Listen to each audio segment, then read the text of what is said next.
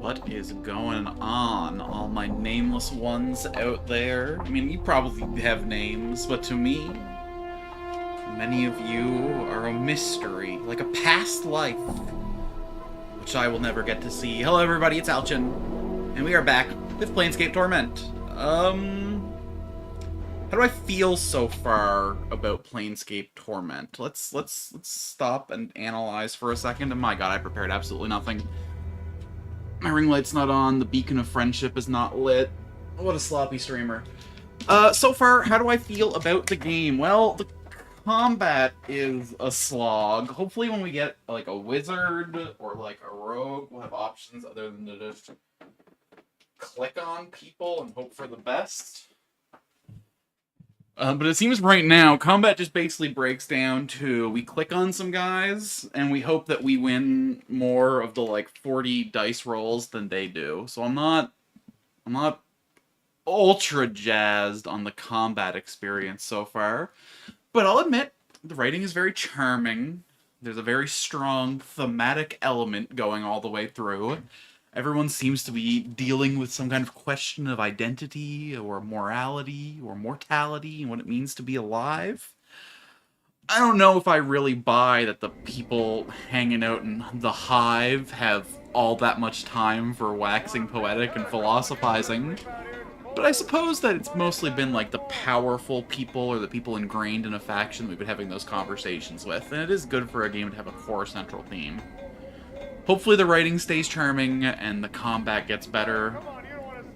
But for now, we just move forward into the Ragpicker Square. Some people pick bones, some people pick apart arguments. We come in here and we pick through the rags, you know, find out what's worth it. Collector? The man is draped in filthy, tattered brown robes, a long hood concealing most of his face from view. Greetings. You see his eyes narrow beneath his hood. He takes a step back. What do you want? What you doing?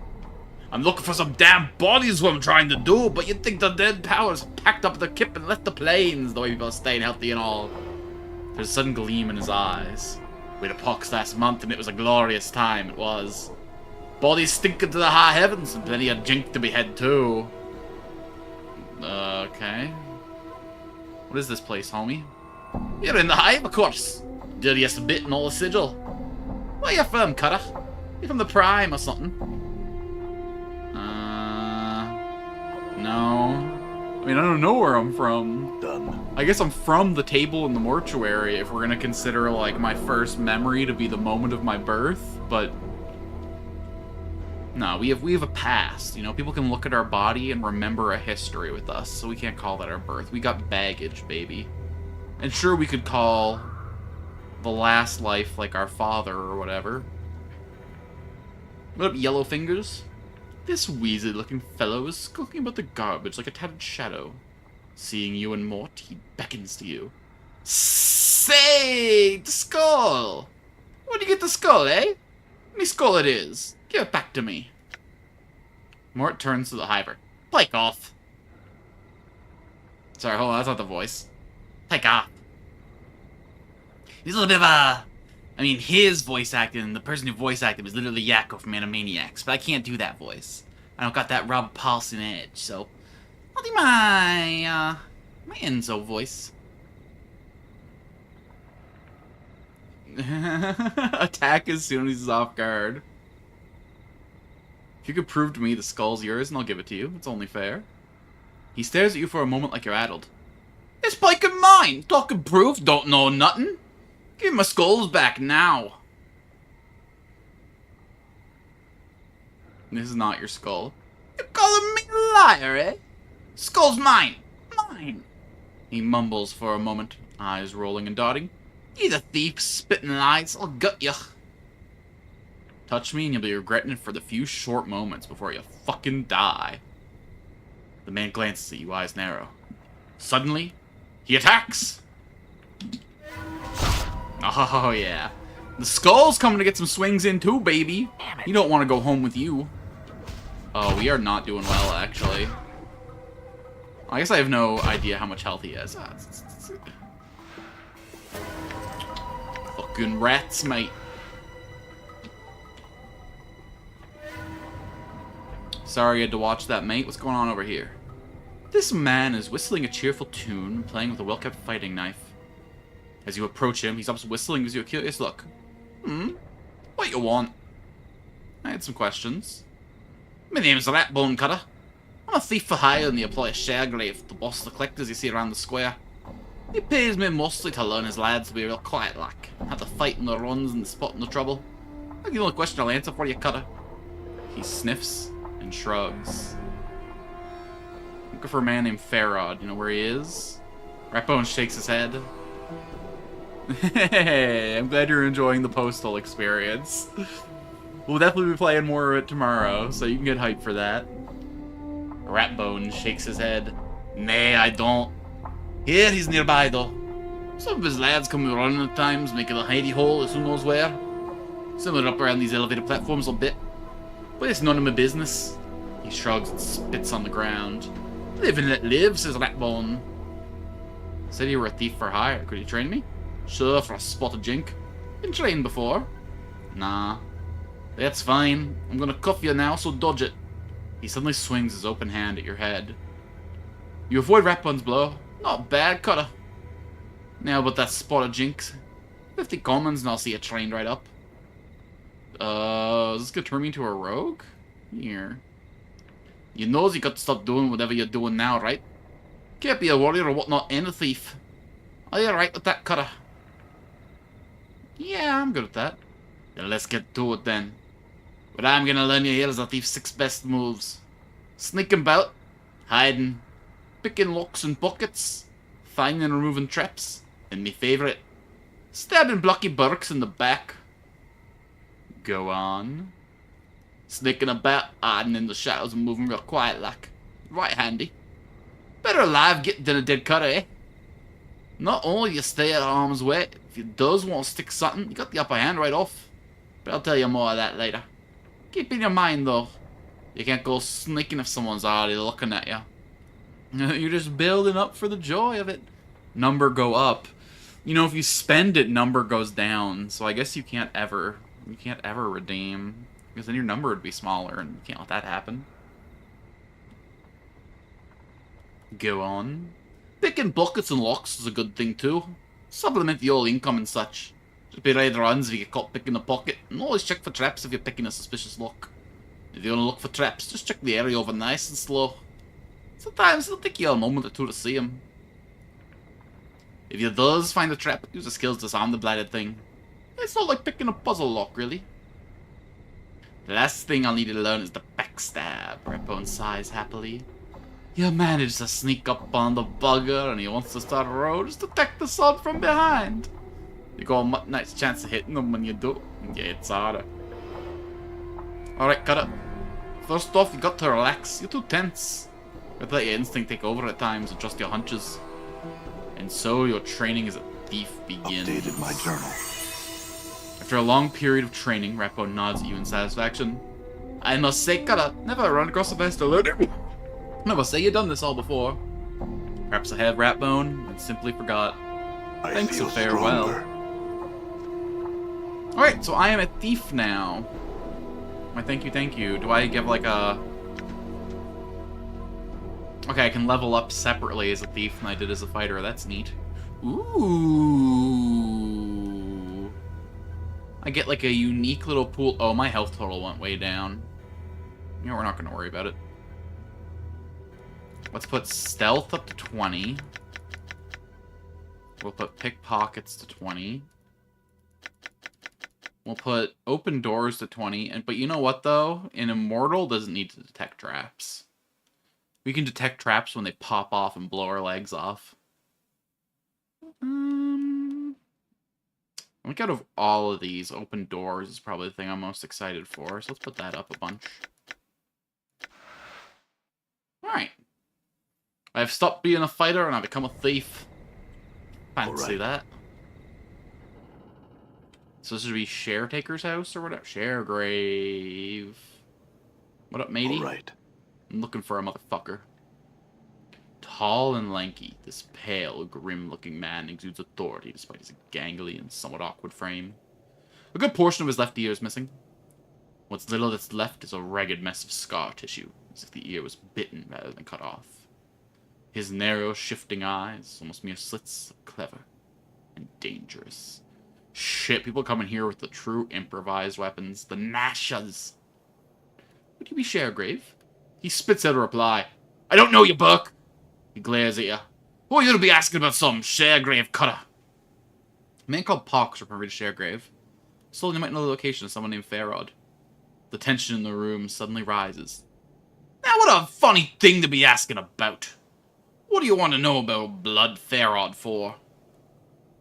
He has some things of mine and I want them back. The man is silent for a moment, then cracks a smile. He steals from us all, doesn't he? Whether we're living or dead. He chuckles. What do you mean by that? Our main source of living around here is the dead. You follow? You're a collector. Aye, that's right. He looks at you like he's considering something. And there's only so many deaders at any one time. My bloods and I can only gather so much. If somebody else is gathering deaders, then that much less jink that goes into our pockets too. Farod's taking bodies too? Hi, Riri. Aye. Updated my journal. So, the rub is that he's found a motherload of them. Now I ain't heard any massacres in Sigil. He frowns, tapping his chin. So I'm quite interested in knowing where all the deaders are coming from. I can find that before if you like. Oh, aye? And how would you do that? All I need to do is find him. Let me worry about the rest. Updated my journal. Hey, you got it. I'll even give you 100 commons for your trouble. Go up on the platforms that fall into the north and west. You come to a gate leading to Farad's bolt hole. Getting in and getting the information is your deal. And anyone asks you don't know me, we never had this talk, you hear? Who are you? For a smart cutter, you don't listen too well. Alright, well later. Come on, I thought I was being coy. What do you mean that wasn't the right option? Oh, the doors. Okay, they really gotta make the doors a little more clear in this game. I mean, I guess if they weren't gonna do it in the last 27 years since it came out, they wouldn't do it now, but my god. Done. Okay, pretty small map. Midwife's hut.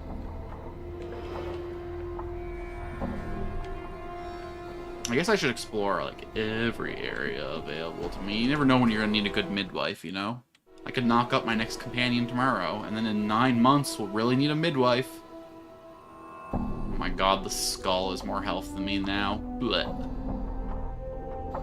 This squat old woman looks like she had a color bled out of her.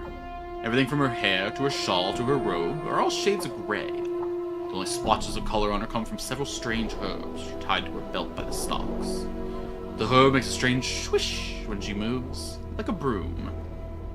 Greetings. The other woman turns and stares at you. You notice the gray shades blanketing her body extend to her features as well. Her hair is a wispy gray, and her eyes are like chips of granite. She frowns when she sees you. And who might you be, I don't really know who I am. So you not know yourself, child? She squints and points at your chest. Want to piece together the man beneath all that tracery of scrawl and scars, is it? Maybe. Who are you? With a sly cackle, she wags her eyebrows. Have you not heard of the old Macbeth, then? The midwife of the square? Have you not now? She narrows her eyes and her voice drops. Well, now you have, for I'm Macbeth. You're a midwife? What do you do? She delivers babies, Updated idiot. my journal. I said bones right, drive the cough out of the sick, yank out squealing stubborn babes, mend cloaks or a rag or two, make cures and herbs and other such. She squints at you, studying your cars. Be needing the cure tree, do ya? Cures? Aye. You be needing some cures to look at ya. Do you want to buy some, do ya? She glances at the scars covering her body again and shrugs. Too late to be asking for them, I think. Oh, come on. It's not that bad. It's just a little bit of scarf. I think it looks kind of cool. I don't have any cures now. That'd be useful later. Can I see what you have? Okay, she sells This is hers, right? Yeah, this is hers over here. She sells bandaged bloodfly charms. Ooh. Bloodflies are pests believed to have originated from one of the lower planes. In many ways, they resemble mosquitoes with an insatiable appetite. A cloud of bloodflies can suck all the blood from a human body within minutes. Their stingers are capable of penetrating even the skin of fiends. Despite their vicious appetite and temperament, bloodflies are used by healers to draw forth diseased blood from an individual, or even drain blood from a dead body.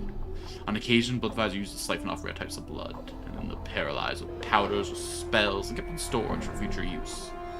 This particular bloodfly charm seems to hold the blood of a lesser fiend, an Abishai, in its food sack.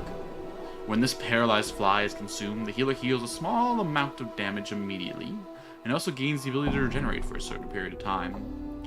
If the character is already able to regenerate, like me, then the generation rate is increased.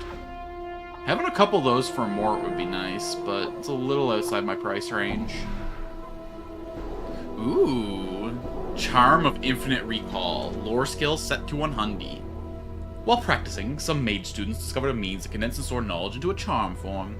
This particular charm contains the entire resource library of the famed Charon School of Mages. Unfortunately, the effects of this charm are fleeting, and users render it unintelligible for a short period of time. This charm can be used to identify unknown items. It can only be used in the quick item menu on the world screen. After the charm is used, user must enter their inventory screen and right-click, examine each item they want to identify. The charm will only allow the user to identify objects in his possession. Items in other characters' inventories can't be identified this way. The effects of this charm are temporary and must be used quickly. Oh, okay, could save me money from getting people to identify stuff. What the fuck is this? Invokes Raise Dead. Ooh. Ooh. Yes! They have that mechanic where wizards can write down scrolls into their spell book. We love that. If only we were a wizard. We spent all our money becoming a rogue. Might be a problem when we find the guy that we buy wizard from, but hey. This is probably the worst place we can be in Sigil at the worst time. Oh, shush you, Mort. We're doing fine. You're always just a downer everywhere I go. You're always happy to make jokes, but then you bring down the room right after. Trash warrens.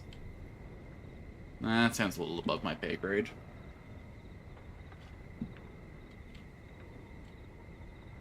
The archway leads only inches to the small building from being blocked by a solid wall of refuse. The rubbish is packed so tightly, it may as well be stones and mortar. As you come close, however, the archway's outline begins to shimmer.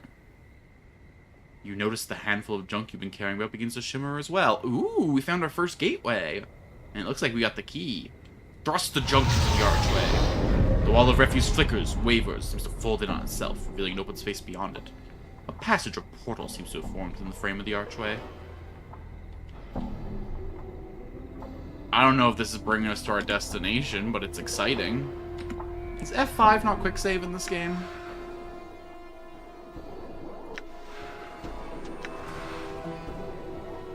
Off we go. Alright, it was Q or something stupid like that, wasn't it? Where the fuck? Just warp me over to the trash warrens? What the fuck's the point of that portal? This is the portal that links Ragpicker Square to the gateway in the trash warren, so I'm gonna show the proximity of junk.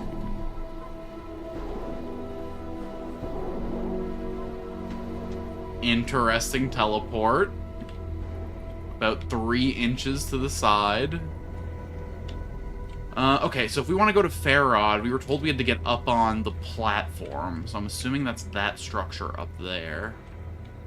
But how in the world would we begin to do that, I wonder? Mort, we gotta explore up there, Mort.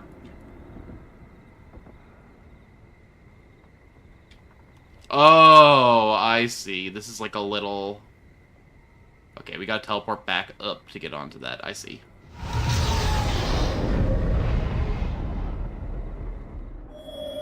Okay, I guess there was a purpose to all that.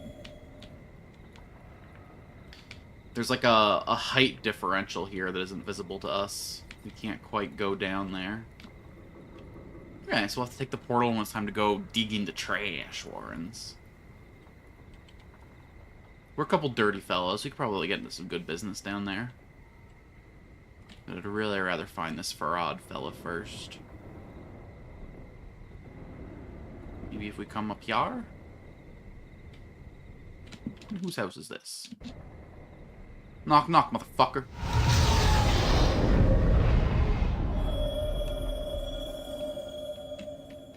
Is there like a highlight objects button? There is. Tab. Trash. That's some good trash right there. Door, please. I beg you. Do we just live here now? Is this the world to us? Oh shit, who are you fools?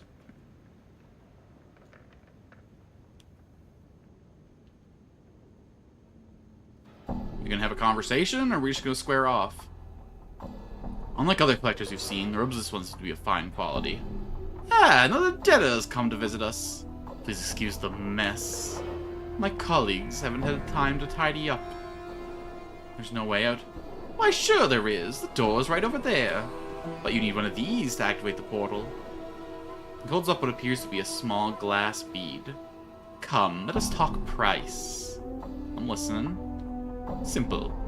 You give me a car rides and me 100 coppers, I give you the key to the portal. And what if I don't want to pay? Then my friends, I just sell your body to the dustman. Either way, we get paid. Yeah, I don't negotiate with fucking murderers.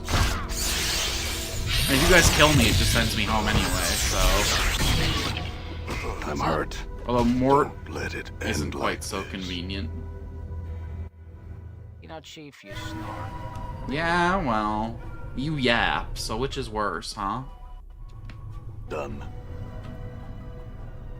Fucking yakko over here telling me how to live my death. All right. Alright. So that, I admit, that was a little bit of a misstep there, a little bit of a misplay. Don't go through strange portals into unmarked houses. My bad. I'm gone. Okay, wait, where's that dragon who fucking hates me? Okay, he's not around. Good. I'm gone. Small part of me is tempted to go back into that house and fight those boys again, but... Hello, marrow friend. You can smell the reek of dung and rotting meat on this man, even from afar. Though obviously weak and decrepit, his long thin fingers and sunken eyes give him a sinister look as he scuttles through the garbage around him. The way he drools and rolls his eyes makes you wonder if he's mad. He tries to focus on you, but his gaze wanders. His eyes are set deeply into hollowed sockets, and his skin is terribly pale and diseased, covered with rashes and yellow patches ready to peel from his body at any moment. The stench emanating from him is terrible. As you open your mouth to speak, he licks his lips and swallows. Yo, Dada. What the fuck did you just say? Yo. He licks his lips again. His long, spindly fingers pick at his skin as he stares at you. Yo, Dada. He glances to your left, then his eyes dart back to you. Dead, hungry. He reaches out to touch you, licking his scabrous lips. Sure, bro, you can touch me. His fingers scrabble spider-like on your arm, as if looking for a piece to tear off. He licks his split lips again, and you watch yellowish drool drip from them. With a raspy moan, his fingers suddenly dig deep into the skin on your arm and pull off a bit. Step back. You watch and feel your stomach churn as he takes bits of flesh and shoves it in his mouth. He chews it slowly, then swallows. You're dead. No, I'm not dead. You taste dead. He scratches himself beneath his robe, and you suddenly notice he has a finger hanging from his neck on a cord. Looks like there's a ring on it. Still hungry. What do you usually eat? He makes a stuffling noise, like a pig. Dead. Okay, I mean, better than the living. What's that finger bone? He looks down, his plague-ridden features twisted into a nasty, snaggle-toothed parody of a grin. Snack. He looks ready to chew on it.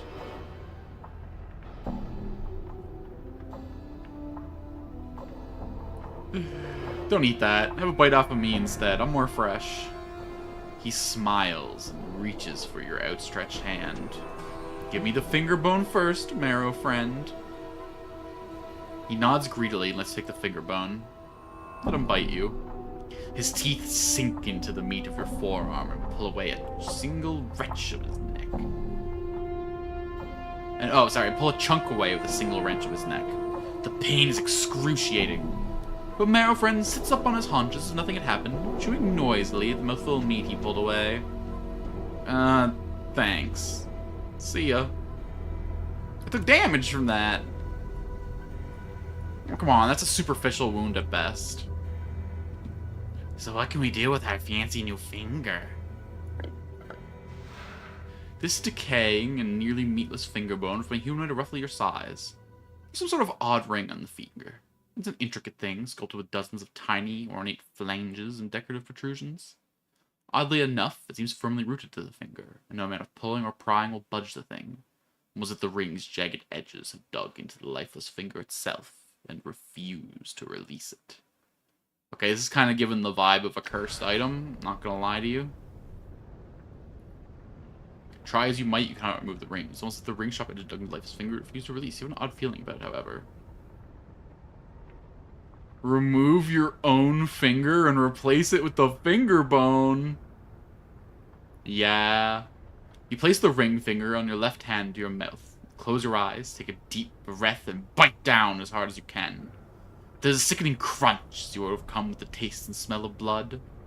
You spit the bloody finger out and place the rotted, ring-laden finger bone against the gnashing snub.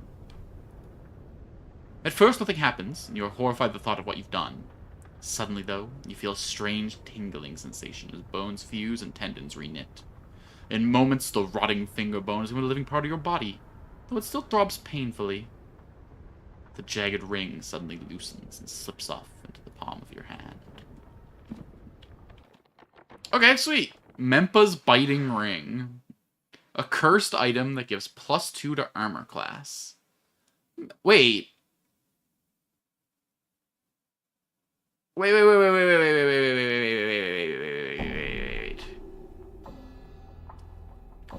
Increasing your AC in D&D 2e is bad, right? You want a small AC. What the fuck do you mean +2 to armor class? Mempo was a mage obsessed with the possibility of having her magic items lost or burgled while she was asleep or otherwise incapacitated. While the vast majority of her carried possessions were inseparable from her corpse and thus buried with her, some of the weaker items, early experience perhaps, left behind, remaining in the world of living. Mempa's Biting Ring, whose powerful orb protects his bearer from bodily harm, is one such item. However, once placed on one's fingers, the ring bites down, holding so tenaciously it's not impossible to remove from the bitten digit. So if I put this ring on, it'll be on me forever unless I can cure a curse. I'm gonna assume that by +2 armor class, they mean it's gonna reduce it. Otherwise, this would be like the worst item ever. I'm gonna put it on. Okay. Yeah, so it did reduce my AC. Item cursed. Yeah. We'll deal with it when I find a better ring. You're not gonna find much better than +2 AC, though. That's a fucking 10% reduction in the chance for enemies to hit me. That's a pretty solid magic item. Okay, now how in the world do I get up to the platform or whatever? Do I gotta go through the trash warrens?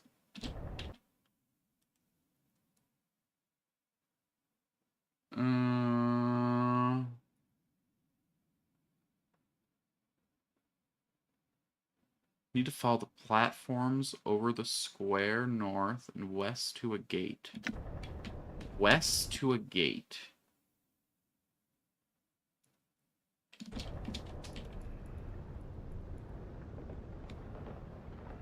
Okay, my characters are gonna find a path up there on their own. I'm just gonna take my hands off then and let them handle the situation. Boys are back in town, boy. Oh, they're gonna get here and then fucking stop, aren't they? Because they're not gonna be able to find a way up.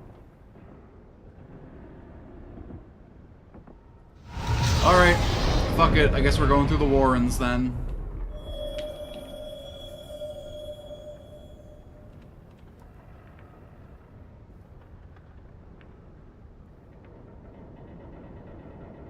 Game, please, I beg of thee.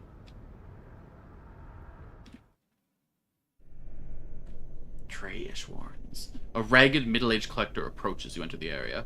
I... He quickly looks at you and sneers. Don't know you. I don't believe I made your acquaintance either. Is there a problem?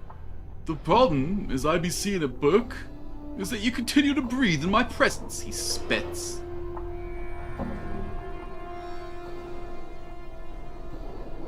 Collecting bodies for their dead sounds like a good way to meet the lady. You seem to talk some sense into the collector as he turns away from you. Watch your back, Cutter. Most you'll talk through the blades for the bone box, and if you stay much longer, I'll be doing the same. Alright. Alright, Jesus, man. Everyone's so fucking hostile in this town. I get it. You're all poor. You're all desperate. We got that in common, though, homies. We don't gotta be fighting each other. We gotta be fighting the system. Bringing the battle to the Lady of Pain, motherfucker. I mean, sure, if you're trying to get stabbed. Actually, do I even have a weapon equipped right now? Because I just changed classes. Like, what can I even... I got a knife. Yeah. I'm hurt. Good as Oh done. my god. Another trip to the mortuary. Whoa, where the hell am I? Feels like I've been strained. This isn't the mortuary. Who the hell are you? Marta. You see a blockish woman dressed in a heavy burlap robe. She lumbers about the room, her joints popping as she bends over to pick up objects from the various tables. Her hair is bound back from her head with a bone hairpin, and she has a sour, curd-faced expression. She's mumbling to herself in a sing-song voice. Greetings. The woman doesn't appear to hear you. Instead, she stumbles back to one of the long tables and begins picking at one of the corpses. Come on now. She clicks her teeth. Don't be all difficult on Marta. He's been difficult, isn't he, Marta? Yes, he is. From what you can see, it looks like she's digging teeth out of the corpse's mouth, with only her hands and fingernails. When that doesn't work, she pulls out a splintered wooden chisel and a mallet and thwacks at the gums until the tooth snaps free, and puts it in a bag at her waist. What you doing? Marta leaps away from the corpse, startled, and gives a piercing shriek. Ah! She catches her breath and hisses angrily at the corpse on the table. If dead you or not, you might have said something earlier, false corpse, nasty corpse, yes. Have you no shame? You throw voice. You are the one who should be shamed, knocking out my teeth like that. Have you no respect for the dead? Ha! Martha puts her hand on her hips and puffs indignantly. Likes you cared for your teeth all rotted and scored and syrup brown. Wonders why they hasn't plopped out your bone box. She scratches her head. Isn't that right, Martha? Aye, all rot and gone they are. Yeah, at least have some good teeth to steal. Fuck. Oh, you will be punished for your evil teeth-taking, Martha. I shall haunt you until the end of your days. Ha! You see as this, Martha's does ya? Martha's face scrunches up like a young rag. I hears it, Martha, I hears it. With a grunt, she starts pounding the corpse with a fist, taking immediate thwacks at every hit. Haunt me, will ya? Take this and this. Hi, I'm the one who spoke, not the corpse. It's me. Martha squints and turns. How do you get over there so fastest? She mumbles to herself. Martha, how do you do that? No glimmer, no glimmer.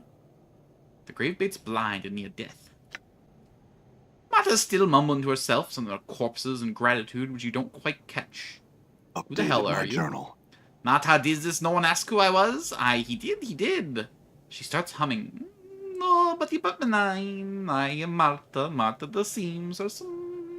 Martha the seamstress. Martha the seamstress. She turns away, back to the corpse, singing her name to herself. What you doing? Martha turns back to the corpse with a huff. I'm trying to get this Burke to give up his stitches and his teeth. He's recuperating. No. She wags her fingers, lecturing a small child. Stubborn as stone, isn't he, Martha? Yes, he is. Stitchies and teethies? What the fuck are you talking about?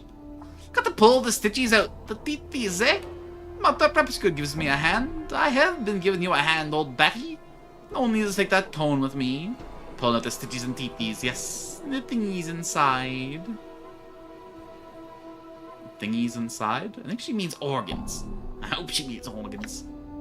Thingies. Mort leans to Marta. Yes, thingies. He turns to you. It's all semantics. Why are you pulling out the corpse teeth and Updated my stitches? journal. Put them aside, Martha. That's what I does here. She scratches her head. Aye, Martha, we do. Stitchy thread and teethies are precious. Give me turn to the chink chink. Shoot the corpses we bring ya, they tell Martha. Pull out teethies, stitchies, thingies inside the corpses, strip them cold, and we sell them to the dusties. And who tells you to do that exactly? Fat face, gimme pig quint, and the other crutch, hobble crutch, ferrod. Isn't it that light, Martha? She gives a queer smile and nods. Aye, it is, Martha. Okay, she's insane, but she's saying names that we care about. Ferrod, where is he? Where's Ferrod, this one asks. He's here, Martha, isn't he? Aye, Ferrod's here, Martha. One of the buildings here he is. And what do they do with the thingies that you dig out of the corpses? Sell. Sell for shinies. Thanks. That's all I need to know, I guess. The tub is filled with a mess of rotting body parts. They'll look picked clean.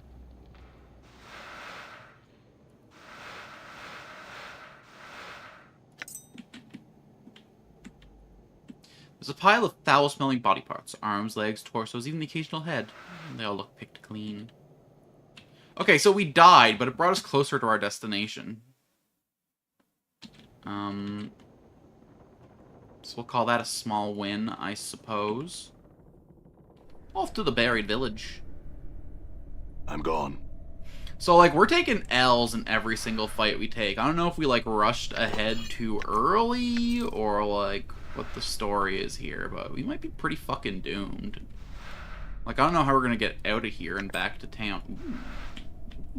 Ooh. Well, hello. Is this a rogue weapon that I see? 2 to 4 crushing damage.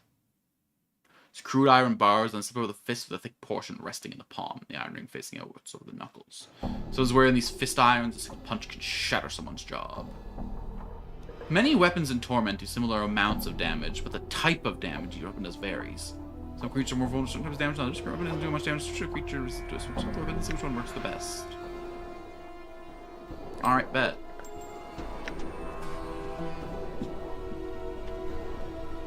Okay, we got lots of thugs in the village. I will double or nothing. No, I learned my mistake. I don't walk into unidentified doors anymore. Let's go see what old Leatherhead's up to.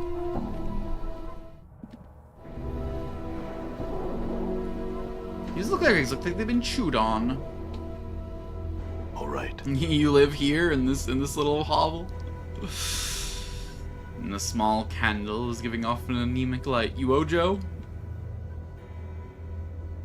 You see a burly man with a slack jaw.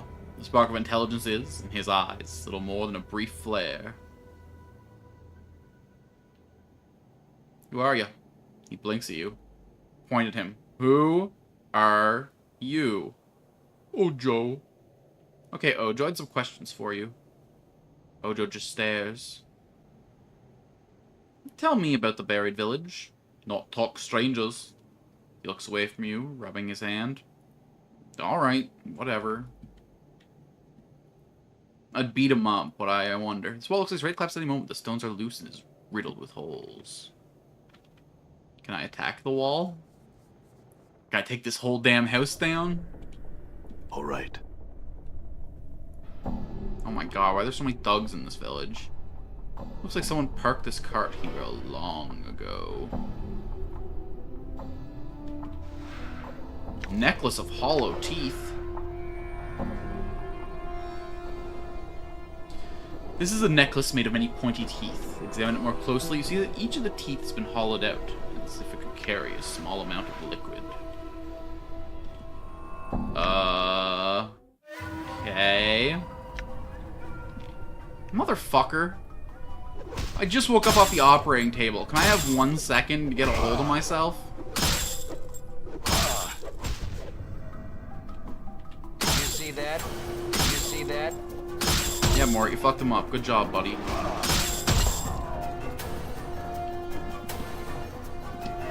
Damn.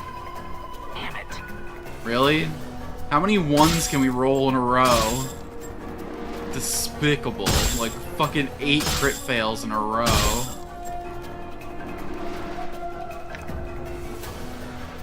Alright, where's that motherfucker who ran away? You know, ain't how this goes down, motherfucker. Look, like a friend, there was someone else involved, dude. Come on, come on. Yeah. Corner yourself, why don't ya? Make it real easy, like, for me and my associate here. Oh, this motherfucker. You're the one who attacked me, I'll have you remember. You don't get to just run the second it becomes inconvenient for you to deal with the consequences of your actions, alright? This fucking guy, mate.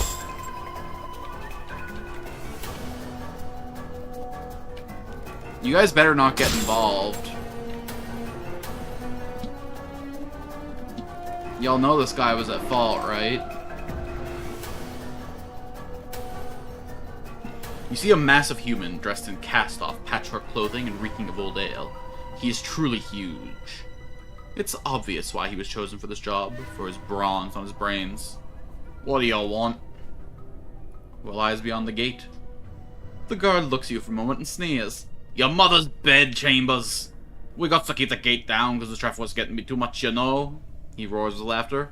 Pike off before you join the debtors down below. Alright. I'll come back when I want to head out, I suppose. Maybe you'll find a job tomorrow. I can't imagine the fucking job market in this buried village is too hot right now, but... You know what? It's good to have ambitions. Farod's court? I'm sorry, does he rule like a petty lord down here? This sour-faced middle-aged man starts when you approach him and reaches for his belt. Finding no weapons there, he simply backs away from you. You see it beneath his collector's robes, his lower legs and forearms are swathed in filth-encrusted bandages. What you want? Just the answer to some questions. He nods, but says nothing. Covered in bandages, what happened to you? Well, I got bit up by a ghoul down below while I was looking about for stuff to sell off. Down below? He nods his head. Down in the catacombs, where all the debtors is. Say, you going down there any time? Perhaps. Why? 'Cause I lost my lucky knife! He grunts angrily, stomping his foot. It's with me for years, right here. He points to the empty sheath on his belt. So what happened to it? I was poking about in the catacombs below and ran smack into a ghoul. Must have been a straggler, because there's usually more than one. He bit at my face, so I covers up my arm and stabbed him in the eyes. I dropped a bit of my leg back where... What? I dropped and bit... it dropped. Okay, that makes more sense. It dropped and bit at my leg for a while before I shaked the piker off and made it back up here. Quite a story, quite a story. I'll bring back the knife if I see it down there. Journal. Would ya? I'd be grateful, so I would. It's got my name carved in the handle. I'd be glad to help. Before I go, though, answer me some questions. What you doing? Waiting for the wound to heal up so we can know the run down below. Well, yeah. Name's or so it is, if it mattered down here. I see. Farewell. Y'all hiring for guys slumped against wall positions? I got experience I can start right away. I don't know, man. Slumping against a wall all day, that's really bad for the small of your back. I'd much rather the job of, like, lounging on a crate watching the comings and goings. That's a little more my vibe, but... You know, we all gotta have different strengths, you know, if we want to make a whole society together. What up, Quint?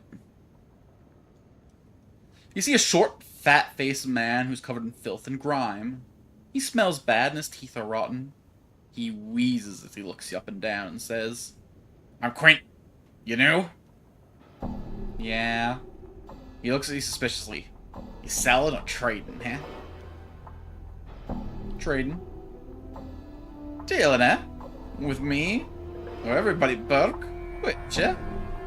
With anyone I want to, Burke. His face turns bright red. Pike off, Burke! Get, this kip's mine! I got first claims. You got no claim, I'll affair and gut you like a fish. Simmer down, I'll just trade with you. Some of the color leaves his face. Alright. What do you want to trade for? Will you buy my rings? I got so many rings.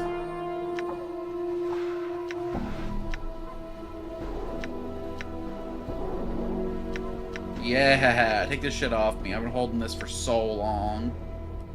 You got any earrings about, too? I think I'm gonna hold on to the ruby. Don't know why, but that feels important to me. We don't need 2 needles and thread. And then...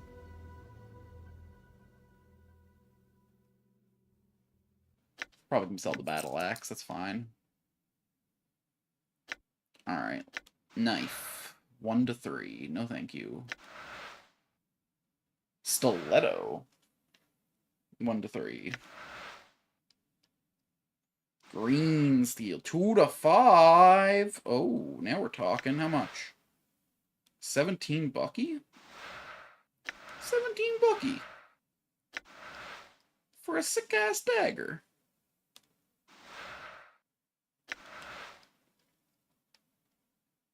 Really wish I had a fighter in the party. Might have made a mistake switching to rogue. How much money do I have? I have 396 coins, and this is 17 bucky for a green steel dagger. Yeah, we're gonna be buying that, I think. Ching. Pop in here. Okay, so the scalpel is 1 to 3. So we're gonna do a little swappy. This is slashing. This is crushing. This is a higher minimum. This is a higher maximum. So we'll keep both. We'll keep both.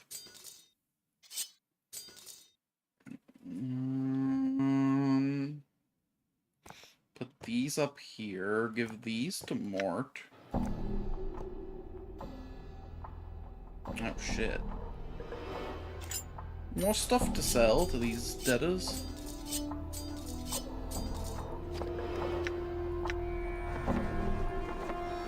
We got more trading to do, you and I. Ka-ching, ka-ching. Oh, these knives were not worth picking up, huh? You take all the dusty shit, will ya?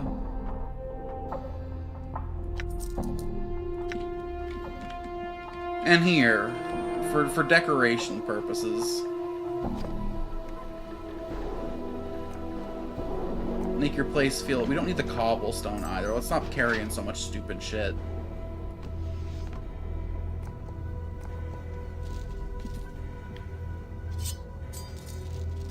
There we go.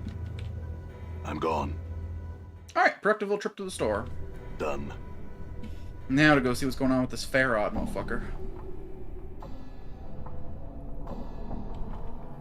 You got my journal, mate. Done. Here for a little book? A little look at the book?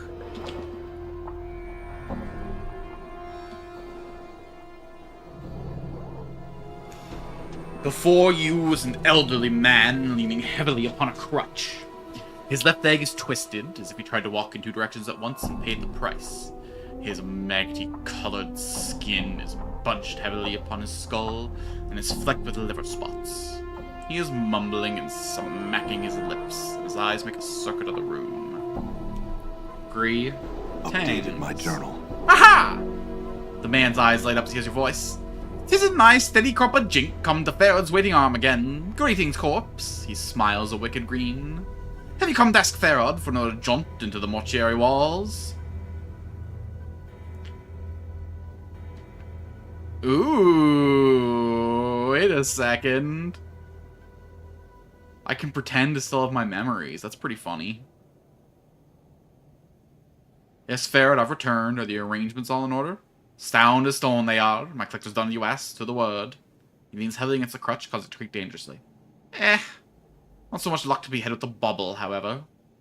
Did you perhaps know where it is below? It would be such a help, it would.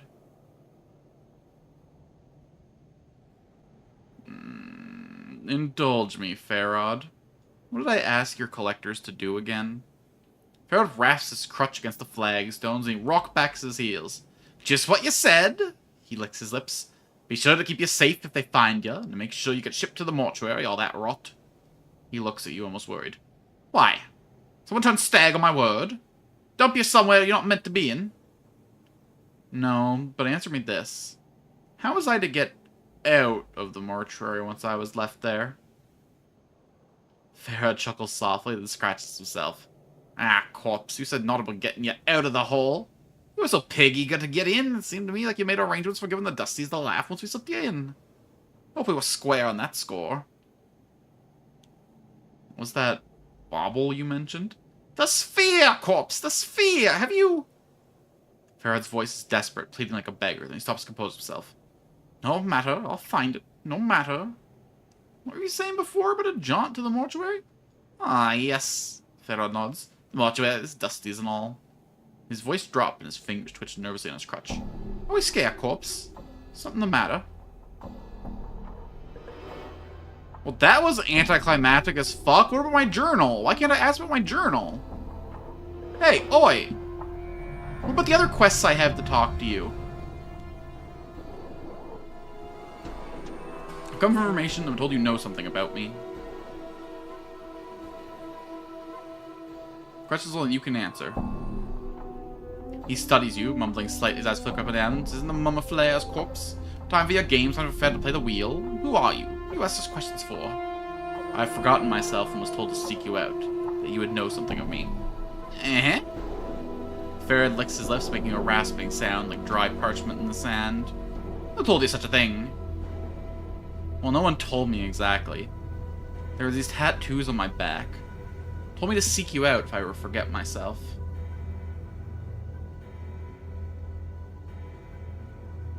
Ah, so little said, so much told. Farrad falls silent, and suddenly you have a feeling that Farrad is dissecting you, like a corpse on a mortuary slab. I know much you would know, much yes, much indeed. Farrad smiles slowly, and the folds of flesh in his face peeling back like a curtain. What do you know of me? Farrad licks his lips, then settles himself on his crutch like a vulture. No, no, not free, the question you ask. His pasty white hand taps the edge of his crutch. Much I can tell you, but the telling has a cost. Go on. Farrad taps the flagstones with a crutch. This village is not all that lies buried beneath Ragpicker Square. Sure. Chambers, vaults, corridors, filled with the dead, all asleep in their coffins. Somewhere in those halls, somewhere there lies something misplaced. Something mine. What is it? A small thing, a trinket, such a trifle. As Farrad speaks, his words start echoing as if two people were speaking. You know you've heard them before, from your own lips. It's a sphere made of bronze, ugly, feels like an egg to the touch and spells a rotten custard, am I right? Farrad falls deathly silent for a moment, then nods. Yes. How much do you hide from me, corpse? Did you return to see if I remember what it is I want? Do you know where this sphere is? Ah, Farrad sighs like shifting sands. And why do you suppose I ask you to look for it, corpse? I do not know where it is. I know it's buried deep. Far deeper than any villager has ever gone. Farrad, it may be in the catacombs where the waters run deep, deep. And why don't you get one of your collectors or what? Because the corridors need no more dead from this village. They're artists. Strong, fast, clever. These are qualities my villagers do not have. They go below when they do not return. Farrad glances at you. Perhaps the dead will welcome their own. That is what I think, corpse. Very well, I'll do it. But I don't know what I'm buying with this trinket. There's a lot of knowing rattled around in my brain box, corpse. He holds up a withered finger.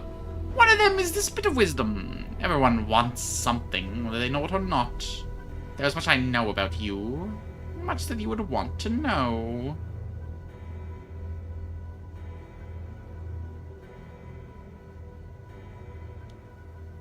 I could be threatening. Could be threatening. Do I Very well, I'll see about finding this spear for you in exchange for what you know. Very well, a deal struck, a deal made. Farrad cracks his crutch sharply against the flagstone. A sphere for a peek inside my brain box. Now, corpse, there is no time to waste. Go to the gate to the south and east, tell those slumbering fools to open it for you. Make haste, make haste. Now, hold on a fucking second. I have some other questions before I leave. Then ask.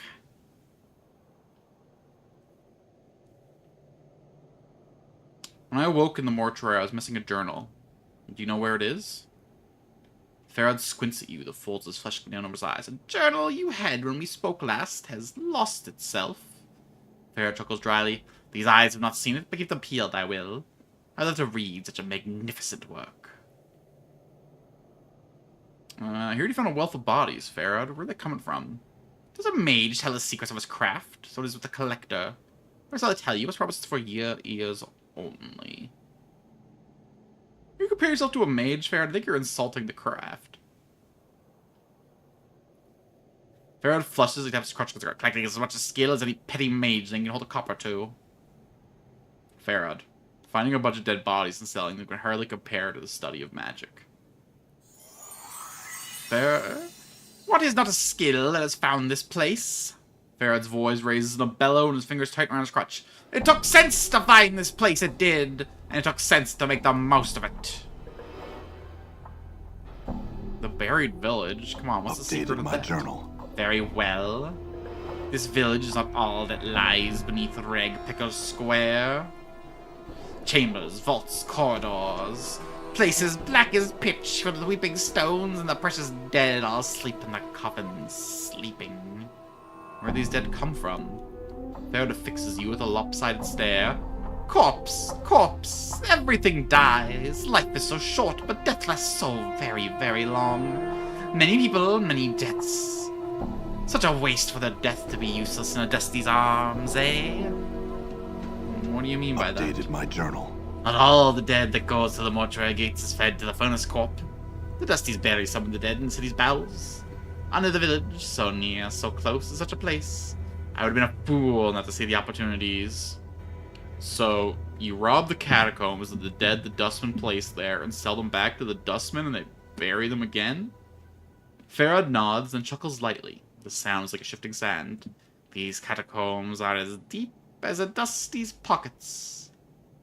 And as deep as the greed of man. Oh, yes. And the greed of man is something that shall always be counted upon when naught else is left, eh? Very clever, very clever. I think that's it. What is this place? Farad's eyes roll in his sockets, scanning across the ceilings, walls, and the floor. This here's Illwind Court. Not the name of my choosing, thank you kindly. In the cabot side of the court is the buried village corpse. It's the buried village. Well, now there's a story. Farad licks his lips again, then shrugs. But to tell true, the story bores me. The short of it, it's a piece of the hive that got bricked over one day. Your piece of sigil got penned in the dead book. What do you mean? You know them floating goat heads that serve the lady. Them debusses. Them debussies? Well, no matter what, if you do it or not, they go around fixing, breaking, burying, building all the time. Do you follow? Yeah? Well, as the chant goes, and a dusty chant it is too, being so old. Them debussies just damn well bricked over a section of the hive one day, and all bodies just forgot about it. Dump a lot of trash on it, and soon nobody even knows it's here. Wicked, no? A piece of sigil all forgotten. So how the fuck did you come upon it? Farad? I still have my eyes, corpse, and I still have my ears. We have enough sense to tie the two together than finding the dark of any matter not as hard as some make it out to be. Farad rubs his filthy cloak. Now, was there something else you wanted to pick my brain box about? You didn't just come to hear about this rag hole, did you? No, that's pretty much all I wanted to know. Peace. Okay, so now we gotta go find a little bronze sphere that fucking smells like eggs or whatever.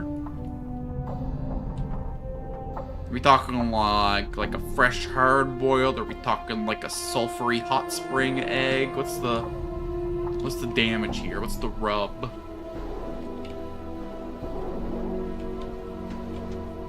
Okay, here's the door apparently. Okay. I'm gone. Ooh, a little bit of loot hiding over here. Poor quality stiletto. Let's see what's happening in this little shack. Done. Done.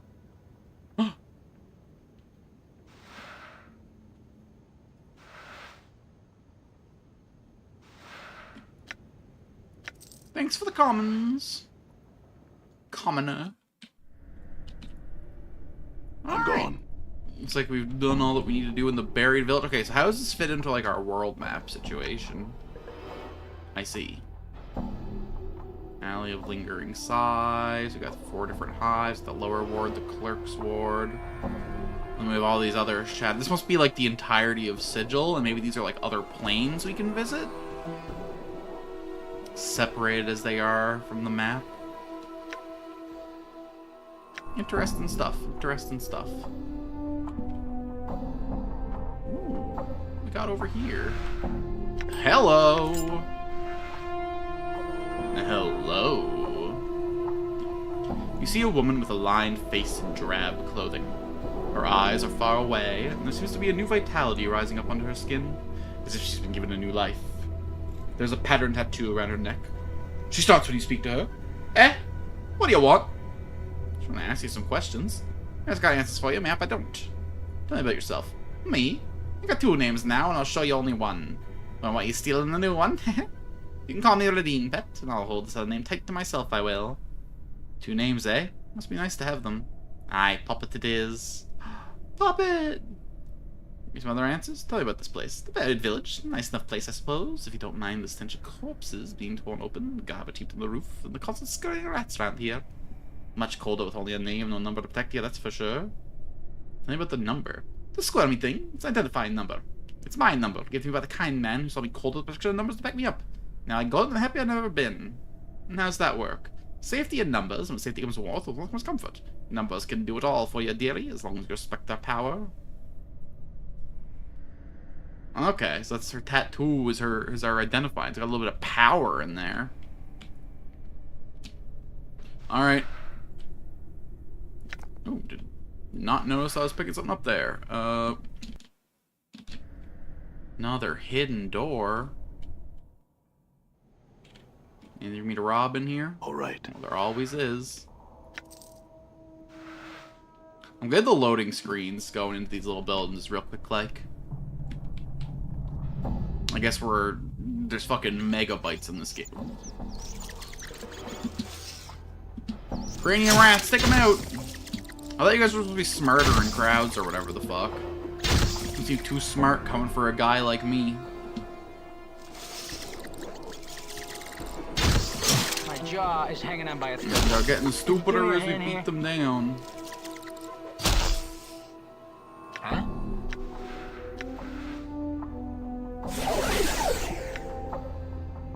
Alright, so we got like a loot button now, right? Quick loot. Okay, so the rat charms are different from the rat tails. Okay.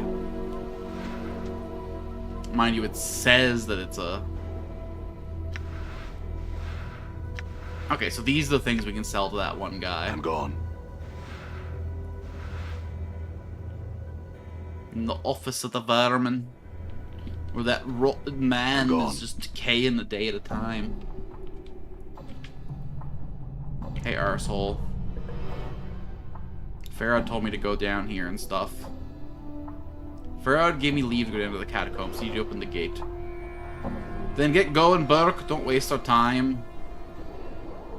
You got it, Chief.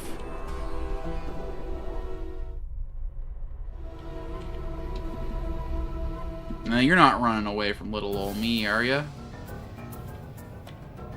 Probably leading me into a damn trap. Damn. Yeah, look at the ambush waiting for me. This guy's still trying to lead me on a little run. Jesus Christ, what the fuck was that? What the fuck was that? What the fuck was that? What the fuck was that? What the fuck was that? Mort, stay back, buddy. What? I'm gone.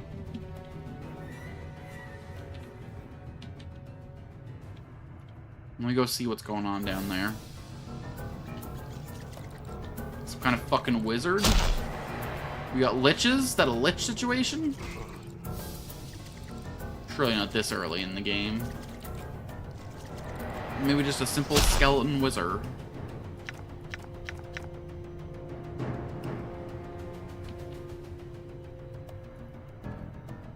Jesus Christ, that's a lot of rats. Wait, is the rat casting magic? Where's my combat log?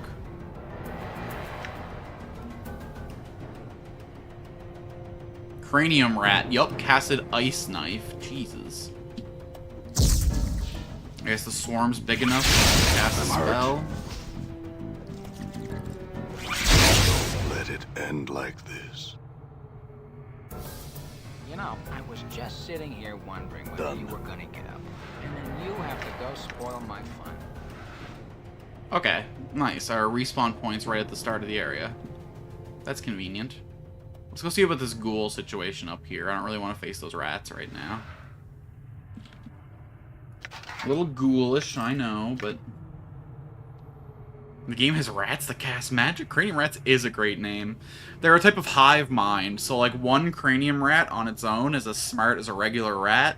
2 cranium rats is as smart as a small child. 4 cranium rats are as smart as a grown man. So this swarm over here together can cast a spell. Like, together they're a wizard.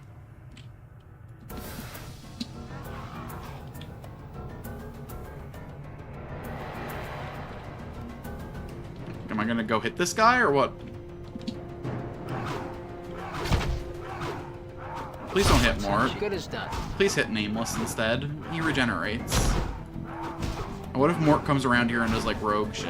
I'm hurt. Jesus Christ. Why are you so focused on my skull? No lucky knife, though, huh? All right. That guy said that ghouls are usually found in swarms. So cranium rats standing each other in a wizard robe isn't out of the question? That would be amazing. That would be incredible. There's a character like that in Look Outside that I missed. His name is Roaches, and he's like 5,000 roaches in a trench coat. I can't believe I missed him on my playthrough. He sounds fucking incredible. Oh, yeah. That's a great idea for a D&D character. A swarm caster ranger who's actually a bunch of cranium rats in a fucking leather armor. So I'm very hurt, and everything here seems to fuck me up real bad. I don't know. I mean, I'm immortal, but I really don't want to risk more. So I guess I'm just gonna, like... I love Roach's best dialogue options in the game.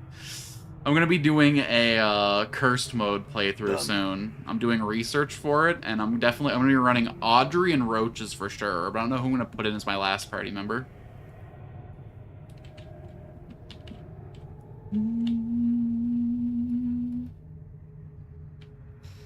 Maybe Lay. The Beast. I guess I could just, like, avoid this guy while I explore. He's not particularly, like, fast or whatever. Feels like a really boring way to play, though. Ooh, what's going on over here?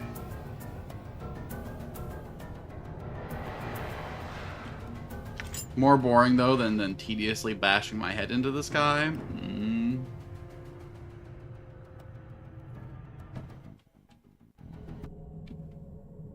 Done. Oh, no. Holy shit. Done. One day. Oh, where'd that second ghoul come from? Wait, did all the rats respawn then when I transitioned?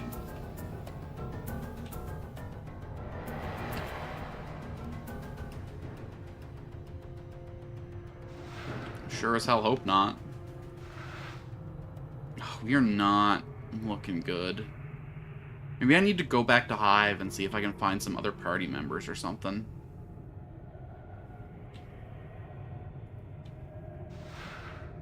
Rusty dagger, bandages. Probably don't need the skulls, huh? Oh, I thought you were just bat. What the hell's a vargoulet? Some kind of French bat? Hurt. Ah, great. I hope he doesn't lose his memories this time. I'm really sick of you dying on us. Cut it out, will ya? Okay. Is there a way for me to get back up to Sigil? I'm gone. Or am I just kind of stuck down here? Let me in, Bar. Not yet. If you don't have it, why are you wasting my time?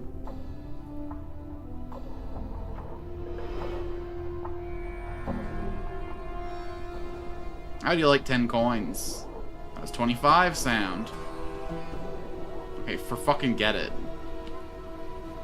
Wait, so I have to pay to leave now that I'm... Oh my god, it just keeps getting worse and worse.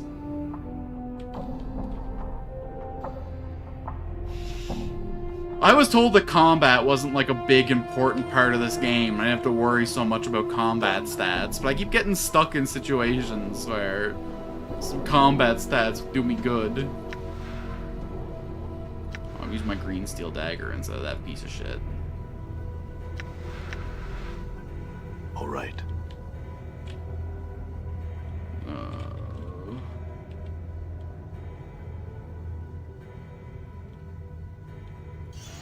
Okay, if I can bait just a smaller group of them this time and not get Good as swarmed done. down like I did before. All right. Yeah, good as done.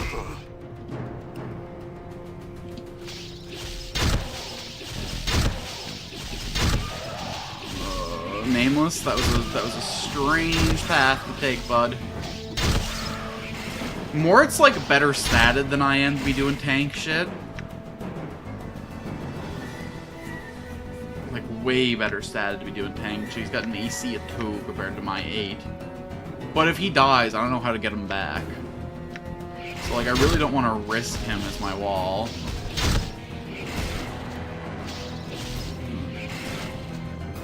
Damn. I'm hurt.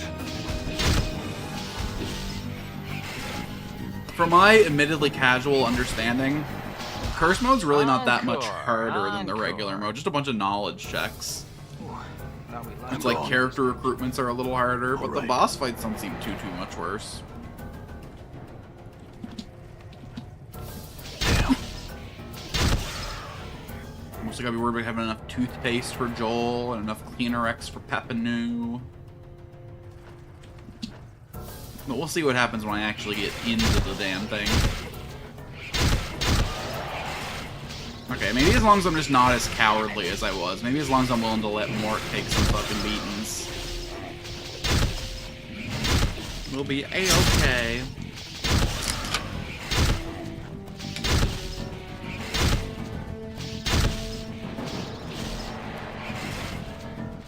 See that? Delicious. Alright, what's the skinny? No loot in any of the bats, huh?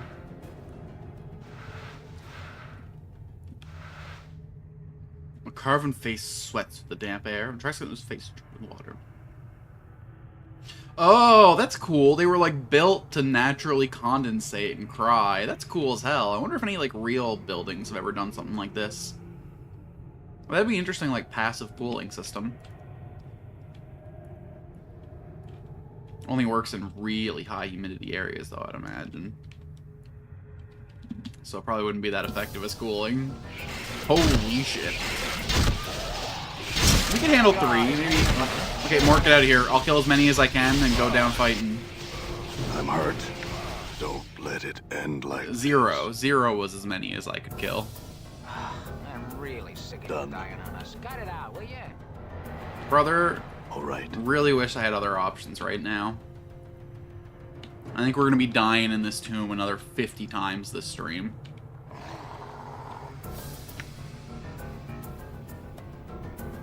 All right. What? Doesn't Mort have like a spell? Litany of Curses. So that's like a taunt, right? But it makes him... Okay.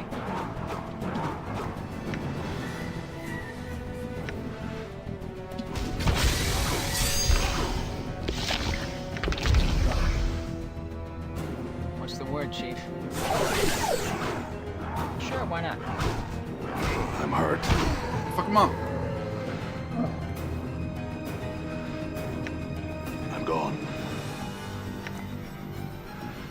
Okay, Mort, you go back. What's I'm gonna up? go die Okay. real quick just to full heal, and then we'll come fight this guy again. All right.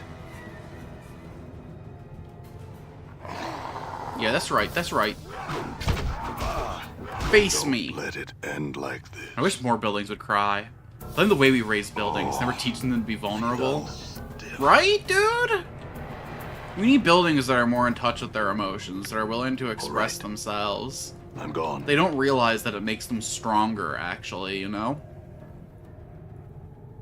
That's the thing, is so much of, like, okay, but getting serious for a sec, so much of, like, machismo culture is actually, like, belaying, like, such actual weakness. Because nobody who's actually strong feels the need to present themselves as strong. If you're actually strong, you're willing to be seen as weak, because you can actually defend yourself when you need to. It's such, like, a frail idea to be like, we always gotta put up a front.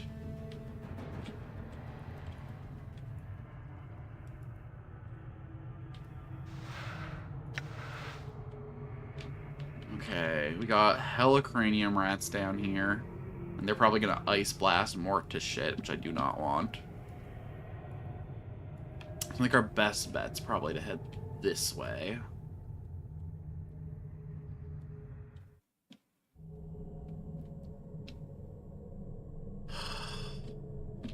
Do not like the looks of this place one little bit. Interesting how we, like, looped around to the lower ward somehow. Mort, buddy? Done. Let me go handle this. 2 ghouls at the same time, huh? Huh? We're gonna Litany of Curses this one. And then enter stealth mode. This stabs pain into my eyes. Done. Can't pickpocket while the target's angry. I'm hurt. Looks like death's come for the bill. Oh, feel all stiff. Oh. Done. I feel like directly following the in-game's quest led me to my doom. I feel like I'm supposed to have, like, 3 other party members or something at this point. This place is fucking crazy.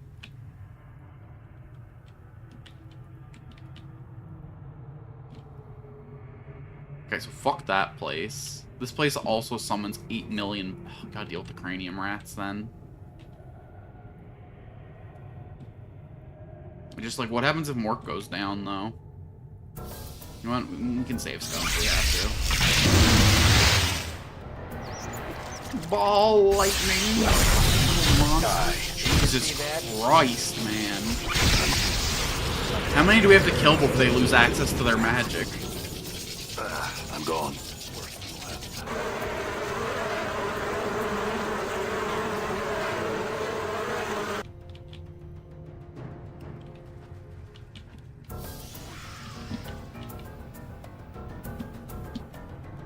Oh my god, cranium rats and ghouls and vargwheels and...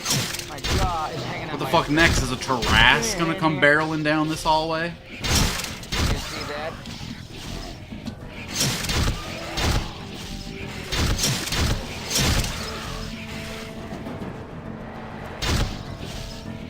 You see that? Yeah, I was really, really lucky to be streaming when I played Look Outside. I would have missed Joel 100% without help. You see that? And even with help, I still managed to miss I'm gone. Lay and roaches and... Done.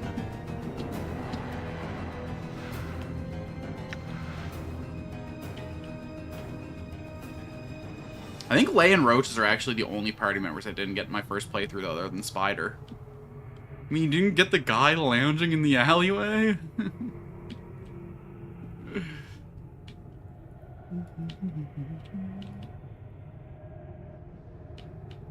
Oh, I missed Ernest, too, because I didn't realize he got fucking scooped away to rat hell the fucking day you went down to the fucking first floor. It's just fucking crazy, man. The game's got so many moving parts. Ooh. Okay, Mort, you set this one out, buddy. Why is my screen just fucking panning off? I'm gone. There are still so many rats here. Holy shit. You know how to use that knife at all, buddy? I'm hurt. Oh my god, we swung that thing like 7 times before we get a single hit. Jesus Christ. Looks like death's come for the bill. I didn't realize how much more it was actually carrying me in combat. Well, I was just sitting here wondering whether you were gonna get up. Done. And then you have to go spoil my fun. Hold on, let me check something.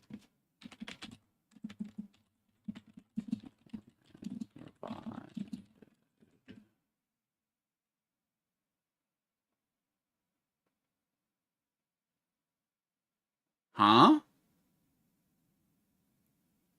Apparently talking to Dianaro is supposed to give me a fucking raise dead ability. Do I have that? I don't seem to. I had a fucking huge conversation with her. What do you mean? What's the word, Chief? Okay, we need Mort in this fight, so I'm gonna have to waste my last healing. I'm gone. Though.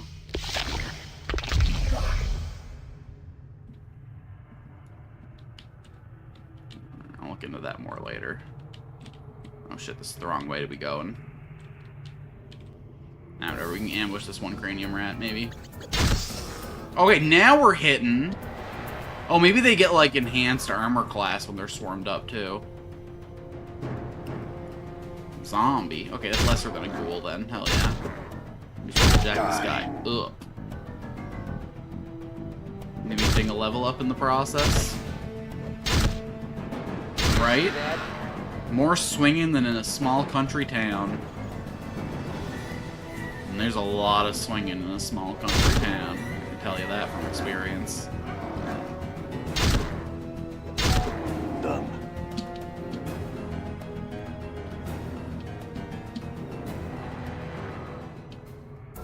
From living in a small country town, not from swinging in a small country town. You see that?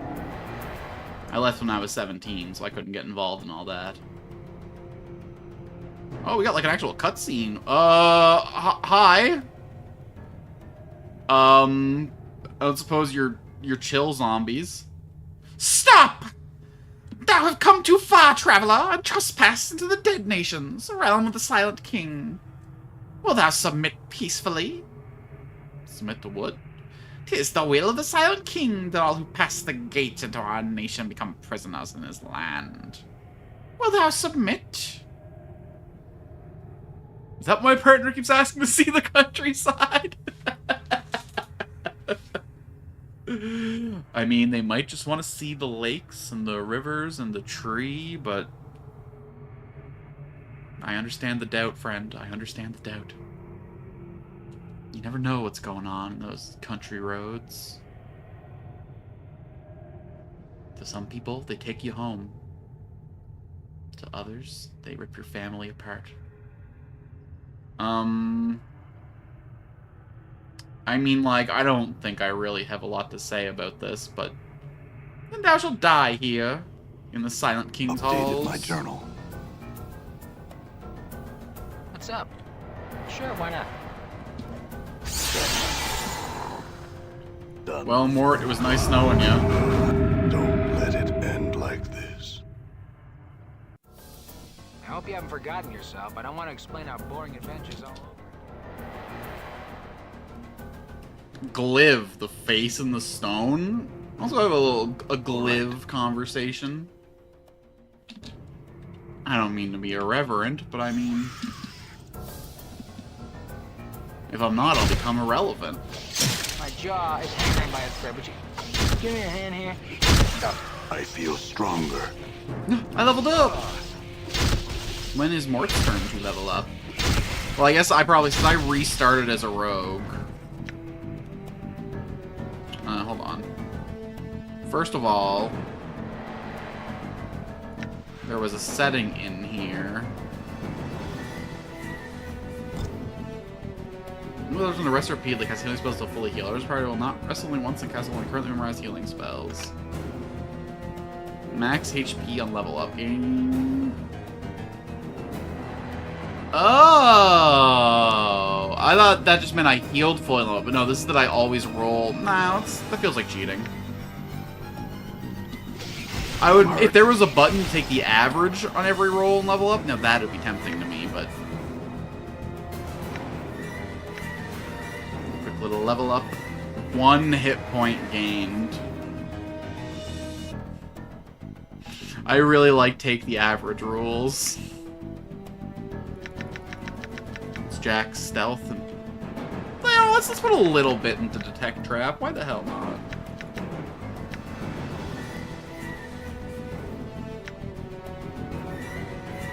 Okay, I will focus on the cranium rat. Mort, you handle the mule. Don't let it end like this. Welcome back, Chief. I'm gone. Huh? Why is my health bar glitched?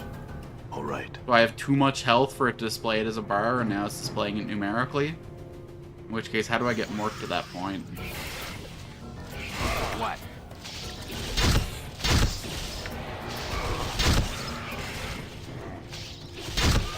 Yeah, Mort's the real carry in this party. What's up, Chief? Damn. Die. All right. We gotta get our boy some new teeth or something. All right. As you pass one of the twisted stone faces in the walls, it calls out to you in a creaking voice that sounds like the shifting of boulders. Immortal, regard me. I am alive. I would have words with you. How do you know I'm immortal? I see a burning purpose within your shell. I see many things in the falling dust of these tunnels. You lack something essential, and that keeps you from death's sweet embrace. What do you want to say to me? Listen, this place holds much danger for you. Treachery awaits you on the surface, and your way is long and winding. At the end, you will find what you have sought, but you may not want it then. Some kind of oracle? Oracle? No. I observe. That is all. In that case, perhaps we can answer some questions I had. What did you want to know? Tell me about the catacombs around us. The catacombs were carved eons ago to house the dead of the city who do not wish the tender ministrations of the dustmen. They have become the refuse ground of the city, where dwell monsters barely seen, where humans prowl like scavengers amongst scavengers. Many as one patrol these tunnels, and has turned many against their natures. The dead nations prowl as well, guarding against the depredations of the humans who come among them. Tell me of the dead nations. The dead have achieved life in their own way. They rule a portion of these catacombs.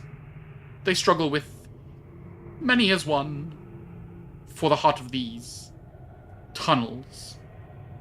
Tell me about the many as one. You have heard of cranium rats. When they gather, they become more powerful. A shared mind. They and their servants, were-rats, seek mastery of these undertunnels. They war with the dead nations. That's another question. Tell me about yourself. How did you come to be in this situation? I was once a respected leader of my community in the lower ward. A petty lord sought to increase his power at the expense of my people, my friends, my relatives, and friends, and I spoke against him. Then what? And then he captured us, one by one, and bound our spirits and senses into these screaming faces under the ditch, where all filth and sigil comes eventually. And then he let the polluted waters above flow through our mouths and noses and eyes. Is there anything I can do to help? I am cursed to remain here until fresh water passes my lips. There is a magical flask of water in the drowned nations. Bring it to me and give me a taste of it, and I shall tell you of someone who can help you unlock its full potential, and you shall never lack for water again. Updated my journal. Where is this flask? I do not know. There was an artist named Chad who frequented these tunnels. He knew. Find him, and he may tell you. Cool, how do I get there? Through the dead nations, where the dead walk and rule. Or through the warren of thought, where many as one holds sway. Neither is without its risks. Is this gonna be the fucking bronze orb I'm looking for? No, no way my man wants fucking infinite water. Leg bone club, you say? No, thanks.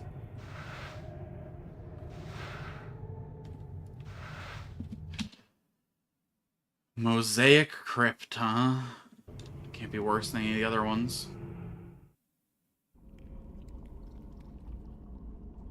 I mean, it's prettier than the rest. Done. I get to pick a lock.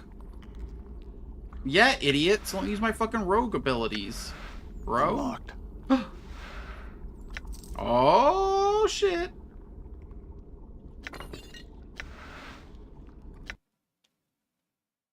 Sledgehammer. Usable only by fighters. Boo.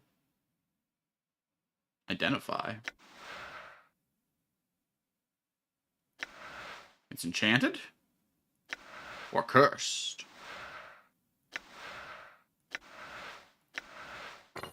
Okay, so I got 2 magical items over here that need to be identified.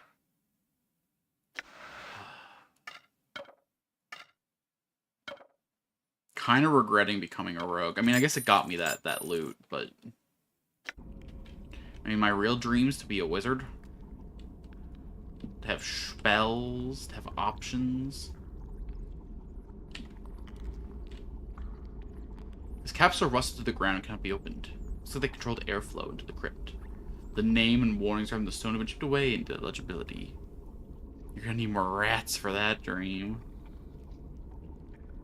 These capsules are rusted to the ground. I think the rats are the answer? Alright, that's a pretty scary thought. Give me a hand here. Well, we don't walk into traps, Idjit. Thought about that? I say as I lead him through them. I'm gone. That went weirdly well for a room in this fucking place.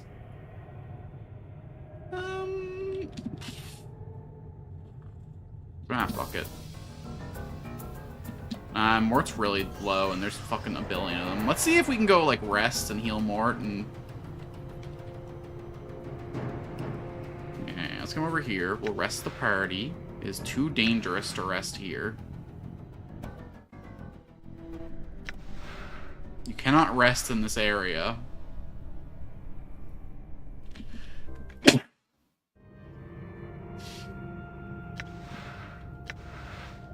Alright, wise guy. Where the hell am I supposed to rest then? My man Mort has like 1 HP. Thank you, thank you. Oh. I don't know if I'm supposed to have party members when I come here. I don't know if I'm supposed to be higher level when I come here. I don't know if I'm supposed to fucking just bash my head into it till I'm through here. But man, it's getting rough. Okay, so we have to either go through this area or this area. Maybe they're gonna, like, be surprised that I'm still alive if I go back over there. Maybe they'll react to me.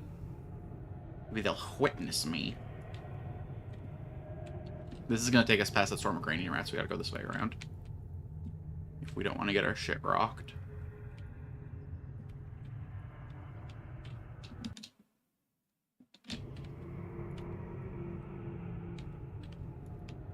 Let's do the old quickie before we head on through here.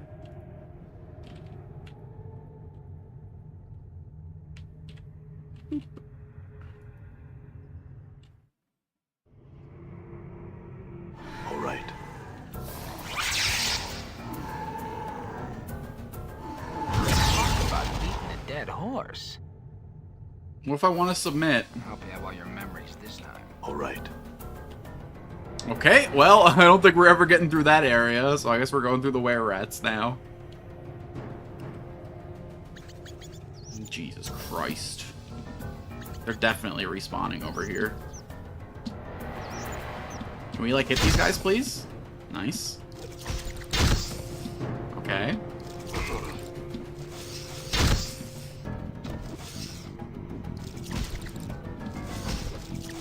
Try and sneak around behind me. I guess now that I'm a rogue, I should be maybe trying to like stealth my way around. Maybe I put Morph back and I go fucking full ninja mode. What's the word, Chief?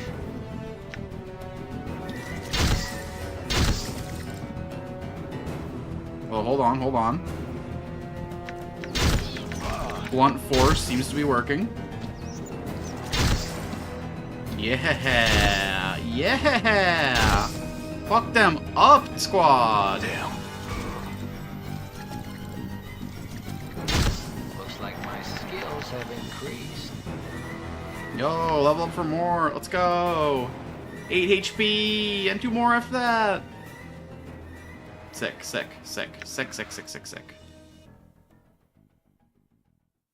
He's level 4 now. Okay, okay. Number of attacks, 1.5? Excuse me? How does that work?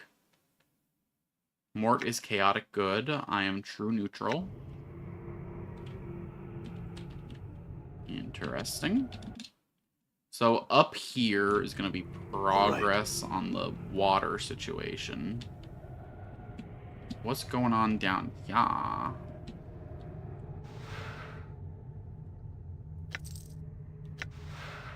think my advice is to someone's tapestry or someone's robes. I don't think we'd be needing all that. Embalming fluid! Hey, we needed this for a quest. This sealed jar of vomit is used to preserve dead bodies. That benefit, the smell of the fluid is more sufficient to mask the smell of any rotten bodies. Effects are temporary. It'll give me 2 to 8 temporary hit points. It'll give me +1 to AC if I chug it. But the lady back at the mortuary wanted this, right?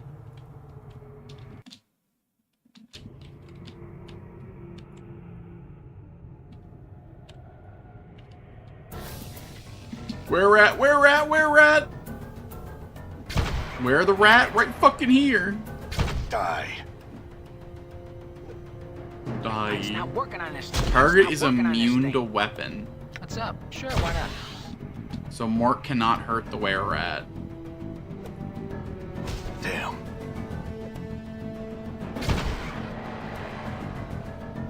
Die.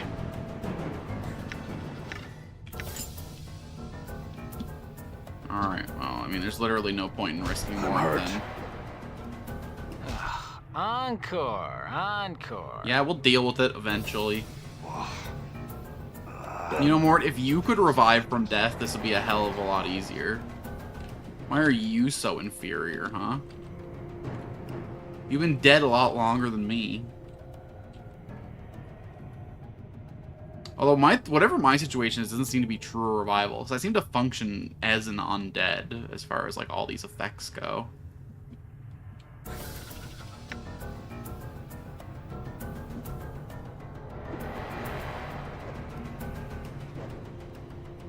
Jesus Christ. Can we please roll above a fucking 4?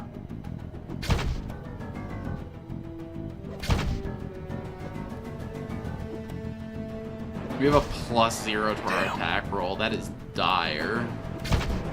We really just be fucking rolling flat against their AC. All right. Shit. Think this is worth any money?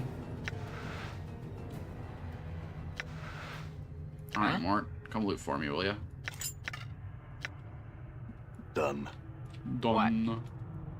Done.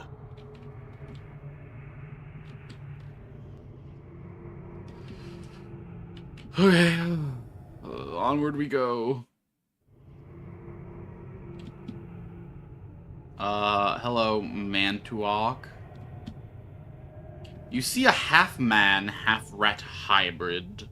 Its red eyes gleam with a certain cunning, and the voice that issues from its mouth is oily and insinuating. So, a biped comes, willing to the halls of many as one. What do you want, man, and where do you intend to go? Step lightly, intruder, and speak truth to Mantoak.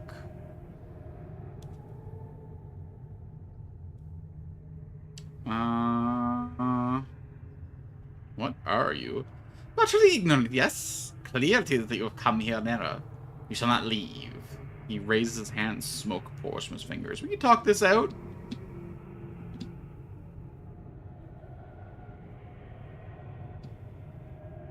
Huh? Whatever, can I rest here? Motherfucker. Motherfucker knock me out? Like... Ooh, so many lootables. A treasure trove they have put me in, yes? What's up, Chief? Good as done.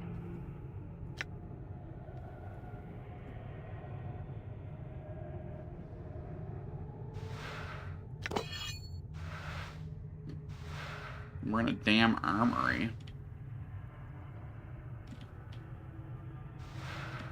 That's probably more of a Maliseum. I'm gone.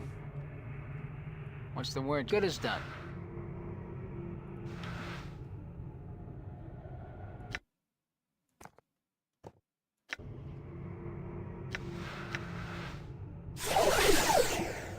All right.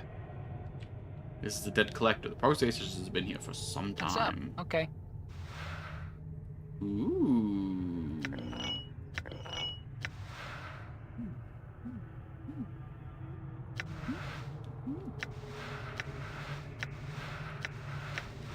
This one's blue, so that means it's magic, right? Usable only by fighters, motherfucker. Heart Charm. Heals 27 hit points, reduces fatigue, resistance to slashing and piercing. This glistening drop of blood is as hard as smooth as a pearl. When placed in the tongue, dissolves instantly and spreads to the user's veins and heart. More powerful than the blood and clot charms, and heals a number of wounds instantly, even serious critical injuries. Furthermore, the user will also gain a rush of energy with any fatigue they're otherwise feeling. Yeah. Invoke Swarm Curse. This corpse body looks like it was frozen. It appears to be dead, but you can't be sure. Magic taken within the charm is activated when the insect is consumed. When swallowed, the recipient becomes extremely nauseous. A few seconds later, the charmed individual expels a stream of insects from their nose and mouth. Probably trying to keep their wits about them after the casting. The caster sends Cloud to attack the target. Okay, okay. Now we're starting to get the good loot. Now we're talking. Sure, it's a consumable. Let me see spit flies at my enemies. What more could an adventurer ask for?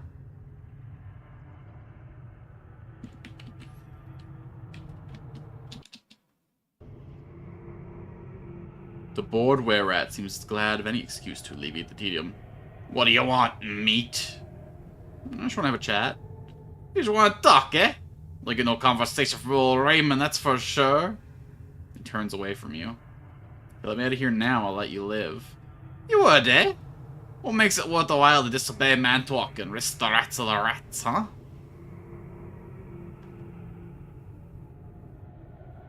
Promise none will ever know what I have done, or perhaps a promise of some coin later. How about some jink? Think about it. I'm clearly the danger you. I was speaking to you as an equal. I think these walls can hold me, put my mind to it. I suggest, without threatening you, that it's in your best interest to let me go. That sounds like a good way to do it. Never cared much for Mantoak's bossery anyways. Lock's door opens its side. Don't get out of here. I can't pretend I don't see it no longer.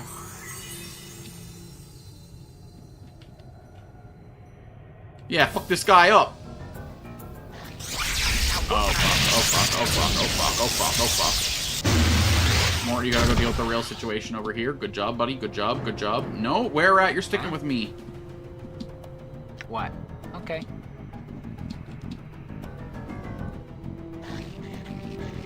I'm hurt. Damn. I guess we should loop before we die. Because we are gonna die. That's... Oh god! He's hanging on by a thread. Would you give me a hand here?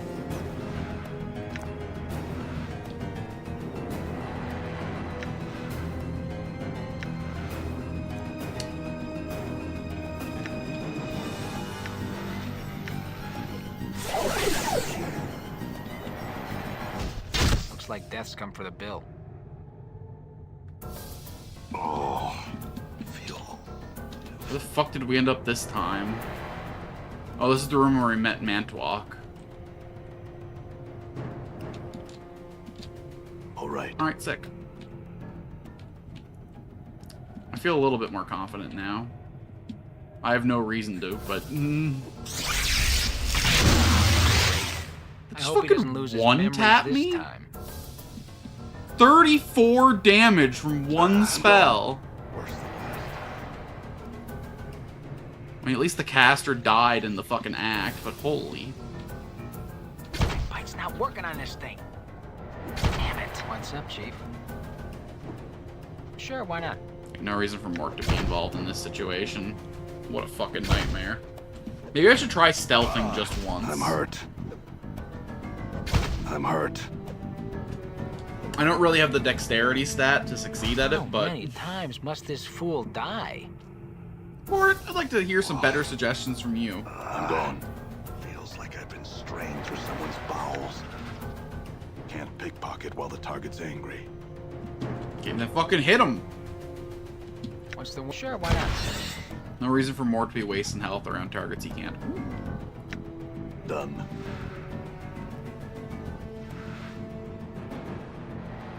All right. Ain't no way their skulls aren't worth something, right? They at least gotta be like an academic curiosity, you know? Okay. I fight, What's Mort up? loot. Sure, why not? It's like, I don't know how he loot.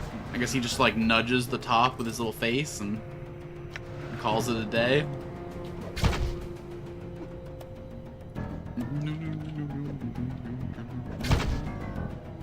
The dark corner looks kind of places that rats would favor. Oh shit.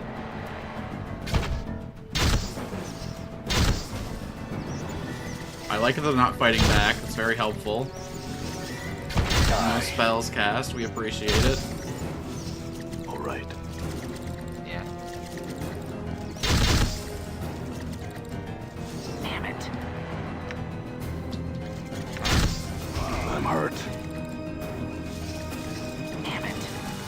Mort, please, I'm begging you. You gotta start hitting these fuckers. Die. What's up, Chief?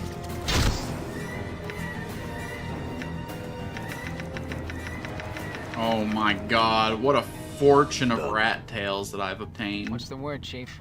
Sure, why not?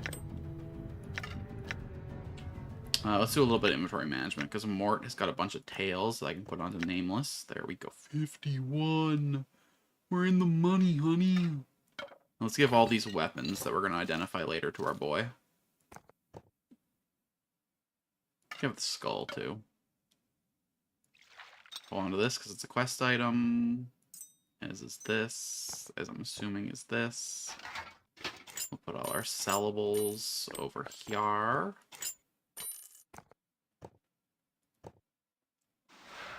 +2 to armor class, +2 armor class versus crushing attacks. Interesting. Very interesting. All right.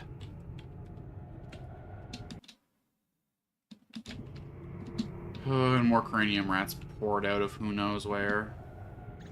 What's up? Mort. Game cannot be saved while hostile creatures are nearby, huh? All right. Yeah. Okay, they are attacking me. They weren't doing any animations, so. But the combat log says the combat is happening. Huh? Ever since we got those healing items, I can be a little riskier with Mort. Well, I only have one left, so I can be a little careful. Done. What? Damn it. Damn it. Sorry, Mort, I'll help in a sec. I got tails to grab. All right. What's up, Chief? How many times Yeah, must no. this fool die? To the one lone rat is nasty. We're good this time, Chief. Hidden. Okay, I'm gone. let's do rogue shit. Left the shadows. Time to kick some back. Yeah! Play shadows. Wait, is there a hotkey for that? F3, okay. And they respawned. Play shadows. Hide failed. Who in here is so wise to me?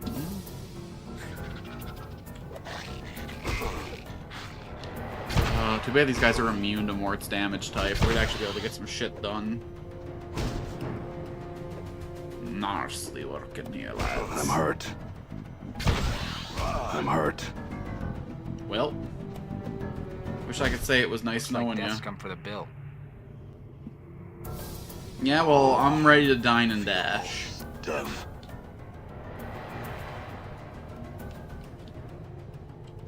Are these guys just like an infinite experience farm in case you came here too early and need to fucking stack up?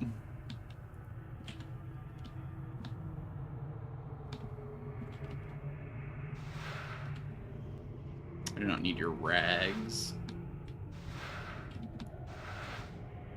Your drivel.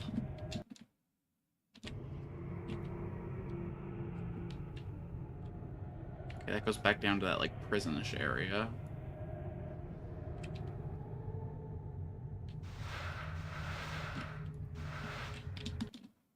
To the Cranium Rat Collective, huh?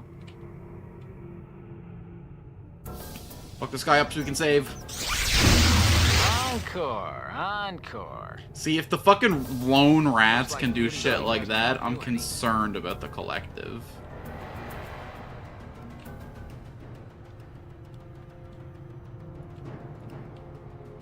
We actually just got one tap by a fucking rodent. What the fuck? Where do you keep coming?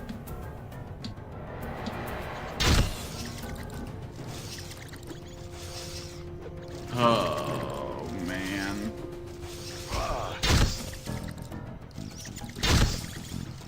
See that? Combat's not actually a very big part of the game, you know? It's really important just to get your social stats up, seeing as much of the dialogue as what people on the internet actually say about this fucking game. And here I am stuck in combat hell against fucking 8 million rats. Fucking missing 90% of my attacks. I don't have a fucking attack modifier. I'm hurt.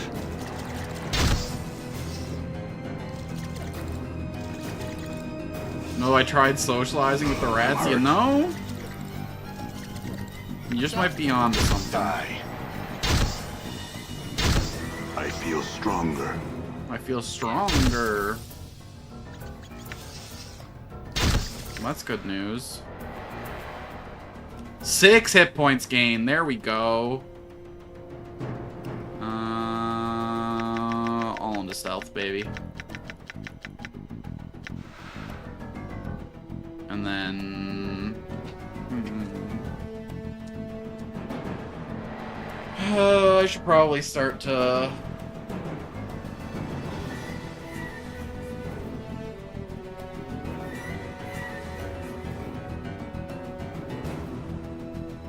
In AD&D, is there a distinction between dex weapons and strength weapons, or are all weapons strength weapons?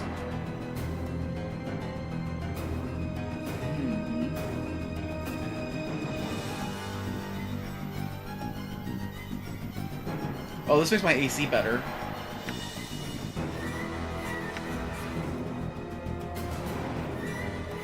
Or so it says.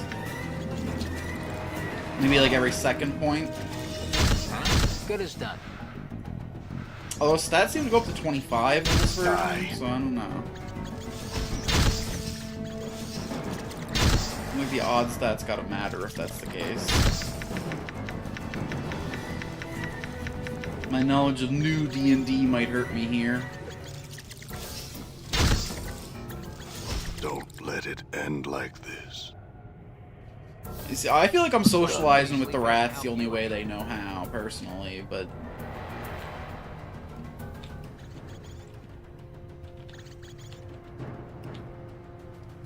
one more level up, if I at least mid-roll the health, I'll be able to, tank a hit from the rats when they cast that big old spell. That'll be nice.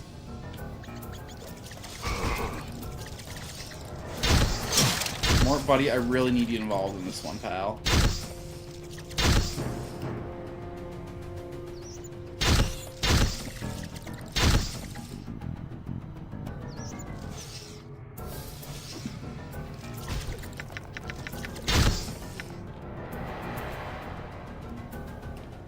Alright, let's go stare down this collective before we get God again.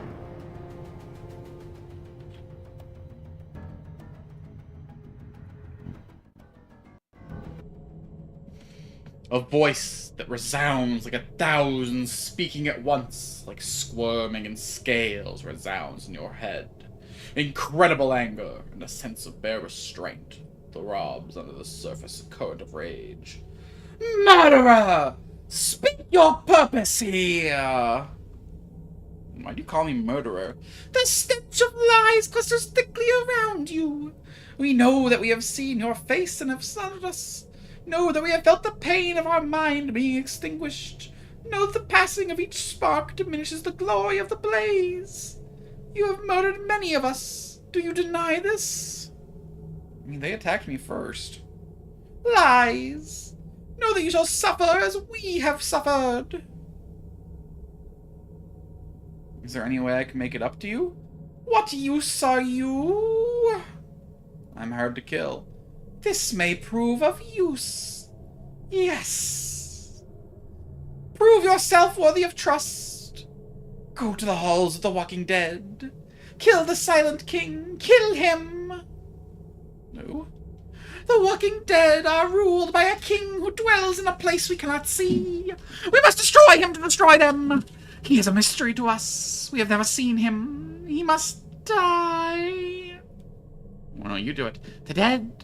In trenches they are, difficult to harm. The Silent King, a mystery he is. We do not like such mysteries. We strike when we can succeed without doubt. The Silent King makes us doubt.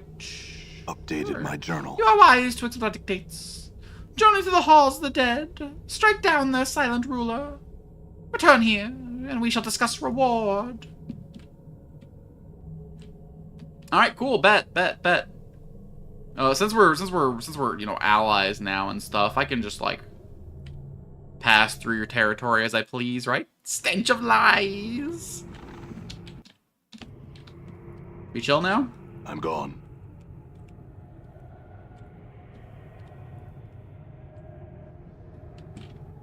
Yo, we chill.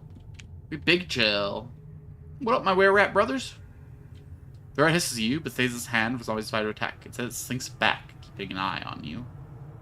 Yeah. I bet you guys didn't even fucking loot this thing, you fucking idiots. You're standing 2 inches away. You left the 4 bandages behind. There's just no helping some people. There's just no helping. You do the best you can for them, and they just let it all go to waste. A small bottle containing some dark liquid.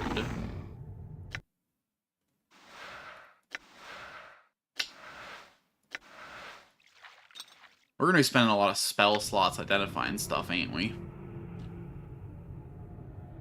Hey, Karma. Which mini game?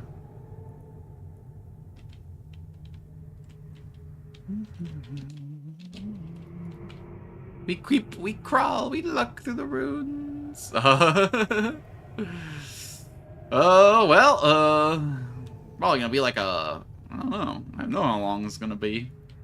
How long to beat says this is like a 15-hour game, but the way I'm playing it could be 30. I've been just going through the blender for a while now with not much to show for it. I might be immortal, but I still go down very, very, very quick. It's just that I don't stay down.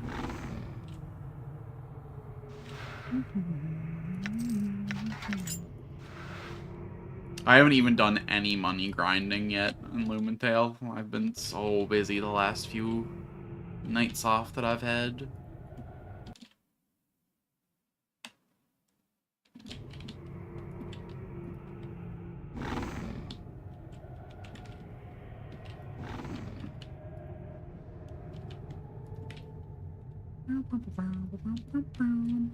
By busy, I mean I sleep in until the time I'd normally get home from work anyway, and then I have people who want to talk to me in the morning. The burdens of friendship. Maybe if I just drop all my friends, I can stream 12 hours a day. You're quite pissed at some Lumentail evolutions? There's an item you can get that makes your stats stronger if you don't evolve. So if you, like, really hate someone's last form, you can still make it pretty viable. Guy with their second to last form. But which ones are bothering you?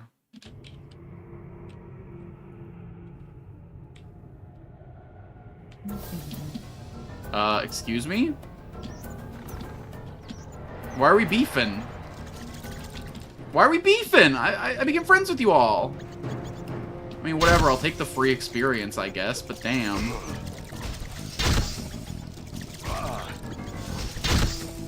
Chomp, yeah. Yeah. Chompuff and Symmetric North were the ones that pissed me off the absolute most. End like this. I thought you were talking about the designs of them, but yeah, crashing out at the requirements is very valid. The one that took me way longer than I care to admit, just because like the way my timing worked out, the one that only evolved at midnight real time was fucking annoying.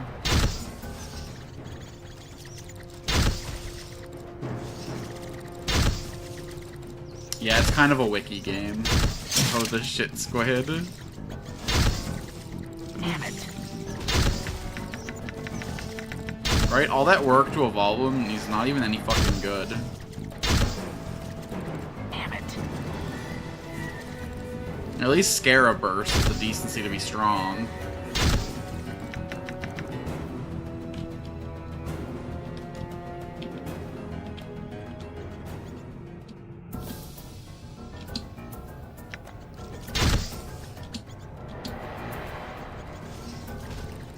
If you guys are a collective, shouldn't these rats immediately know that I made a deal with their fucking host? Or are they too far from the collective to be smart enough to see a fucking ally? Maybe I should just go back there and kill those fools. Scaraburst looks like something you install in a truck's transmission. Looks like the kind of thing you install at a fucking military bunker before you fucking rain fire on your enemies. Kill them all from 27 miles away. You know, I'm gonna go back to the comfort of my cell, thanks. At least let me fucking rest here. My god, man. Can I go rest under the eyes of the collective?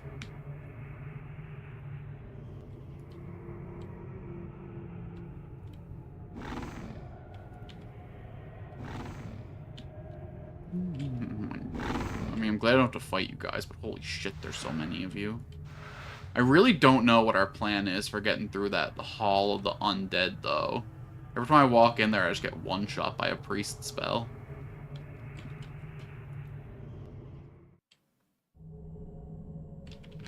So maybe I just kill this fucker. Did you see that? Damn.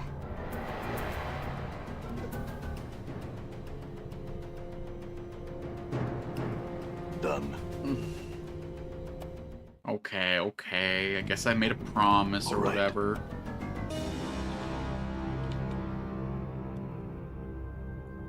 Done. Why did I just get like a fucking musical sting? Like I just accomplished something. You jabronis know what's up?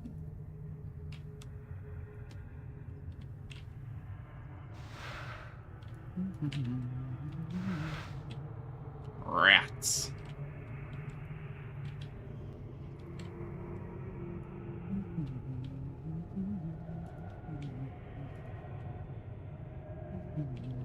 I also don't like the trait evolution guys. The guys who have to use their trait in battle 20 times, that one's pretty tedious too.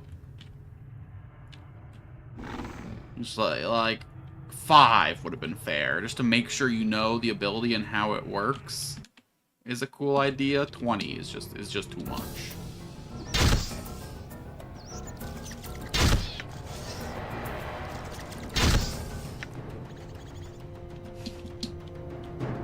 Die.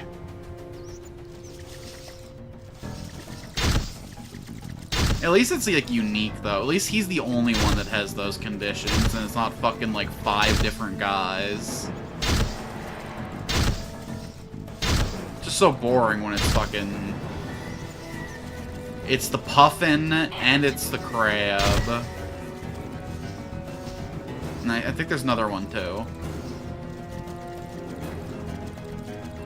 Damn. Oh yeah, give me all that. How much fucking money am I sitting on in my tail game here? What do you mean 39? Oh, they stacked to 99. Jesus. Okay, that could become a problem.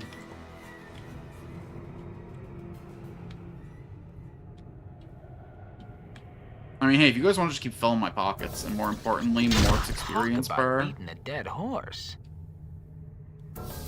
if we can just evolve, or evolve, if we can just level up more one more time, we might actually be able to take some guys out in combat. At level 5, he gets another character point.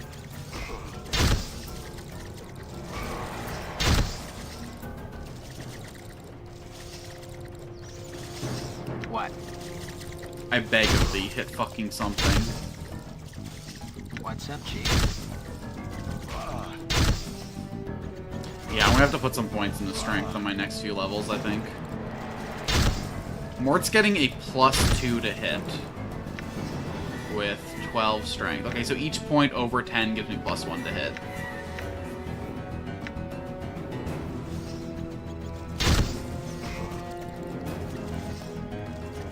So that's great news. Damn it. We can immediately start seeing value. I'm hurt. Damn it. Die.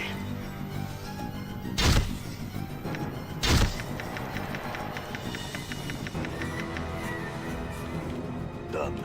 Alright, well thanks for all the power you've given me. I guess we're gonna have to go fight those undead fuckers sooner or later, though. Oh, one more place to explore first.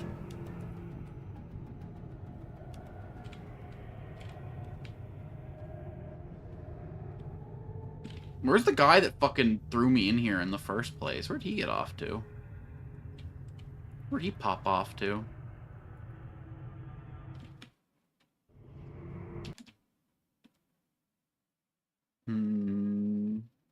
Okay, this is the one that had 8 million birds. This is the one that had 3 zombies.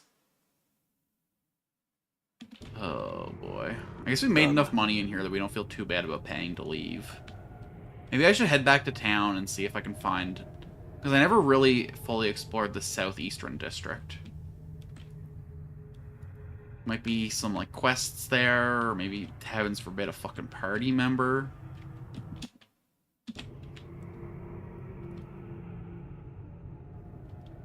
I think we might be a little outside our depth here. Let's just go see what happens if we walk into this place again. See if we get fucking absolutely obliterated again.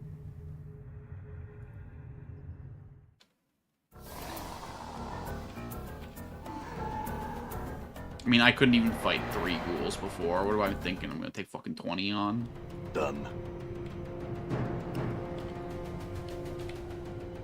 No, our action economy is not in our favor. What's going on over here? Just a dead end, huh?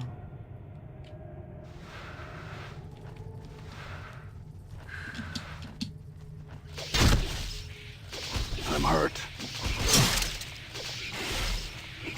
Walk it off. Another trip to the mortuary. Alright, alright. Let's see about getting ourselves back to town. All right. Hey, Burr. You go with Pharaohs? Not yet. That's something you might be interested in. That's $50 sound.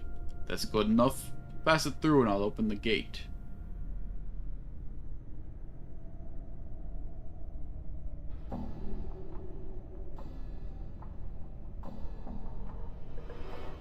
And we can try and scam them. Grab it and it's yours. Grab his arm and pin it. You definitely pin his arm behind the gate and wrench. The guard screams in agony as his arm creaks in his socket. Now let me in or I'll break it off. He eases over the gate before you make good on your threat and stands far to your reach as you pass through the gate. you ever cross me again, they'll be picking your limbs out of 3 different crypts. Understood? Good.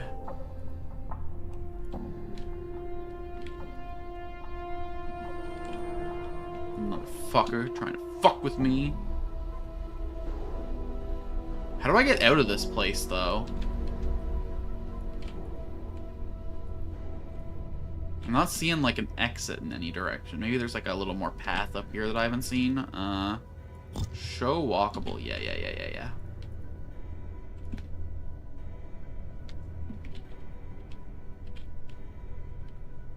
So this will lead back to the crypts or whatever. Trash warrens. As you enter a room, a large, heavy-set man gets from his chair. Hello there. Name's Bish. Who might you be? I have no name. What do you mean you don't have a name? Just come back from stick swimming, you clueless sod? You notice Bish slowly moves his hand towards his weapon. Why are you just not telling me? Hiding something, methinks. Look, I'm telling you the truth. I don't know my name. Bish throws his hands in the air in frustration. Forget it, Buck. Not important anyhow. He shakes his head back and forth. More important is what you're doing down here. So I can find Farad around these parts. Farad's eyes you suspiciously. Farad usually fills me in on visitors, and I don't recall the likes of you being mentioned. He quickly looks against you before giving an apathetic shrug. You don't look anything the gods couldn't handle. On with ya. I'm gone. Okay, this is where we died before on the way in, so we're actually pretty close to the town. We just have to get past those fucking gangsters. Those thugs. They swarmed the shit out of me last time, but I ain't gonna give them the chance this time. Oh. Let's fight them at this pass. We don't have a nice choke point here, so we're not fighting too many of them at once. Or they'll back off, because they know they can't keep up with the likes of us. Okay, this is where like 6 guys fucking murked us before. Oh. Sneaky fucking sneaky. Damn it. We got this guy fucking pinned in the corner. He ain't running away from us when he gets scared.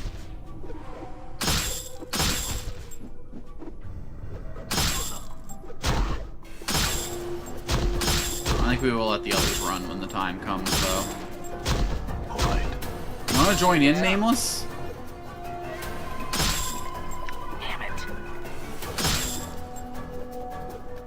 Come on, we don't need this heat. You see that?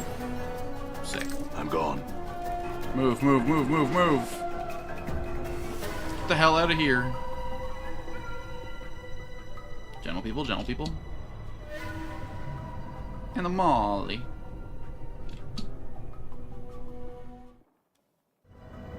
Alright. Thrust the junk into the archway.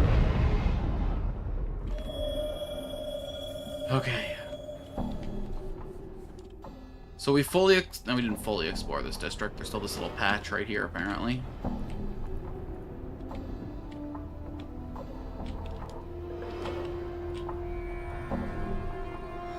Well, this doesn't look traversable. The map won't lie to me, I suppose.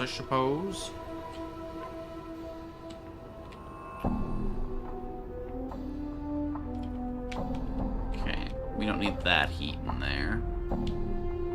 I wish someone would react to me dying and then coming back to fight them again for once.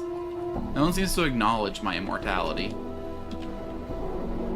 Considering at like the core of the game's story, that feels like a little bit of a misstep. It should be something that we are like constantly feeling the consequences of. Hey, you! Hey, Cutter, come on inside and get warm! We'll give you some nice Done. bed! Okay, I think the southeast district is the only district we haven't fully explored. But we might have missed a little bit of the southwest, too. Maybe we'll find something out here that'll completely change our fortunes in that stupid little tunnel.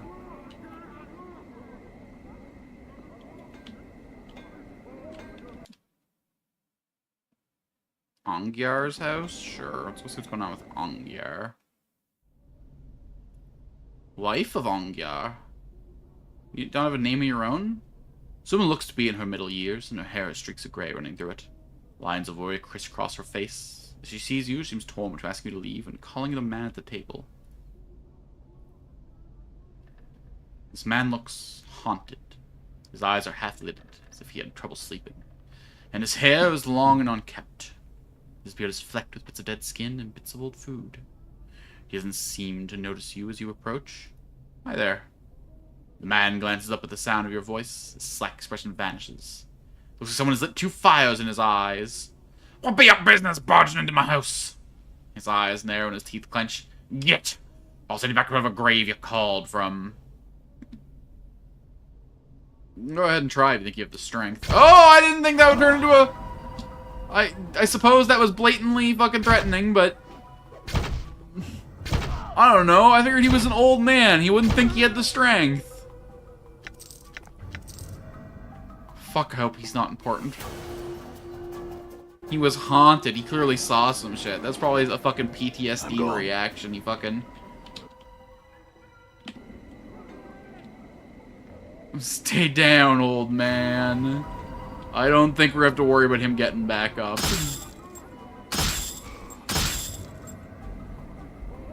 Come on. I hit you twice and you start... Whatever. I don't have the time to fucking deal with you. Alright, so where have we not been here?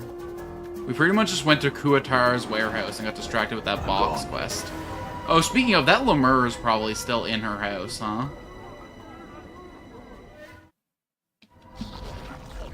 Yeah, we should probably clean this up. If only just to be a good neighbor. Nameless? Buddy? Okay. Damn it.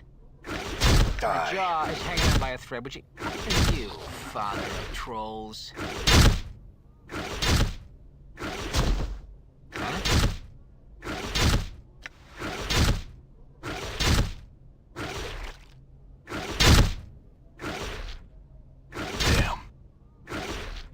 I really don't want to waste this, but if Mort takes another hit, we'll have to. Nice! I'm gone. Kind of hoping for a little more loot than 2 shitty daggers, considering it's a fucking fiend, but I guess he was just born into this world. That is a Lemur. When someone who owes their soul to a demon dies and goes to hell, they become that thing, and they have to, like, work their way up through the ranks to become higher tier demons. So if you get sent to hell, that is what you become. Much of this creature's body is a combination of man and ram.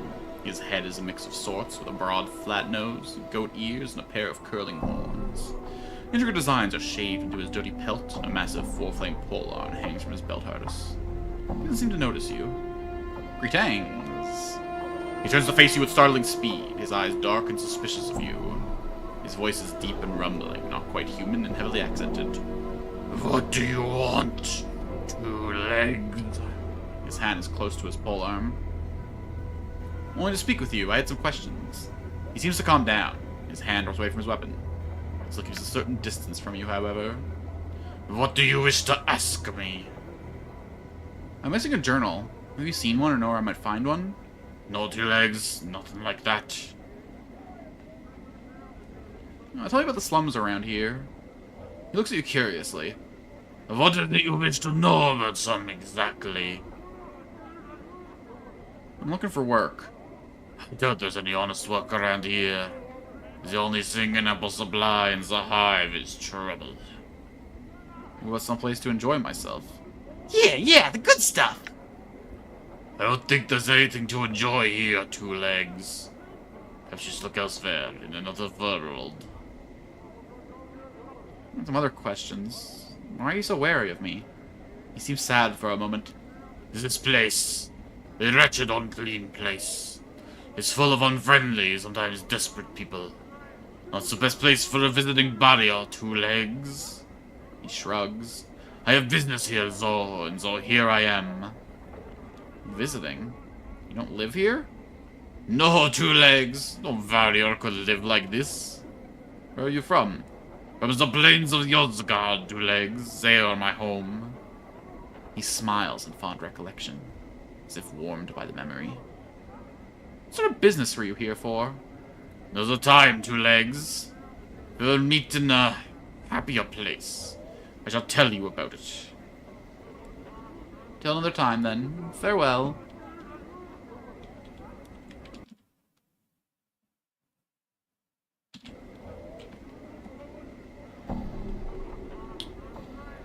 I'm glad I found the tab button. Holy. It's good to get a nice scan and see if I can identify any. A drunk harlot, my favorite kind. Wait, no. That's criminal behavior. Let's leave her alone. She can't make any decisions in her current state. Smoldering corpse bar. Alright, you got my interest. Oh. I kind of thought it'd be like more of like a metaphor. This place is literally lit by a smoldering corpse. Cool. What's up, Drusilla? There's a woman with fading bruises on her face and arms, and a look of despairing longing in her sunken eyes. She might have been pretty once, but those days were long ago. She turns slowly to face you. Light pours into her features, and the spark of sardonic light that dances in her eyes that makes you wonder if your eyes were deceiving you. Welcome to the smoldering corpse, scarred man. Who is you? I am Drusilla, and you must be clueless. Don't ask me how I know that. It just shines off of you. Shines, right. Answer some questions for me. Hi, traveler. What is it you seek? Looking for a journal. You happen to see it? A journal? Oh, sure. I've kept an eye out for all stray journals. Just in case some scarred man walks my favorite bar and starts asking about it. Guess that'll everyone meet. What a fascinating life. Far more so than yours, I'd wager. Oh, is that so, Have you ever been in love with a living flame? Have you ever wanted to vanish utterly in the arms of another? To lose yourself in the heat of passion? Your eyes tell me that you wish you had, but you've had no luck. Don't talk to me about fascinating. Scars ain't fascinating. Fights ain't fascinating. Tough ain't fascinating. You ain't fascinating. I don't really see the need to justify myself to you. Where should I start? I'm an immortal, like my memory every time I die. I have a floating skull for a sidekick. I have an experience that would make most mortals scream their souls out through their eyes. You're telling me that being in love with a fire is fascinating? It's not fascinating, it's just crazy. She recoils suddenly and looks at you most closely. Excitement creeps into her voice. Have you ever been in love with a living flame? T-Moth, probably. They don't really do much talking about their short-lived fling, I wouldn't say.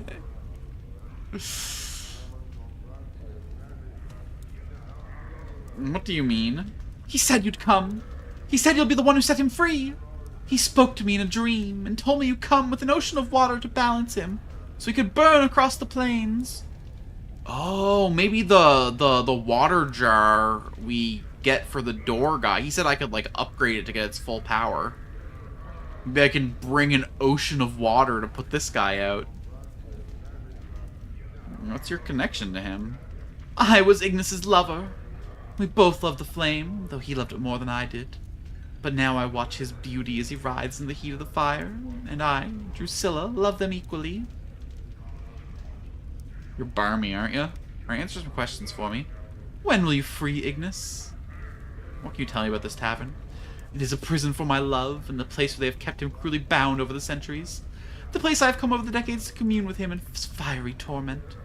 It is a place that has driven me to live beyond my years and beyond my means. I hate this place. You just called it your favorite bar. Whatever, I guess it's your favorite because he's here. Because wherever he is your favorite place. Oh my goodness, so many named characters in here. What up, Ebb? You want to join the party? You see a slightly stooped old man with a full gray beard and a lion's mane of gray hair. He wears a couple of shoulder guards as armor, and he keeps his helmet nearby. He smokes a pipe and carries a pouch of tobacco around his waist. He looks pretty strong, but he's a little plump and also appears with some sort of breathing trouble. Well, aren't you a sight, lad? Never have I seen so many scars blanketing a fella. Like a scar cloak you're wearing. Just why you've been hanging out in a grain thresher? Oh, I'm just jesting with you, lad. No offense meant, and I hope no offense taken. I'm Eb. Hey, Eb, where's Flo? His handshake is firm. Now I hereby tender my apology for the unfair jesting, lad. Hope no hard feelings. Can I buy you a tankard or two or something to smooth all the ruffled feathers? Yeah, why the hell not? That's the spirit, lad! Bide a moment. He rises to his feet and heads towards the bar. After a moment, he returns to his seat with a pair of tankards. There you go, lad, drink up. He takes a massive swallow from his own tankard, puffs on his pipe and says, What can old Eb do for you on this fine sigil day? There's some questions about this place. Oh, I gather that just to look at ya. I mean, you don't look like you're around these parts, lad. You look a little too out of sorts to be a seasoned native. Eb chuckles, and then takes another drink. Talking about it with lad, you need to know the lay of the land. Eb winks. Yeah, tell me how the city and its environs work. Ez laughs loudly. You don't think small, do ya? If you wants to know what's outside the city, go talk to Kadrian Ilborn over there. He's a traveler of this place. As for the rest of it, well, I can tell you the lady, the Davis, keys and portals, the way we keep track of time, the way the city's laid out. What is it you want to know? Tell me a sigil's time. That seems like important basic information to have when integrating into a society. The way we measure time and sigils by the brightness of the sky. See, we've got a sun and a moon like most worlds. We've got this everlasting haze that brightens and darkens at regular cycles. What milk folks call midnight, we call anti-peak. What they call noon, we call peak. See, it's based on the peak and anti-peak of the brightness. So when someone says about 5 hours past peak, well, that's what they meant. Cool. Oh, I like that lore. That's neat. Look at the city's layout. Let me wet my tongue. Takes a pull from his tankard. The city floats above an infinitely tall spire. The Spire. Creative name. Good job. It lies on its side like a discarded wagon wheel, but there's no spoke that it's connected to. It's divided into 6 wards, each with its own function. Right now you're in the Hive. I think the purpose of the Hive is we squall over the rest of the city's grand. Factions, philosophical clubs, or gangs if you prefer, divide up the run of the city between them. Are you in a faction? Ed raises his hands up to stop you and laughs slightly. Oh, now hold on, lab. I'm no has-been faction member, they say, and they're right. Then once you're one of the Harmonium, you're a Harmonium for life. With a blood that tries to make sure sigils stays out of trouble. No rocking the spire, no folks getting too over-enthusiastic about hurting each other, and keeping the city down to a low roar. We try to keep the peace, lad, and most times we do a decent job. Harmonium, because they keep harmony in the city. I already know about the Dabbers. Tell me a little bit about the ladies. Well, now, not much to be known about her, lad. I'm figuring even those know more than they do don't know much more. She's a mystery, she is. And she should have across her powers forbid. She's silent and deadly. She's not evil, as far as I can tell, but keeps the dark about herself and still pretty tight. No one's been able to penetrate it, and if they have, they've been mazed. Mazed? What do you mean? Hey, sometimes bloods will be packed off to a place where they can't do no harm. The lady see, she'll look up at a sigil and make a little dimensional pocket out of it, a maze. She places those that crossed her in there and lets them to rot. Now, you can escape getting mazed with laser gaze on your lad. She'll get you eventually, no matter how hard you try and dodge her. Walking down an alley, or about to step through a portal, take a left turn down a street you've gone many full times before, and suddenly you're someplace you don't recognize. Now, maze is unescape-proof. There's always a way out of each one. The portal the lady places there. You just have to figure out where it is and how to use it. Tell me about keys and portals. You just called the city of doors for a reason, lad. There's portals everywhere. Portals are, well, like doors that can lead across the multiverse, but they don't look like doors. So there be any bounded space. Windows, doors, potholes, picture frame, barrel hoop. The spaces inside scaffolding, a wardrobe.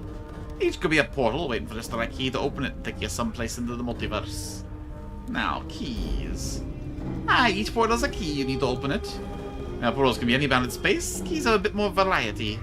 They can be from the little tune you hum when next to a portal, to a dancing jig, to being in the right mood, to having a piece of the place you want to go in your hand, and so on. In my youth, I once convinced a girl that kissing the man beside it could open a portal to Arcadia. Turned out I was right, and many trips to Arcadia did we have. Many portals have never been found. So you can recover just by asking people and getting the right key. Finding out the dark of a portal is the toughest part. But I warn you, lad. Portal hopping shouldn't be a pastime for a fella in your way. Nor should be wandering since you left the dark neither. Just to stick to the main ways, and open peek and watch yourself. Dude, the people on the street have had no concern about the time of day when it comes to jumping me.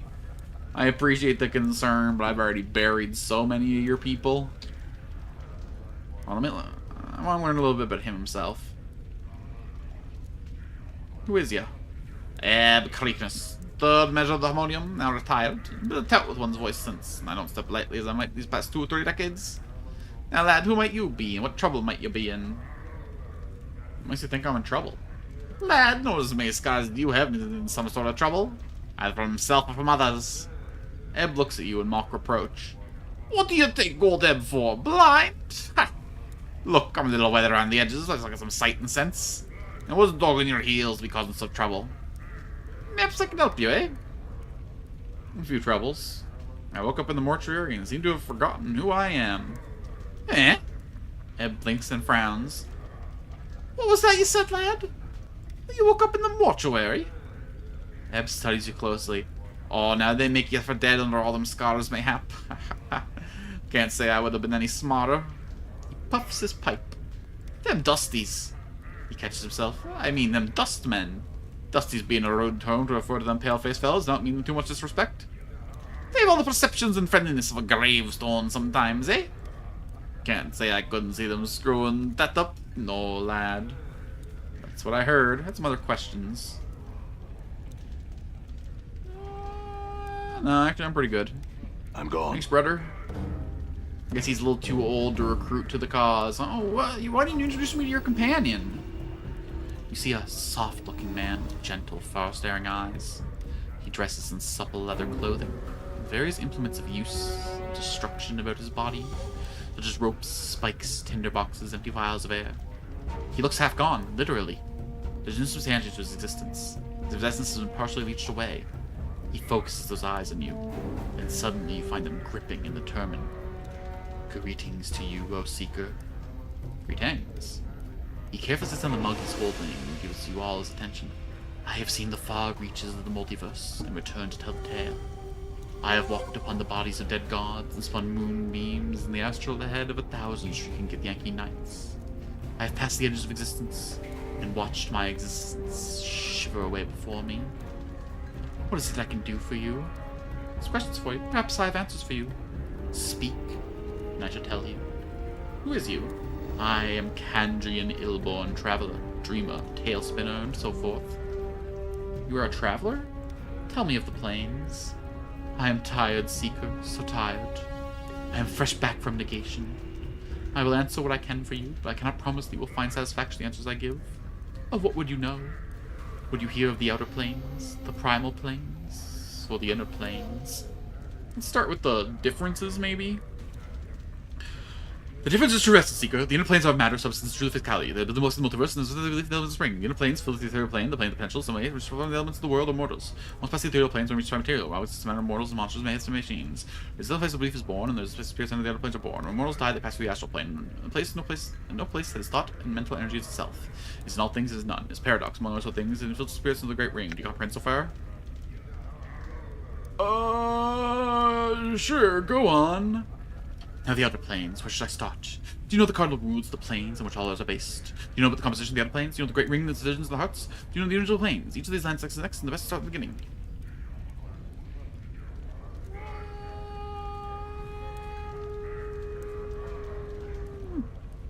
Composition of planes. So the other planes are created from beliefs, thoughts, and faiths. Like their imagined form, the plane shaped into the form stagger the imagination, built by the accumulation of belief. Belief creates the plane. Belief is your power. Change belief, and you can change the nature of reality. The creatures that are born, the plane-borns, like the celestials, are truly born of thoughts and concepts of mortals. They show some sort of ideal. The more powerful the ideal, the more powerful the being. Thus, the being that symbolizes love is the strongest one of all. Okay. Probably the one who symbolizes greed is the strongest one at all, but if you want to be... That's why the powers, gods, some call them, live out here. This is where most of the faith in them comes. This is where the most pure and most strong. The realms are extensions of their beings, manifestations of their godly essence. All of it informed by belief. So the composition of the planes is belief. Tell me of the Great Ring now. Among the loose unity of planeswalkers, we conceive of the infinite outer planes as a ring surrounding the plane of ultimate neutrality. The Outlands. The spire atop which still sits at the center of the Outlands. The further one travels away from the spire, the less neutral the plane grows, until it spills into the neighboring planes. Each of these planes impinges on the Outlands, spinning themselves into law and chaos, good and evil. The road marks the demarcation between the Outlands and the gate towns spring up around the gates to these planes.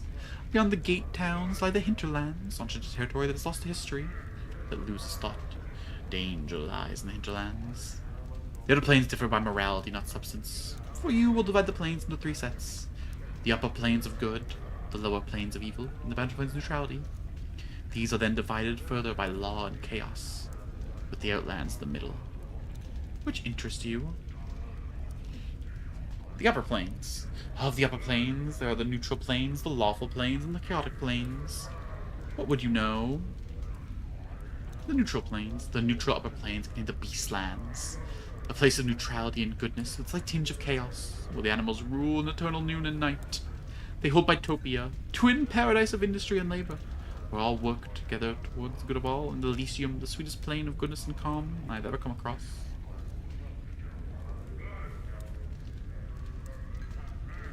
Huh.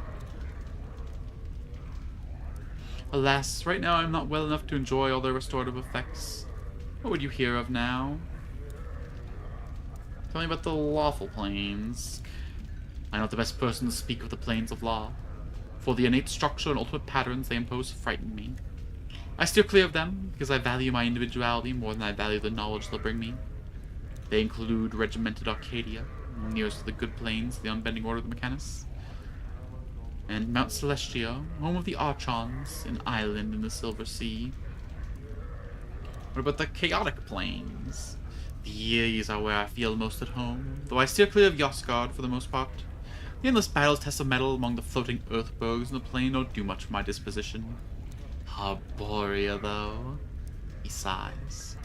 The mountains are taller, the air clearer, the rivers purer, and the game larger than anywhere else.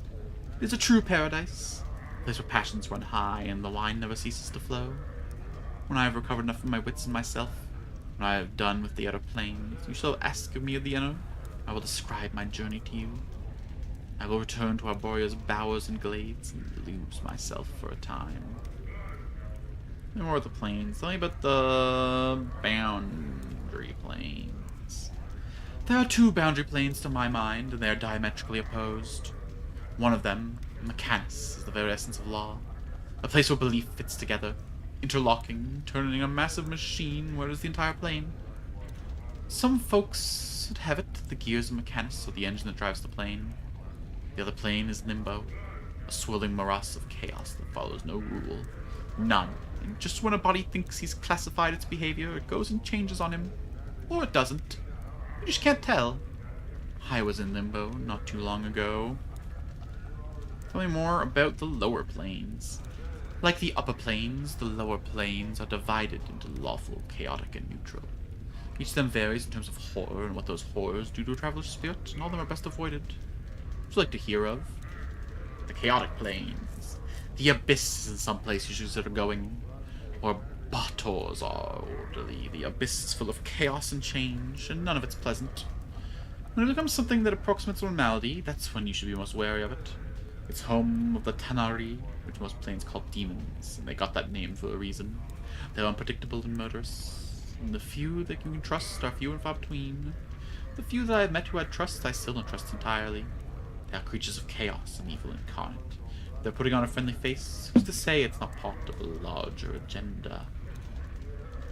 Neutral planes. The neutral planes, eh? They're vile and barely understandable, and they're more insidious in their own than you could ever imagine. Take Gehenna, for example. 4 volcanoes and stages of dormancy floating in an infinite void, each of them somehow alive, and each of them wanting your souls by whatever means they can get it. Populate it with Yugoloths, the worst of the fiends in my opinion, and you've got the place.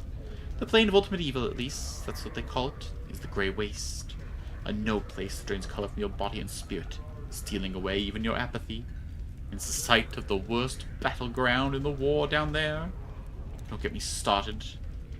Then you've got Carcerai on the chaotic side. Tell me about the Carcerai. Ah, Carcerai and its poison jungles, acid swamps, destructive waters, strung like a string of rotten pearls nested within one another. He pauses and looks at you carefully, again fixing you in place with his eyes. Remember this, Seeker? Carcerai is a prison, home to the Gareths, and one of the most dangerous types of fiends there is. The strength of the prison is the strength of the captor, as strong as the prisoner lets it be. Destroy the prison keeper, and a body can escape the red prison. There's almost no other way, not when the gates close themselves against you and watch you spin off into the vast surrounding of the orbs. Be wary of Carcerai, traveler, for its bonds can be greater than flesh. Updated my journal. Aye, the Blood War. With the name, your blood feels as it freezes in your vein. Ilbor doesn't seem to notice, wrapped as he is in his memories. Ooh, hold on. The Nameless One knows something about the Blood War? Or at least he feels something in his bones. 2 armies of fiends smashing together pointlessly across the lower planes, slaughtering mindlessly in the name of law and chaos. They'll aggrandize it, of course, but in the end it's but hate in this stupid endeavor that aids none and harms far too many. Tell me more about the planes. Let's talk about the Outlands. The Outlands are absolute neutrality. Probably the best place for a body to visit in the Outer Planes, outside of Sigil. You don't want to have a plane's morality forced into your heart. Everything balances out in the Outlands, as it should be, for the plane that sits in the center of the Outer Planes. The power of those realms are scattered about here, and there are a handful of gate towns that open up to the rest of the Outer Planes. The gate towns usually minor, the philosophy of the plane that gets open to. If the balance of belief isn't kept in the town slips into the nearby plane. It's a bad situation for everyone, because few of the folks in the towns really want that change. But enough of the Outlands. What more would you like to know? Let's take a few steps and talk about the Inner Planes. He sighs as if it reminded him of a bone-deep weariness. Think of the Inner Planes as a globe. On the top pole, you have the positive material plane. On the bottom, you have the negative material. He pauses. Remind me to tell you of the negative. His eyes turn inward to some private horror. From the interaction between the two that springs are all that urge of existence and non-existence, life and death, actuality and nothing. From them spring the basic elemental planes, like fire, water, air, and earth. The para-elemental planes that lie between the 4 basic elements, and the quasi-elemental planes that come from the interaction of the 4 elements, with the positive and negative. Alright, let's hear about the negative material. His eyes cloud over. I went to the Inner Planes to discover my true essence. I made the mistake of visiting the material plane in order to understand my body's urge to decay and the cycle of death. I thought myself protected against the ill effects of the plane with my magic, but I was wrong. The blackness of infinite nothing pressed on my soul, and I was beset by a shadow that sought to snuff out my very soul. I lost my way for a time, for an eternity, and nearly lost my existence.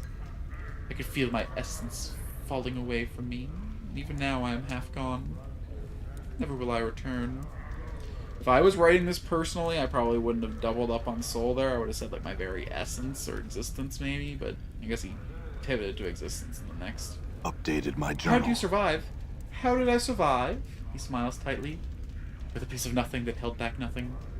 Nothing can stop nothing, you know, and so I carried nothing in my hands to protect me. Do you plan to journey to the ultimate negation yourself?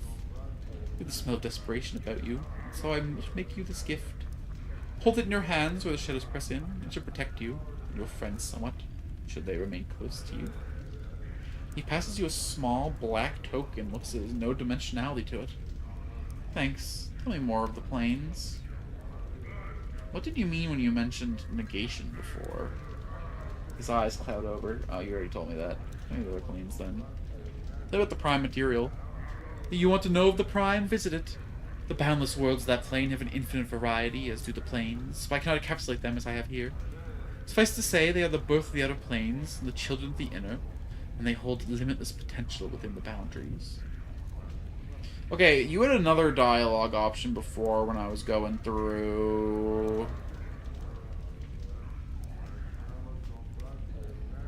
Great Ring and its divisions. The Upper Planes. I talked of the... Neutral, I think? No, I talked about the Chaotic.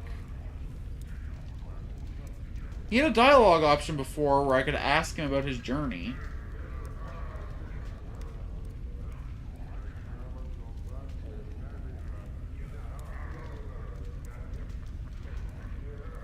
Was that in the Boundary Plains? Tell me of your journey. He closed his eyes, remembering. I had a Githzerai guide with me, an Anarch who could shape the logical matter of the plane into forms of his desire. We had fought off hailing of the Slotty, the chaos creatures who call the plane home. It's there was more than usual. But then we can never tell what's usual in Limbo, but I digress. In the midst of all this chaos, we come across a series of huge metal interlocking cubes, like some sort of puzzle box. It wasn't something we had shaped consciously or not, and we couldn't find a way inside. It was like a bastion of order within the confines of disorder. A seed of law! That is the best I can explain it. Cool, good talk. Updated my journal. Good talk, good talk. He gave me a shard of nothingness? Negative token. Well, I don't want to be all, like, negative about it, bro. Here, we'll give this over. We should probably go get rid of these.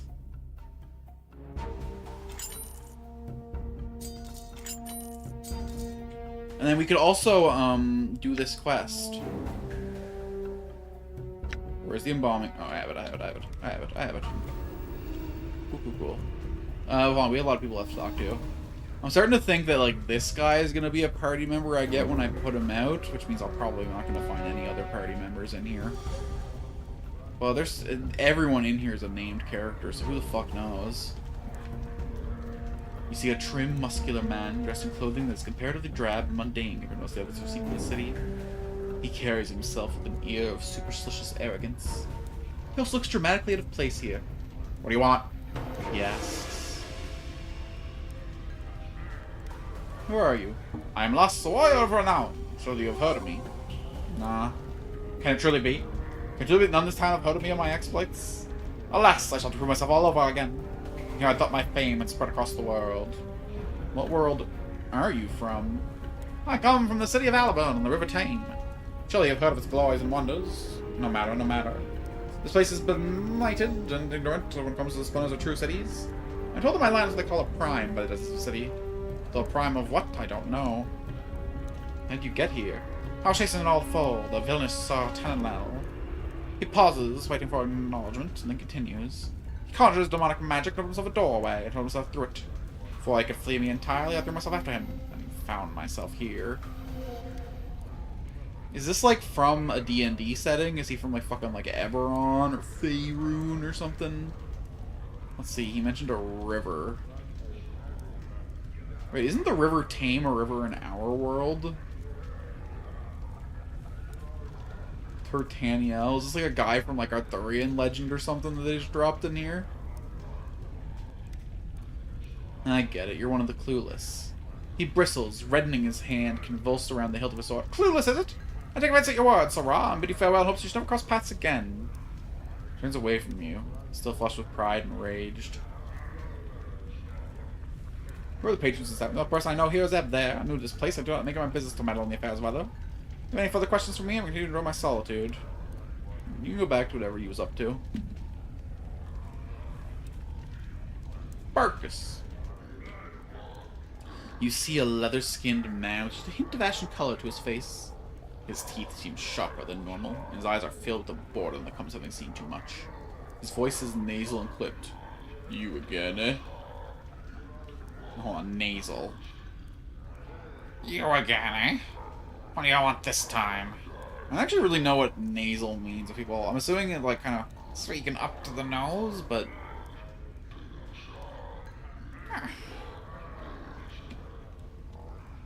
It's a term I hear people use a lot, and I kind of know it when I hear it, but I don't know what, like, functionally makes a voice nasal, you know what I mean? You again? What do you mean? Yeah, you again. Got a hearing problem or something now?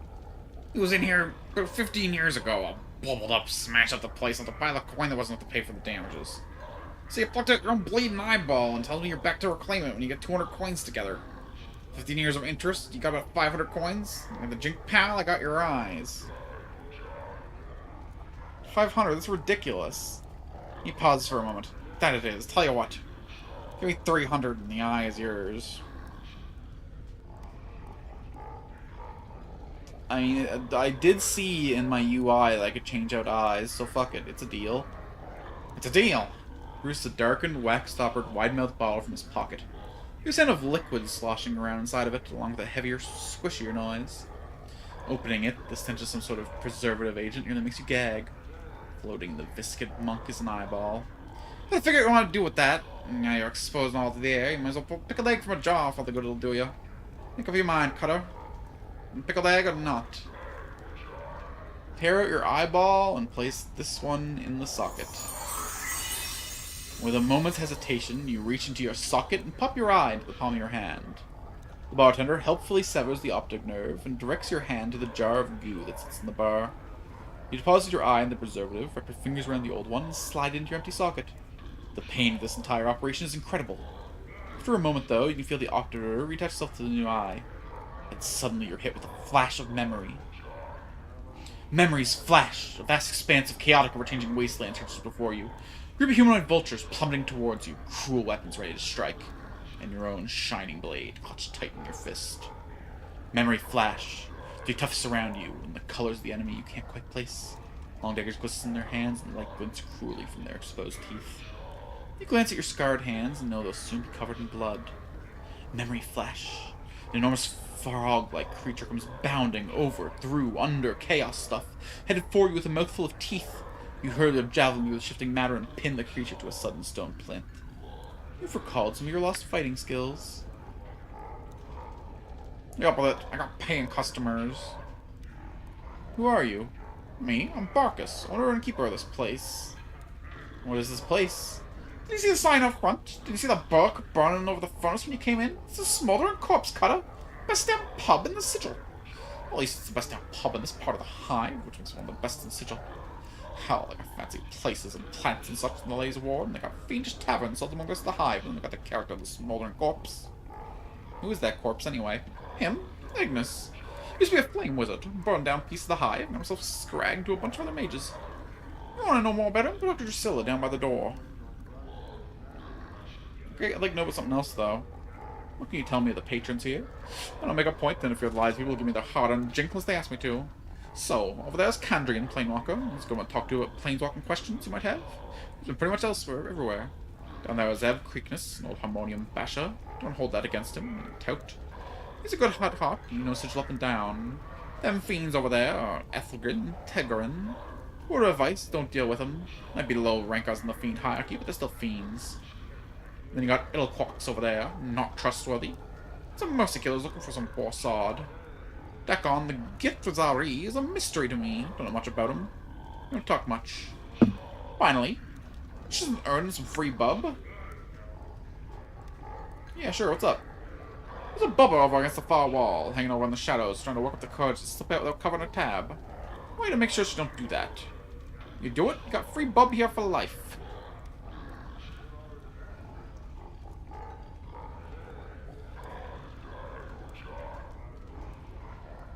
I'll do that. Who was he talking about? Said some girl in the corner? Bubbler over against the far wall, hanging about in the shadows. So, like, exactly opposite of where he is. Hey, girl. You see someone dressed as a female dustman with a halfpenny glass in her right hand. As you near her, she calls out to you. Over here. You know there's something wrong with her. And your exposure to the dustman leads you to believe she's too lively to be a real member of the faction. I approach. Hey, Cutter. Buy a lady a drink? You're not really a dustman, are you? She looks around nervously and seems to sober right up. Why do you say that? Because you don't act like a dusty and you're not offering contracts. In fact, you're taking money and instead of giving it out for the corpse labor they do at the mortuary. She stifles a squeak of terror and hastens to explain. No, I'm not a dustman. I just found these robes in the street and I don't have enough money to get good clothes and I heard there was a dustman thief around. But you can probably find him somewhere else in the southwest part of the hive. I saw him but I hid from him. Please don't hurt me. I'm not planning on it. I know you're not pulling it off too well. Now answer some questions. What do you want to know? Who are you? Me? I'm Mochai. I just like to, drink here and, She loses her train of thought momentarily. I'm just a person, you know? I see. Tell me about the other patrons here. Don't know, they're just, people. I don't deal much with people. Unless they're buying me a drink. She looks at you hopefully. Who's the... not a corpse. He's some crazy wizard. Ask around, they'll tell you the story. I could poison her drink with the embalming fluid? She's lucky I need this for a quest. Barca says it's time for you to settle your tab. Pay up. She jumps a little, and her nervous tension goes full-fledged anxiety. What are you gonna do? Ask you to go pay up. Now. I can't afford it. Can you spot me just 10%? I'll, give it to him. And he knows I'll pay the rest. How much do you need? I think 10% is 100 coins? Bet you drank $1,000 worth of liquor without any money?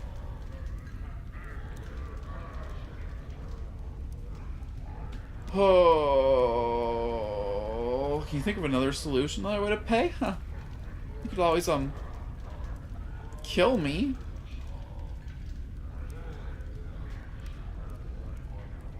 Could, but rather find another solution.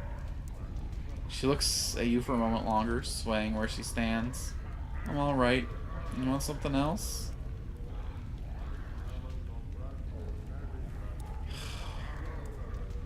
I'll lend you the money, but lend being the operating word here. Although she's probably gonna end up fucking... Oh, whatever. She pockets the jink and glances briefly to the door, almost as she's weighing her chances of dashing out. Sighs heavily as she realizes there's no chance, and begins to walk glumly to the bar. My thanks, I suppose. Don't mention it. Don't even think about heading for the door until you paid up. No, this is good. This is good. This is good. This is good. This is good. So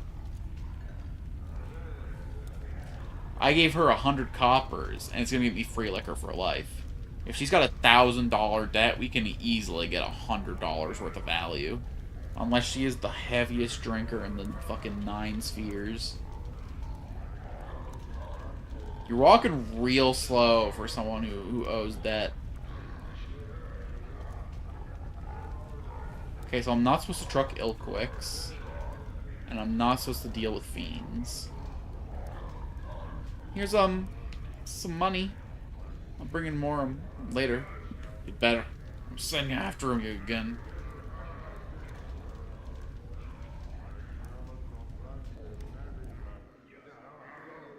You're gonna be having trouble with Mokai again. Value of full beverage for free. Anything you want, anytime. It must have been a pretty big tab she ran up. You don't know the half of it. You want a drink now? Set me up. You want a drink, you got a drink. This is what you got for you. Beers, bitters, mead, elemental water, Arborian fire wine, fire seeds, Curster wine, and Batorian whiskey. Ooh. Ooh, this is an exciting variety. I'm not a bitters guy, I'm not a beer guy, I'm not a mead guy. I'm assuming elemental water means water generated by a water elemental. Heart wine sounds exciting. Although I am a whiskey drinker. Heart wine it is. He passes you a glass of Curst's famous heart wine.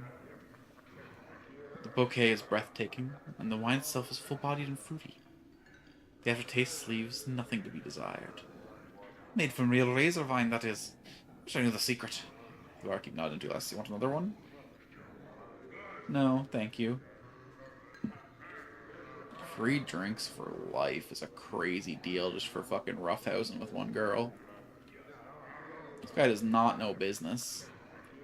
You see a short, rotund man with a perplexed expression on his face. From the lines on his loose skin, it looks like it's not too uncommon. He carries a flagon of ale that looks like it's in the process of being emptied. Rapidly. In between swallows, he speaks in a gentle voice. So quiet that you can barely hear his words. Hello, traveler. My name is Ilquix. Can I be of assistance to you? Greetings, I'd like to ask you some questions. What did you want to know, my friend? Who exactly are you? I am but a humble man with a slight flowery, poetical bent and a tendency towards the supernatural. I regret that I have none of my supplies here, or I should be most eager to teach you the ways of power. Perhaps some later time. Yeah, I'd like that. I have some other questions. What do you want to know, my friend? Why don't you tell me the patrons of this place? The patrons of this tavern are many and varied. I have spoken with most and find them delightful, with the exception of those creatures of law. He gestures towards their presence, lending an old wholesome stench to an otherwise pleasant environment. Oh, Jesus, I skipped like 2 lines. He gestures towards the pair of Abishai sitting in the corner. They taint the air with their presence, lending an unwholesome stench to an otherwise pleasant environment. I recommend speaking to Barkus. I understand he requires some aid with a trifling matter. Then we have that O character. I'm still trying to understand him fully. It is quite an undertaking, if I say so myself. Those are folks of interest here. The others, well, perhaps I'm too discriminating. Why do you despise creatures of law? Ah, a fine question, my friend. My upbringing has been on the chaotic side of the Great Ring. You may speak to Kandrian Ilborn, misnomer if I ever heard one, of the plains. He fancies himself a great planeswalker. To return from my digression, I have lived many years with chaos, and find it pleasantly agreeable. To me, the taint of law, as is those creatures there, is reprehensible and tyrannical. If I am to be crushed underfoot, I'd rather it be by an individual than a machine who knows nothing of emotions. There are many who agree with you. I have some other questions. What did you want to know, my friend? What can you tell me about this place? This place? The Smoldering Corpse Tavern? Fine establishment with a fine order. Barkus is a true gentleman and ambitious to increase his standing to boot. These, I feel, are the most useful qualities one can possess. Oh, so you're rating people on the qualities they have, the use cases of them to you. They drive people. I had some more questions. Who is that Burning Man? That is the last unfortunate who chose to exercise his individual will to the strength to back up his desires. His name is Ignis, and he was a pyromaniac. He burned and burned and didn't burn the right people, and went up channeling more raw power than he could control. Now, well, you can see what became of him. If you wish to learn more of him, perhaps that poor creature Drusilla can help you. I see. Farewell. Yeah, I see why the bartender doesn't like that guy. Mercy killer? The fuck does that mean? I'm gonna go ahead and quick save right. Oh, wait, hold on. I skipped a guy. Decon. My bad. What's up, homie? The man before you is old. More old men. My dreams of a party member will never come. His dry, yellow skin is the scars of one who has traveled everywhere and never rested long in any one place. His pinched face is inhumanly angular. His ears sweep out from the skull, tapering to points.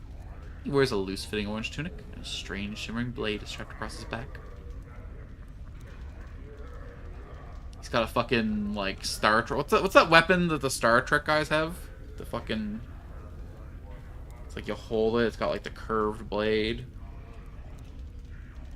Star Trek's, like, a big knowledge gap for me as a sci-fi lover and a nerd. Lower Decks is the only show that I watched. I still haven't watched the last season. Anyway, two-pronged glaive, made some metals. Oh, this is the Githzerai this guy was talking about. Greetings. The man turns to you, his eyes like polished coal. He stares through you, and for a moment you wonder if he might be blind. The weapon suddenly turns dead, flat black, mirroring the man's eyes. Are you alright? Traveler. Whoa, voice acting! He says nothing for a moment, and he searches your face with his eyes. Hail, traveler. His voice is quiet and somber, like a wind whispering through the branches of a great tree. Your eyes have the weight of one who has traveled far to be in this place. The man meets your gaze, his eyes burrowing into yours. His weapon drains of its black color, presuming it's shimmering you noticed before you spoke to him. You could say that. The man's gaze does not waver from yours. I am known as Dakan. The emphasis he places on the word known strikes you as odd, yet familiar at the same time. You are not known to me. I do not know myself. That is for the best. In knowing yourself, there'll be in the plains left worth knowing. He falls silent for a moment, still studying you with his coal-black eyes. I would know why you have come to this city. I'm looking for answers. I have many questions. Speak your questions. I will hear you. Your features are unfamiliar to me. What are you? A Githzerai. A Githzerai. A Githzerai is one of the people. One of the people. But what are Githzerai exactly? That kind of silent for a moment and speaks. Our history does not need to be made known to you. You would bleed to death in Time's Blade before I recite a fraction of the histories of our people. I don't need to know your histories, but I would know of your people as they are now. Dakan is silent for a moment. Know this, and accept it as an answer. We are a people who make our home upon the shifting plane of limbo.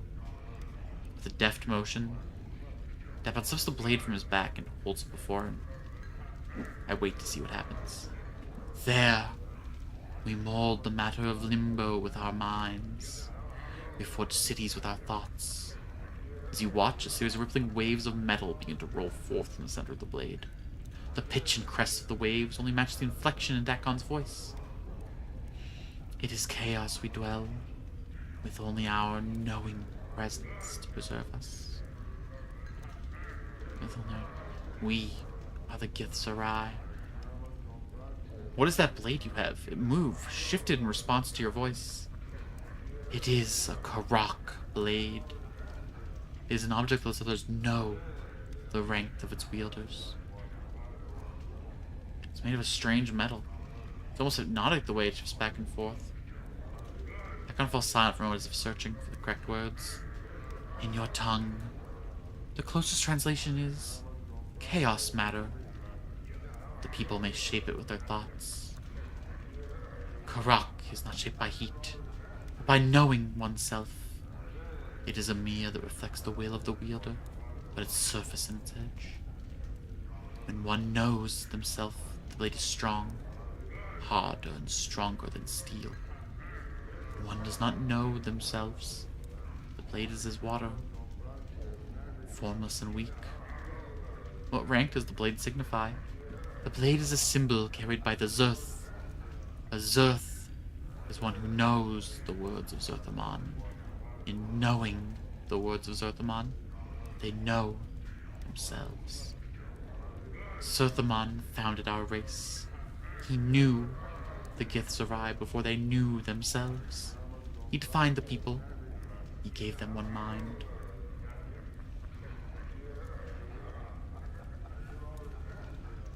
Got some other questions. Blade you have. What does croc mean? In your tongue, the oh, okay. You seem to place a special emphasis on knowing. What do you mean? All things, whether structure or flesh, their existence is defined by their knowing of themselves. And if a man does not know himself, when the mind does not know itself, it is flawed. When a mind is flawed, the man is flawed. When a mind is flawed, that which he touches is flawed. It is said what a flawed man seeds, his hands make broken. I like this philosophy. To know and understand oneself is to have strength. You have to know what your weaknesses is and what your sins are. You need to know what you need to keep yourself away from, and like where you can put yourself to do the most good.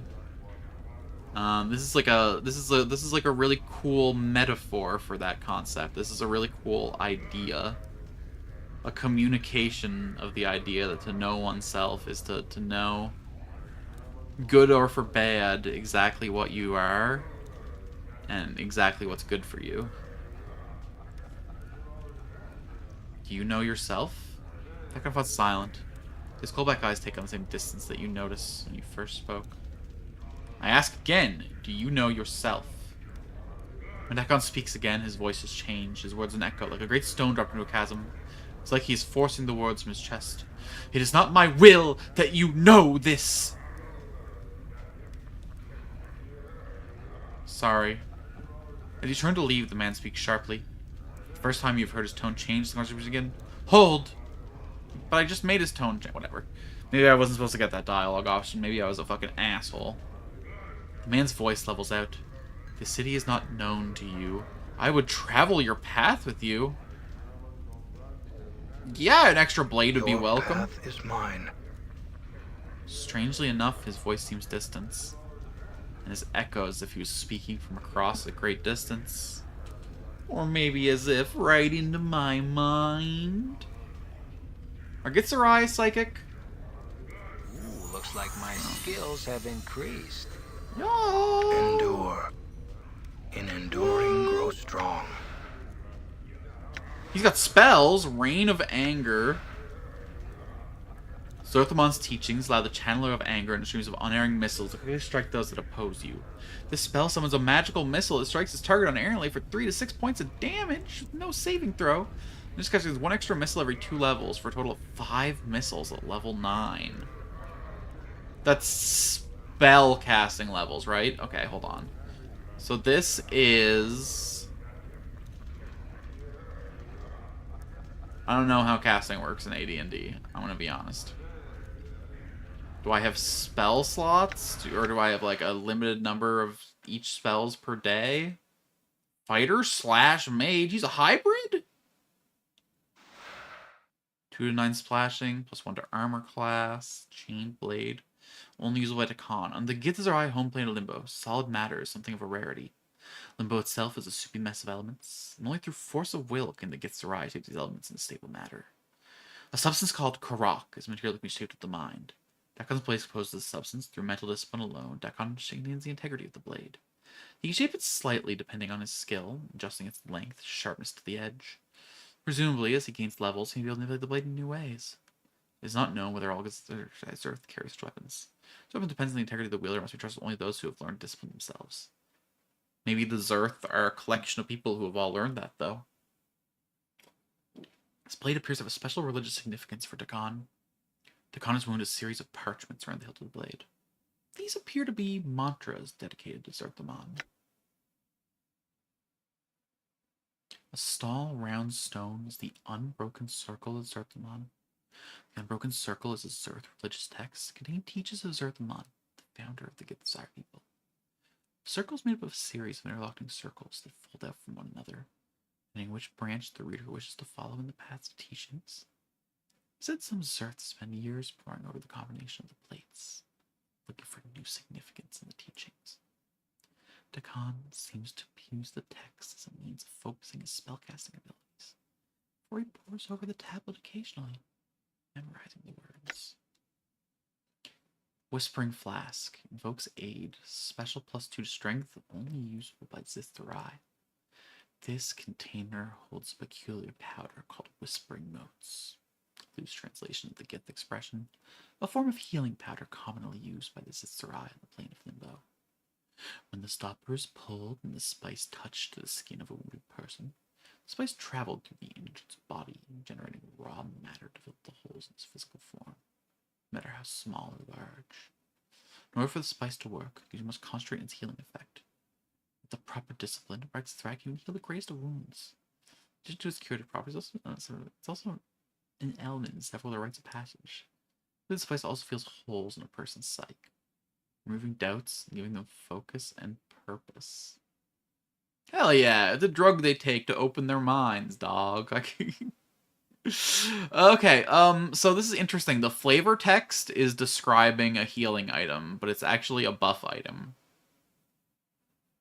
Or maybe he equips it and it, like, invokes the spell aid that's a healing spell. No, it goes in an item slot. So, interesting. How do I check your spell situation? Okay, so Reign of Anger is magic missiles, basically. Scripture of Steel. Early Seasons Earthbond. This connection to knowing the flesh yields a steel archive, so a greater advantage to strike than strength to resist damage. Gets +1 to hit and +1 saving throws to all creatures that are friendly to the caster and a 70-foot radius from the casting point. It's fucking awesome! Unfortunately, it doesn't seem to be able to be upcast, but... Submerge the Will. Lasts for 12 seconds per level. Affects one creature. When the will is submerged, new strength is gained. The strength to endure and protect against adversity. With Knowing, the teachings of the third circle of Zerthmon gives greater protection against all forms of attacks.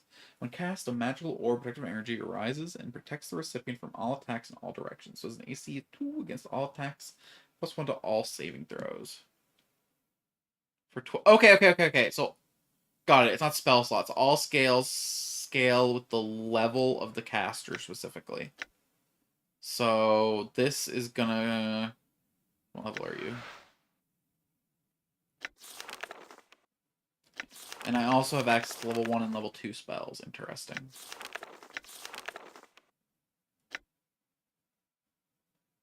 He is level 3. So I should have got him way earlier than I did. My bad. So I think we're in like the 6-ish area now. 5.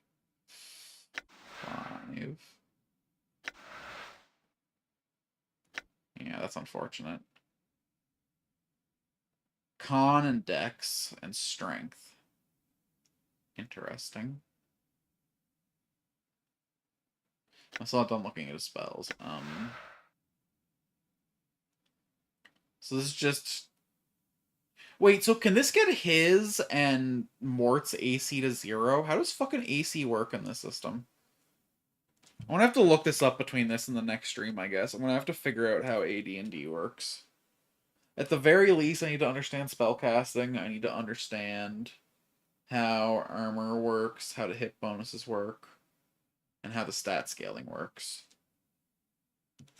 'Cause damn. Vilquar's eye is branded upon one who is foolish enough to cross the caster. Vilquar's short-sightedness becomes target's vision. Soon the world is muddled and dark.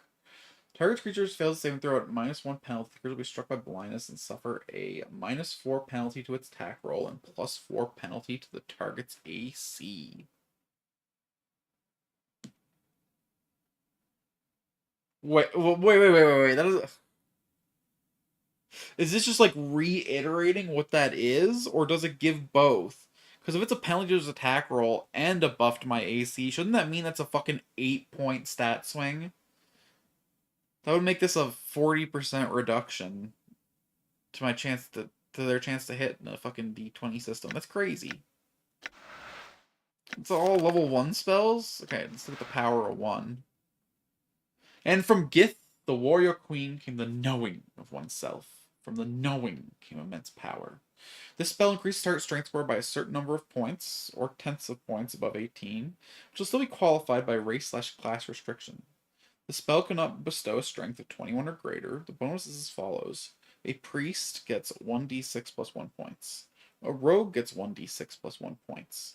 A warrior gets 1d8 plus 1 points, and a wizard gets 1d4 plus 1 points. Fascinating. So it's best used on a warrior, but only if the warrior is below 21 strength. So I would have to roll a 3 or more if on him. Anything above 3 would be wasted to max out his strength. Although it's only by tenths of points above 18.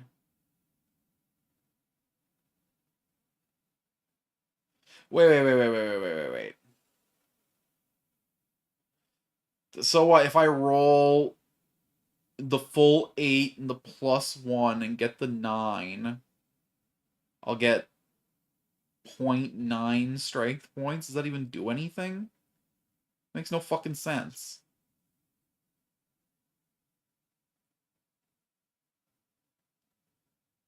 Okay. Touch spell makes you buff. Could be good to cast on the nameless one, just to make him slightly more effective in combat. This could actually turn me into a dangerous weapon.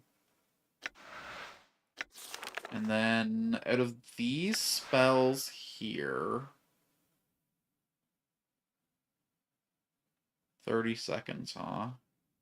And doesn't scale with level. 12 seconds per level is currently 36 seconds, so it's currently more than Scripture.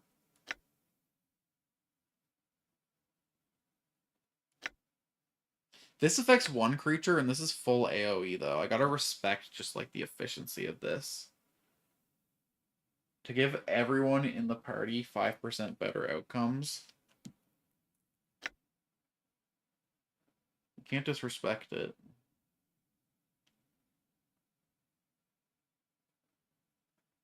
How many times can I use my spells? I'm not seeing cooldowns. I'm not seeing spell slots. I'm not seeing mana. What's the system in AD&D for?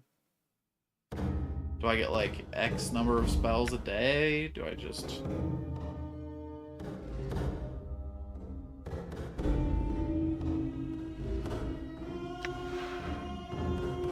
This is really good too. I think we gotta drop the magic missiles, man. It sucks, but I think buff spells are gonna...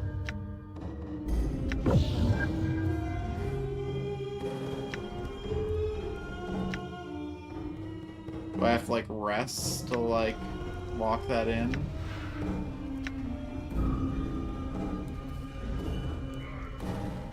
Okay, I got it. It looks like I get one cast of each per rest.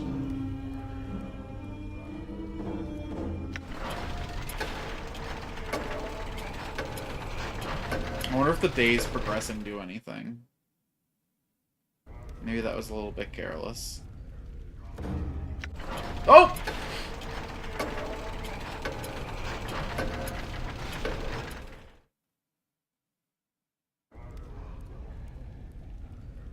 I mean, listen, if progressing time was going to do anything, it surely would have warned us.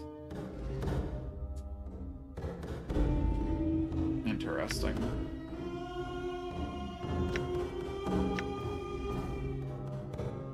Balance in all things. Okay, so yeah, now I have one cast of each. Got it. Okay.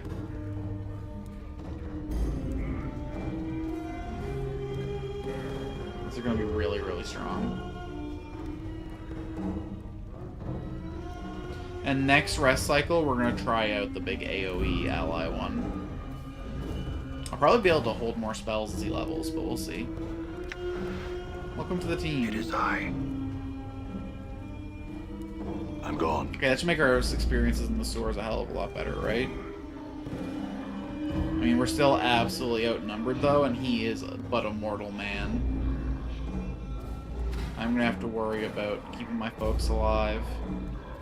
Probably be careful before I talk to the fiend, right? That's why I talk to attack me. You see a scaled fiend looks very similar to the one standing next to him. In addition to the pierced left ears, but they're black-hued and reptilian, with bat wings tuckered against them. This one is missing a tooth on its right side. Ah, Tegrin, it says. Our old friend has returned to pay us a visit. So he has, Elgrin, so he has. His eyes don't gleam as they once did. What do you suppose brings him back to us? What does bring you back to us, friend?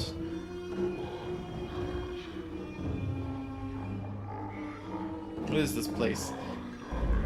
This is the Smoldering Corpse Tavern. Most entertaining taverns your kind seem fit to erect in the city. Though she just sits to the burning fellow in front of establishment is really quite a fine touch. Is something else you wish to ask? Questions? Some questions? Some questions. Perhaps we have the answers. We are certainly eager to aid you, old friend. Who are you? Ah, Telgrin. Time has robbed our companion's memory. You honestly don't recall us, do you? Truly, I am aggrieved. But, as am I, Telgrin, truly aggrieved. Let that rest easy. It has, after all, been many hundreds of years, and we know how the minds of mortals tend to dissipate with age. Ah, well spoken, old friend. We had better have a shy on leave from our current assignment in the Baitor. I am Tegrin the Thrice-Damned, so then I ability to find the best in every situation. This is Aethelgrin, who has himself no special name, though not for lack of trying. Lack of trying? What do you mean? Aethelgrin ignores you as you respond to Superior. And once again, Tegrin, you have cut straight to the truth of the matter. Perhaps it's best not to words, so those balance. Thrice-Damned must have really incurred. That's one of the questions. Boss, I don't like this. I'm not supposed to be here. What was get the Celestial's asses bad enough that any fiend go away on the furlough? They want something. Tread carefully. In the meantime, Tegrin continues to respond to his companion. In his turn, Tegrin ignores you as it replies to its comrade. Once again, I must maintain that none he notices better than no stall. I wish I turns back to you. Old friends, does not answer your question as to our identities. I suppose it'll have to do. What are you doing? What are you doing? Why is that perfectly clear, old friend? We are on leave from an assignment, taking for some much-needed rest and some additional recruitment from our glorious cause. Our spears fully support our presence, to be sure. In a more immediate sense, we are taking the establishment in this... our entertainment in this delightful establishment. And of course, we are celebrating the return of our old friend. However, the stench of the breezes, which occasionally waft the scent of goodness in the door, debases us somewhat, leaving us physically, mentally, and spiritually weaker. Much of the air in this ward of the city carries the just tang of pain supplication, wouldn't you agree? Again, the fiends. Okay, I'm glad the lore stuff is still the same here. So, all beings of the lower planes, because they come from a plane that's made from, like, negative experiences and dark mental energy, actually feed on negative emotions and suffering. So, like, even a devil that's friendly to humans has to, like, go out of his way to, like, hang out in places where people are getting fucked up. Just to, like, feed a little bit. And then if they want to, like, you know, help out after that, either for a purpose, because they're one of the few generally good devils. Alright, some other questions. Tell me about fiends. As we see it, there are two kinds of fiends. Those who are correct and those who are not. Our side, that is the Bacthu, is correct. The other side, that of the cursed and hatred Catholic Tanari, is incorrect and made to be exterminated. Oh, so you guys are... Sorry, I saw dragons and assumed you were chaotic fiends. You guys are lawful fiends? We hold the Tanari directly responsible for the Blood War. Were not for them, we could have settled the lower planes in peace and wouldn't have all the bother of fighting this wretched war. Now with the unfortunate spillovers of the planes be such a concern among the namby-pamby do-gooders. The Tanari are directly to blame for the multifaceted sad state of affairs. Not really what I'm asking. I want to know what differentiates you from them. Pete pauses for a moment and then brightens. Ah, you see, we represent law and order. Those who break the law must be punished. If we have no law, we have only anarchy, so you can see what anarchy has done for the Abyss. It's but horrors beyond imagining. In excess of the bodies of state may be indulgent, or simply to counter the rising tides of chaos represented by the Tanari. We bring no harm to anyone. We mean no harm to anyone. We just prefer to understand where the boundaries are. Okay. Hey, people that respect boundaries. We can have a good relations with someone who knows to respect boundaries, even if they're evil, as long as we can carve out the line of acceptable. We can figure something out. We can make this work. I'm looking for a journal. I keep no journals, friend. I can't see you should not either. As my dear comrade, Tegarin, why you shall receive enlightenment. Very well, Tegarin. Why should I not keep a journal? Because, friend, it is a mistake that committing a true word to posterity and easy to steal for someone you once trusted. It's because, friend, it is easy to make the mistake of committing a true word to posterity, easy to steal for someone you once trusted. And here he shoots a glance full of venom at Aethelgrin. To find that word and use it against you. Indeed, it needed the action time to desertion.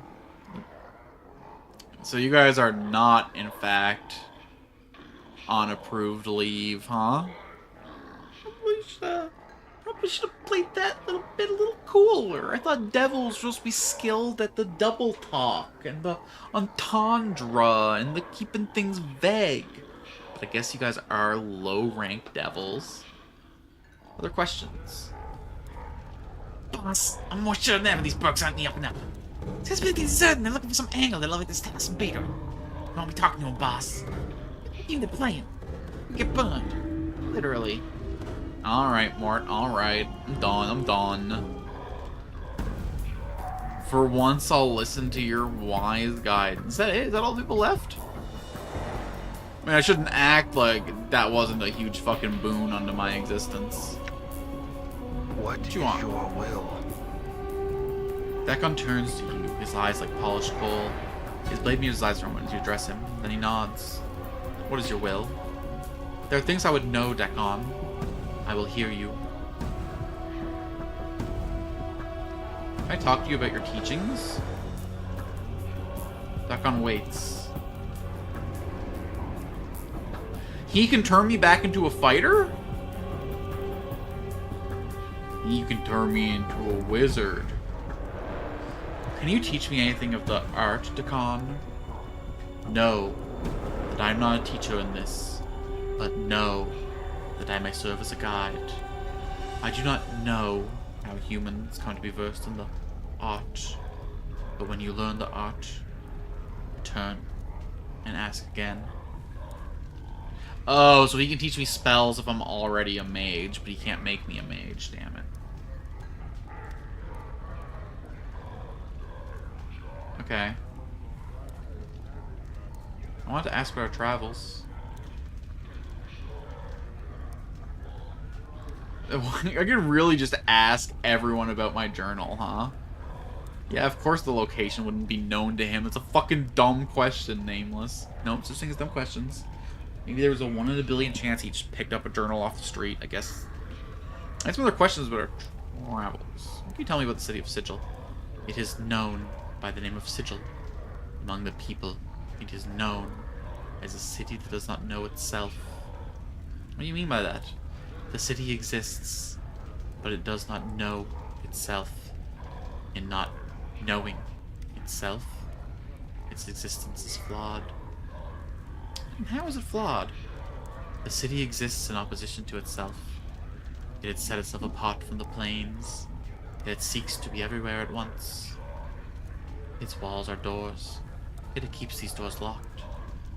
Such an existence tells of a thing that does not know itself. In not knowing itself, it is flawed. What say is not flawed? Things don't need to be ordered and have purpose to know itself. What these contradictions are strengths that you cannot see.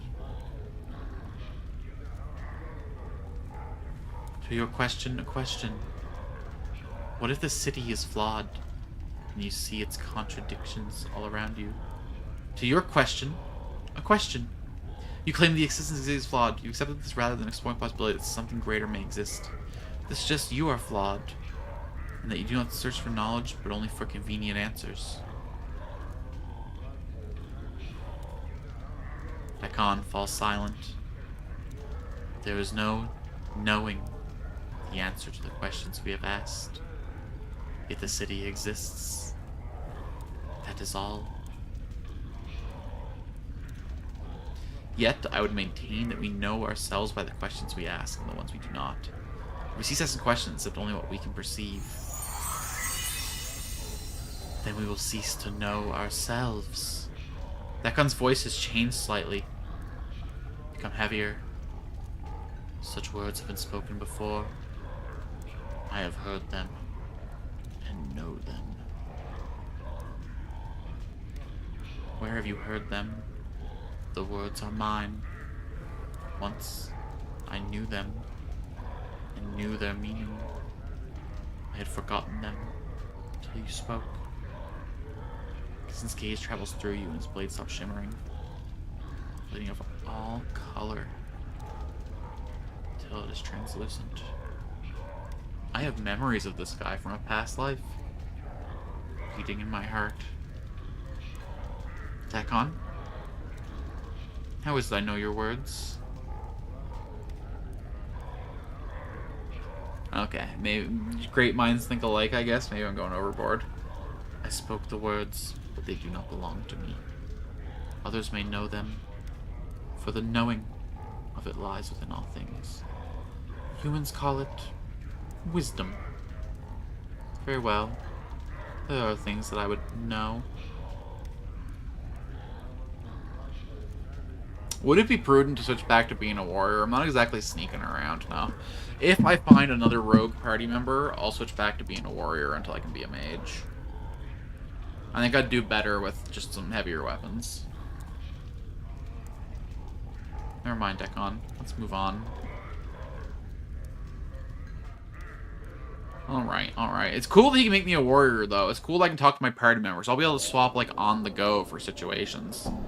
I wonder how the... Like, if I go back to warrior, am I going to go back to the level I was as a warrior, which I think was 4? It's like each class, like, leveled separately, and does it persist if you swap around a lot? Right. That'd be cool if I could, like, really just fuck around with every class. This is something I've never seen in a D&D game before, but that's neat. It's Q in this game. Amaris, what's up? You see a young woman dressed in tight leather bodice and leggings. She smells faintly of cheap perfume, and her face, though pretty, is painted with garish makeup. She smiles coyly as she sees you. Seeking some company, love? No, but I had some questions. Sigh, love. I'll stand here and answer the questions of passerby. Surely you wouldn't like a little company, hmm? Nah, I'm good. Well, how come I could fuck the harlots in the other town, but I can't fuck them here? These look like classier gents than the... Gents? What a Freudian slip. These like classier lasses than the ones in the other district. They're hanging out by the best damn pub in the city, the one where I met my boy, Drakon. Tattoo parlor? Tattoo? Okay, I just didn't explore the best district of the city. That's fucked up. Wow. Yeah, ink me up, brother. You see a Dabus, but something about it strikes you as odd. It's the same shock of white hair, the same greenish cast of skin, the same pair of goat horns. Then you suddenly realize this one's walking on the ground, not floating. For some reason, that makes you uneasy. I had some questions for you. Dabus waits. What is this place? A slow train of symbols materializes around Fell's head. The symbols take several moments to resolve, starting with simple lines, then fleshing themselves out into breathtaking colors. This is where I tattoo color, and life upon flesh and bone. Can I see what tattoos you have? Ooh. Are these like hot swappable, or do they just get like engraved right into the slots? Okay. Tattoo of the skull. A bunch of savings. I get luckier. I can save against paralysis. I get a charisma. I lose a wisdom. Fascinating. Accuracy. +1 to Thako, which is different from AC.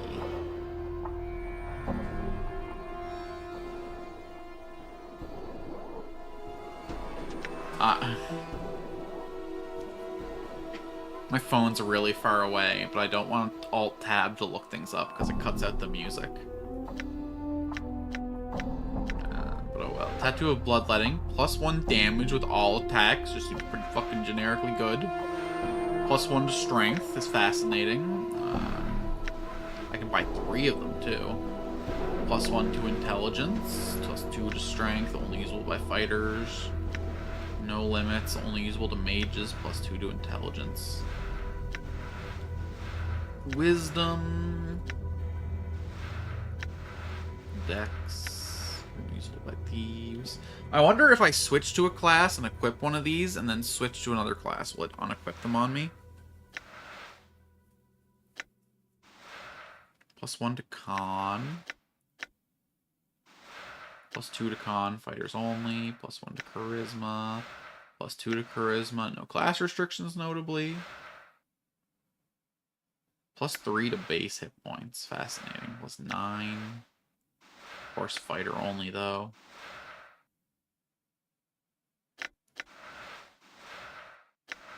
I think I gotta buy the warding tat. I think that's just a given. Really don't want to buy any of my tat. I mean, I want to buy your tat, but like... I mean tat is in like random bullshits and knickknack, but you sell tat is in. Oh my god, they're hot swappable. That's crazy. I need to find like a storage container or something. Does my new eye not do anything? I guess I got memories from it. Whoop-de-doo. I need to sell these fucking rings. I need to get rid of these tails.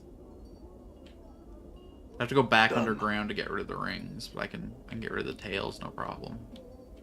The Southwest District, I think? Human skin's been stretched across these wooden frame. Skins are covered with tattoos. I mean, I guess he has to practice his art somewhere.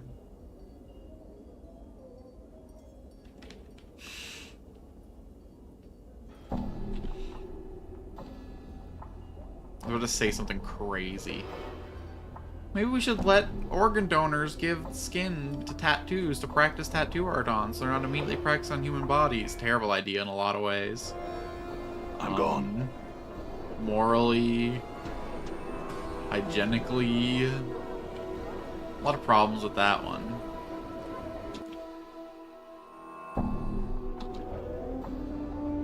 Hospitals probably need that skin a lot more. What you first took to be a door in this archway is actually a painting. Nurse may use the shadows that ring the arch. Some texturing effect with the doors, there's no substance.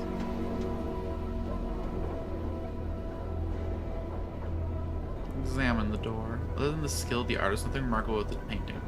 The door has been painted on a rough stone wall. You can feel the stone and mortar beneath the painted wooden texture.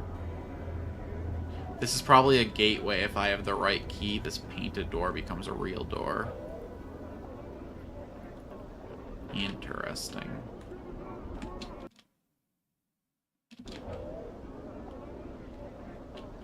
Is skin a donatable organ? There's like a lot of risk to donating organs. You'd probably just hope to like cover it and wait for the natural. But like, skin can become really damaged and burns. Like enough that it can't really heal. So surely they would like risk immunosuppressant medication to do like temporary skin grafts so the body can like start to reclaim that, right?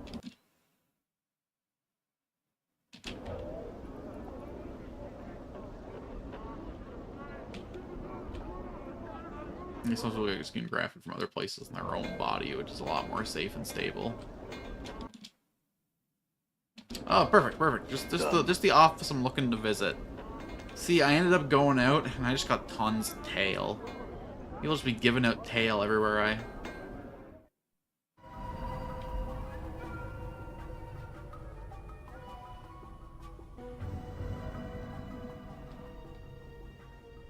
Had some questions. I have some rat tail. Let's collect a bounty.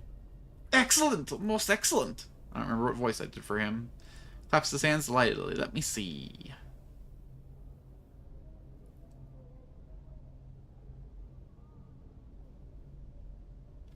Huh? Huh? He took fucking one? Done. No, bitch. What do you mean you gave me one? Turn in like a lot of rat tails. What do you mean one at a time? No, what? You can't be serious. This is a fucking joke, right? I have some rat tails. I do not want to turn in a rat tail. I do not want to hold on to them. I do not want to say another time, excuse me? They're fucking with me. You gotta be joking. I have 150 of them. I'm not sitting here and okay. This one, Planescape, Torment, turn in multiple rat tails.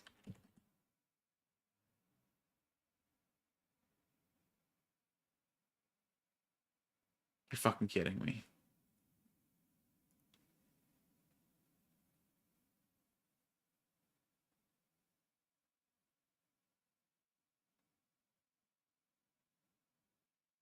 Okay.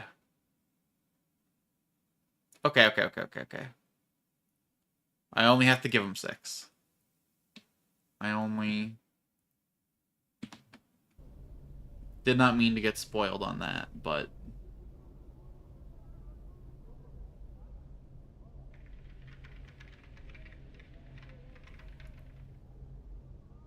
There is no way to multi-sell these. It was just made to be this tedious. I have some other questions. Rat tails. I accidentally left the conversation. Have some questions. Have some rat tails. Turn in a rat tail. Had some other questions. Apparently he has a quest after I give him 6 of these, but I'm pretty sure I've given him more than 6 of these.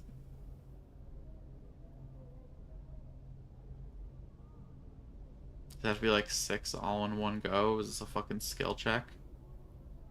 To make sure I can handle the fucking intense dialogue clicking action. Okay, hold on. 4. 1. 1. 4, 1, 1, 4, 1, 1, 4, 1.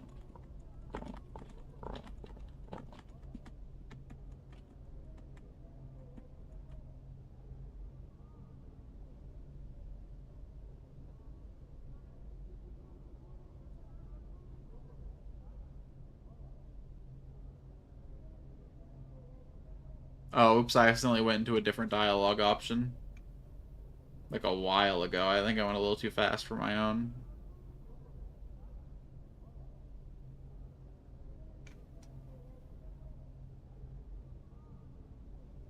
Alright, I got a little too click crazy. Wow, it's been a while since... Don't kill you. Are you in some sort of trouble? Hi, please don't kill me! Phineas shrieks and jumps startled. He looks at you as he expects someone else. I think the powers it's only you. He pauses and tries to compose himself. I'll kill you? Are you in some sort of trouble? He swallows hard and looks about. The cranian rats. It seems they had tormented a recital of my presence. However, my duties as the officer of vermin seeks control too diligently. He looks at you fleetingly. What are you talking about? Today, I found a large specimen of rat here at the very office. I captured the creature and took it downstairs into the basement to deal with it. His eyes grow wide and his breathing becomes labored. Before my very eyes, it grew into a man-sized creature and said he was sent to kill me for my crimes against the cranium rats. So what did you do? I ran for my very life. Placed the powers and made it back up here to my shop. Locked the door behind me. I'm certain the creature is trapped down there. He stares at you and his eyes begin to move along your many scars. He meets your gaze again. Slay the creature for me. I'll make it worth your while. You give me if I do? He thinks for a moment and smiles. 200 copper commons to rid this basement of the vile beast. Yeah, we'll clear this motherfucker out. Key to the basement. Updated my journal. Let's get down. Done. Here.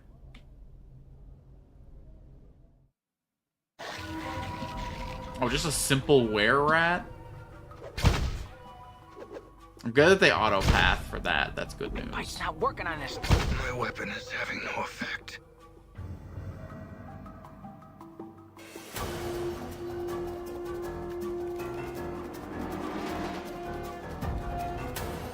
Sorry, I'm just trying to, like, assess.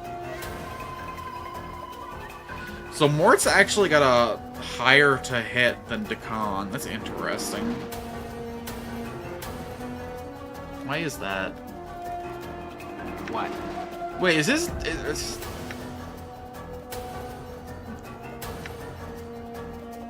Is there a hit bonus? Is their level -1?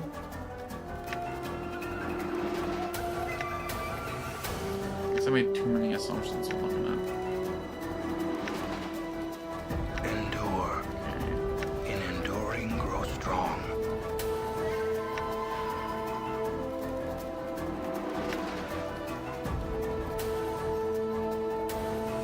After I cast this spell, I'm going to change out the spell in this slot. I'm working on this thing. Damn. Okay, Nameless One is doing damage to the rat. Mort is not doing damage to the rat. What's up, Chief? Okay. I hear your words.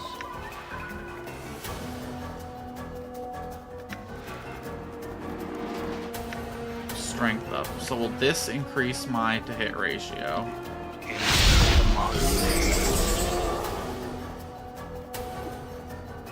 Damn. No. Damn.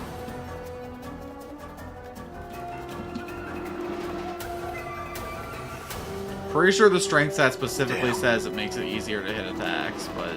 My weapon is heavy. Pike's not working on this thing. My weapon is heavy. Pike's not working on this He's thing. immune to Pike's not working on Dakan's this weapon, too? Okay, I hold will on. hear you. Dakan doesn't have to just use the sword, right?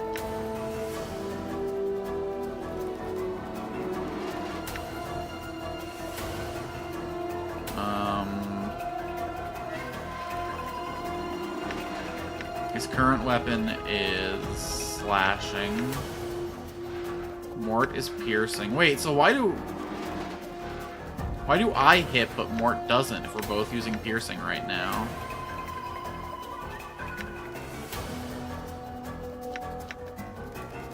Genuinely, huh?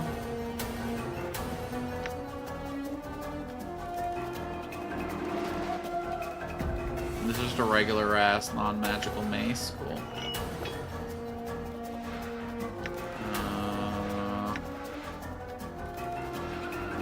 Would love to have a source of piercing. Will not risk a magical weapon to get crushing though.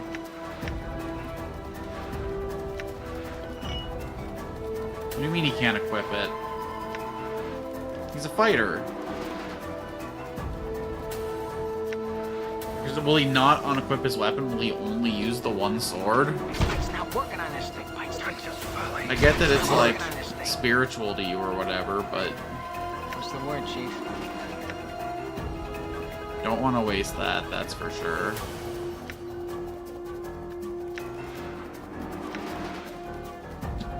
Stay in the fight, Nameless. What's up?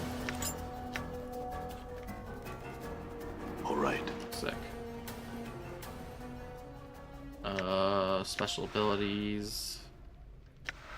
I'm gone. Sneaky, sneaky. Ooh, Junku. Charm of Infinite Recall, yo. Can I drag that onto like a specific party member? Can I be like, yo, Mort? Balance. Okay. Your will be done. All right. Alright, sick as hell. Nothing else for me to loot in this basement?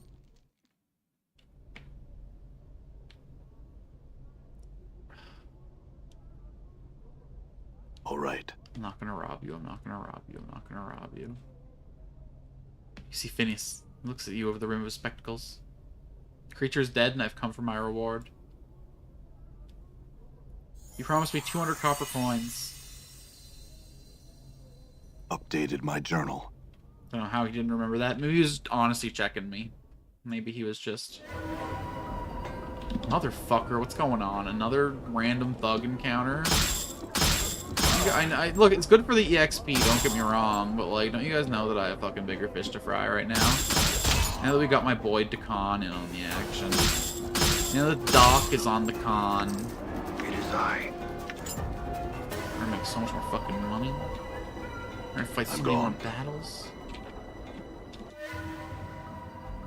Hold on. I had another quest I could do in the city. Yeah. We're gonna go see our girl, Ivane, who was on, like, the second floor, I think. I also want to go talk to Dianara again, because when I checked earlier how to revive party members, it said I should have got that ability from her. Maybe now that she, like, recognizes my, like, sweet new party of fucking... Now she knows I'm capable of forming relations again, and I'm building a team to come... I'm hurt. Ah, talk about beating a dead horse. Oh, it was that Abishai that hated me. That's funny. All If right. we could fuck him up with 3 people at a higher level, though. Yeah, like, we haven't gotten any better at hitting shit, but... Wait. If we were exactly where we wanted to be.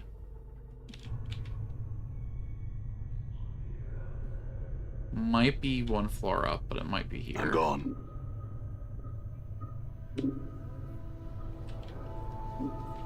Sorry. I'm pretty quick with it.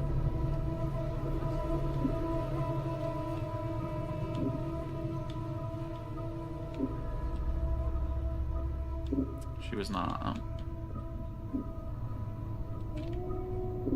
There she is. Hello. You see Ivane. She's like Gloucester talons. Through them the talons reminds you of something, but you can't quite recall what. A sewing machine? Updated my journal. Study the motion of Ivane's hands and you feel it pricking along your scalp. And then suddenly you find your vision swimming, blurring until... You are standing in front of a freshly slain corpse, rigor mortis making a mockery of its smile. Number 42 has just been stitched onto its scalp. The zombie is lying on a slab, and you've just finished stitching up its chest. You've placed something inside. So that may prove useful to you. If you come this way again. Keep these things safe away from my return. The memories of your voice as an echo, strange and hollow to your ears. You cross your arms in front of your chest, and to your surprise, the corpse does too. After a moment, its hands fall back to its side, and as it does, the vision fades. You are watching Ive's hands make their stitching motion once more. You've regained a memory. Memories give you additional experience points, skills, and may even lead to you gaining something else of value later on. Ooh.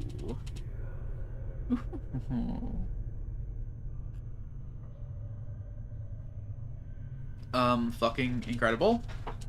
This one seems to lead to a further quest, because it told me to... There's something that I left. One of my past selves left something inside a corpse labeled 42. So maybe one of these zombies is 42? Hey, girl. Them zombies. Find friends zombies we bring here. Give it the thread and Updated my fluid. journal. Without missing a beat, Ivan snaps the thread from your hands and hooks around one of her talons. Yeah, sorry it took like 2 days or whatever. Then begins sewing up the corpse's chest. She takes the embalming fluid and begins to apply a layer to the corpse. Within minutes, she's finished. She clicks her talons and turns to face you. To her surprise, she extends her hand and drags her talons along your arms and chest.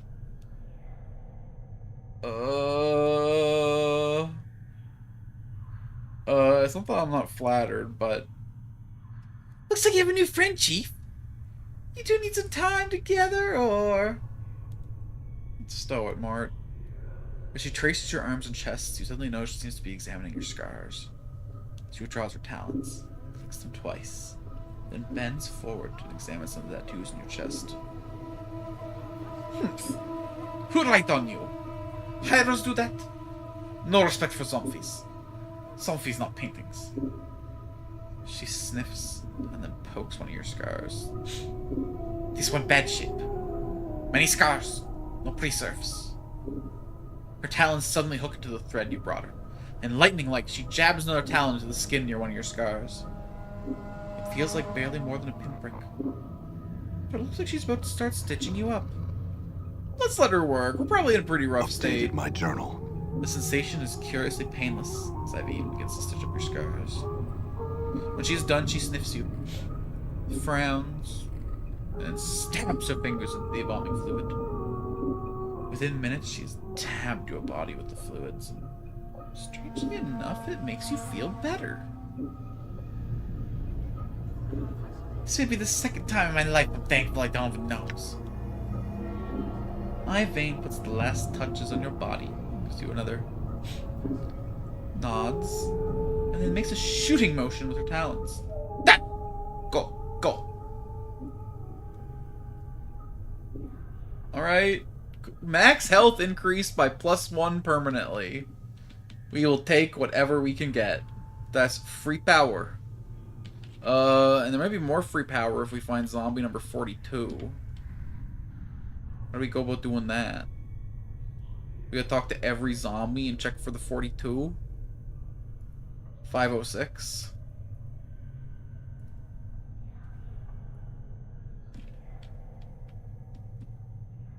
$257. What if it was one of the zombies I killed? Would I be able to, like, loot the body again with my new knowledge? 1664. Heavyset man in his early years. Judged by just why he died only recently. Serving as a librarian. What kind of books you got, homie? Ledgers, boo. Oh, a loose page folded between two of the books. Suddenly struck with the feeling that someone tucked it there to hide it. Oh, we're gonna be plucking that page. Doesn't look like it belongs to the ledger. It looks like it belongs in a logbook. The tear is clean, as if with a knife. So you suspect the page was in fact removed on purpose. Let's give it a read through. Take a moment to read through the page. This is dead bodies brought to the mortuary and logged in the receiving room. All the entries appear to be recent arrivals.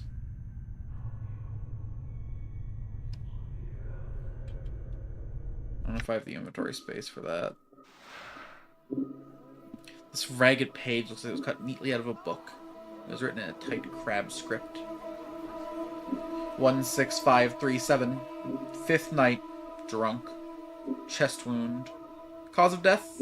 Mauling or Abishai. Collector pox. 3 commons paid. No possessions. 16538.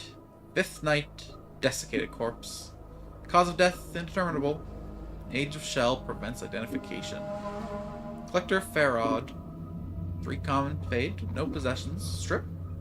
Knife marks evident from dissection. 16539. Fifth night. Scarred shell. Cause of death indeterminable.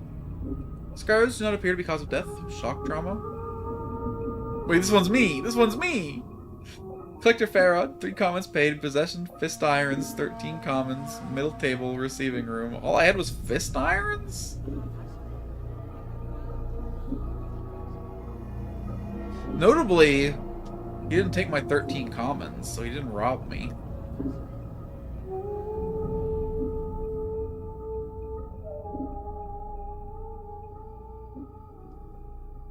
Fifth night. Desiccated corpse number 2, 16540. Cause of death indeterminable. Age of shell prevents identification. Farod, 3 commons paid. Possessions. Yeah, no, this is the only one from Farod that isn't too old. This one is from the tomb. This one is from the tomb. This one is not from the tomb.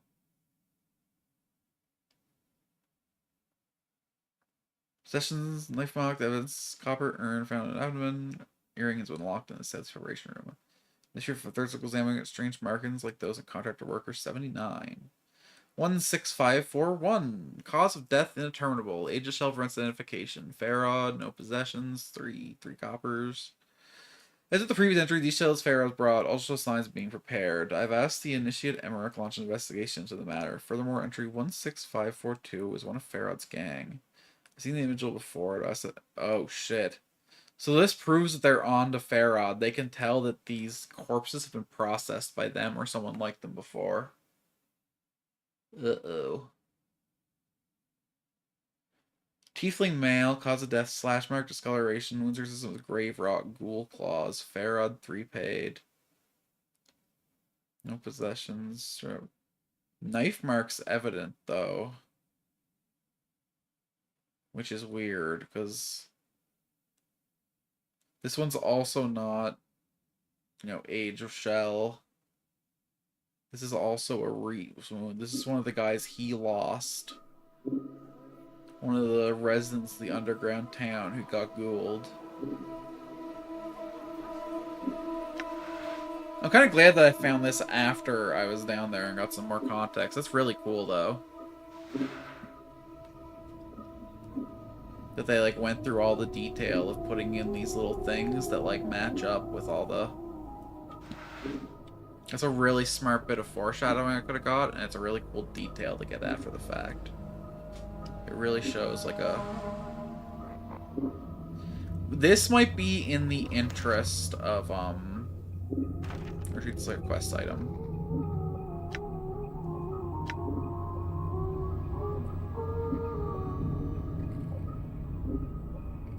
I need to find somewhere else to fucking get rid of these rat tails. It's psychotic that they expect me to do it one at a time. I could probably get into a better rhythm of 4, 1, 1, 4, 1, 1, 4, 1, 1, 4, 1, 1, but...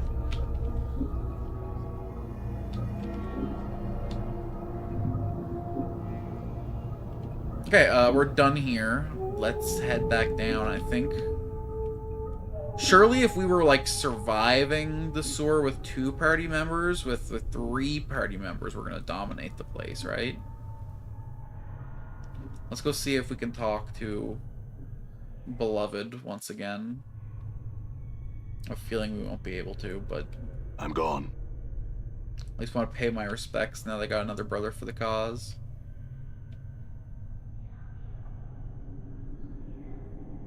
Dearest departed. My love, you have returned to me. Can it be that your memories have returned? No, I had some other questions for you.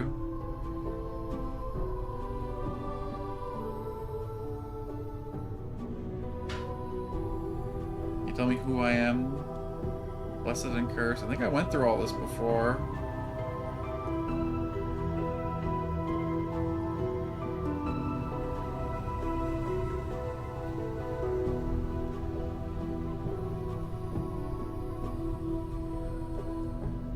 Wait, what?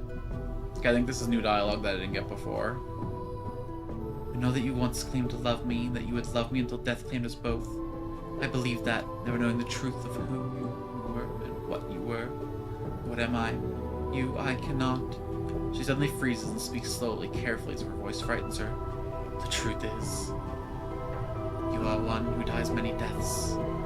These deaths give the knowings of all things mortal. In your hands lies the sparks of life and death. Those that die near you carry a trace of themselves that you can bring forth. As Dianara speaks the words, a crawling sensation wells up in the back of your skull. You suddenly feel compelled to look at your hands. As you lift it up and look at it, you can see the blood coursing sluggishly through your arms, pouring into your muscles, and in turn, strength to your bones. You really got to be careful not to miss a single dialogue option in this game. Holy. Literally, like, every single option in every single conversation that's fucking missable by, like... I mean, you can go back. You can loop back, luckily, but... It's really easy to, like, close out options. And it seems like every option could potentially bestow upon you a skill or a bonus. This is crazy. So you have to be looking, see the blood course source through your arms, your muscle, and turn to strength. Updated my journal. Then I was right. You suddenly remember how to coax the dimmest spark of life from a body and bring it forth. The thought both horrifies and intrigues you. You remember how to raise others from the dead. To access this ability, the special abilities button in the quick menu. You can only use this party members that have died in your presence. It will not work on anyone who does not travel with you. And it will not work party members removed from your party while they are dead. Sweet! I don't have to be so precious with my friends' lives in combat anymore. I had other questions. I actually don't. I shall wait for you in I'm Death's sorry. I Halls, was my pretty love. thorough last time, I think, but you know what? I was wrong though, so maybe I get 3 a day. Look, at the end of the day, friends were always expendable. gone. It was just there's like a time and a place, you know. Done. I couldn't do it while just exploring. If I was gonna sack someone, it had to be like for something, you know.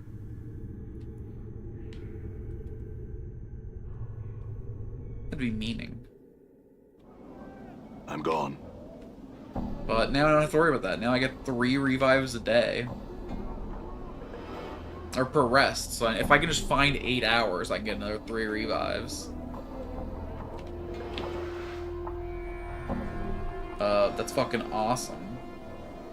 Okay, we're definitely ready to conquer those sewers now. If I can actually risk my boys, no offense. That's great. I had another quest here, or like, maybe there was a shop I wanted to visit. It was on that map, I think, though, with the guy who hates me. Oh, the mausoleum, too. But there was traps there that were fucking me up. I don't know if I want to go down there without, like, a dedicated trap-finding rogue.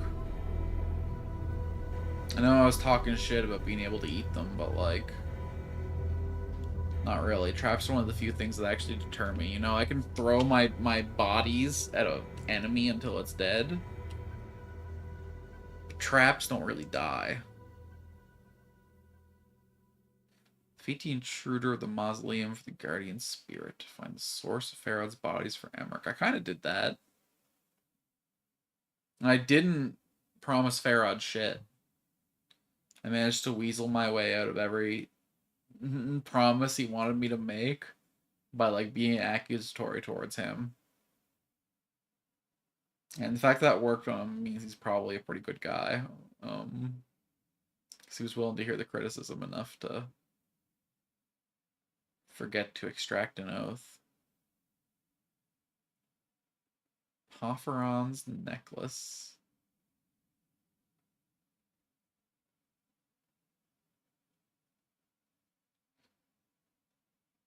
Wait, were those thugs in the bars the one that stole that poor fuck's necklace? Oh, god damn it. Fork. I don't even know where to begin with that one. Okay, we got a lot of stuff we can do in town. I think I want to set up to re-challenge the sewers at the start of the next stream, so let's get as much town stuff done as possible. We gotta apply this city for all it's worth. We gotta pick through the rags of this town and find all the riches, you know? We haven't even stepped into this open tomb yet. Like, what are we thinking? There could be 4 party members in here for all I fucking know. Sarcophagus appears to have been here for centuries. There's no lid, but the exterior seems to be made of solid stone. All right. The brazier has long since run dry of oil. The ashes remain at the bottom. Brazier has long since run dry of oil. Only no ashes. Okay, well, most boring tomb of all time. Are you fucking kidding me? What do you get from this? We're 3 guys. You're just a dude. You see that? What was the plan, man? I'm gone. Thanks for your fucking donation to our war fund or whatever. We have to fucking carry Good as this done. shit till we get back to the goddamn sewers, man. You're actually inconveniencing us. I'm gone. I have to, like, do inventory management. I have to do so much, because, like... Can other characters, other than the nameless one, talk to and sell to people? Because otherwise, I have to have all these in my inventory to sell. And look how many this motherfucker's carrying. This inventory system's a little. Okay. I can equip the bandages. There's probably more items here that I could equip, but really like to like identify them before I fucking put them on. Which I have a scroll that can do that, but this one's time sensitive, so I have to be careful if I do that. Yeah, Charm of Infinite Recall, not a scroll. If it was a scroll, I could learn it. But I didn't see an option to do it with lore skill. Endure. In enduring, grow strong. When I click on one of those items, Scroll or spell? Maybe if I'm lucky, the lore skill will just like auto handle it.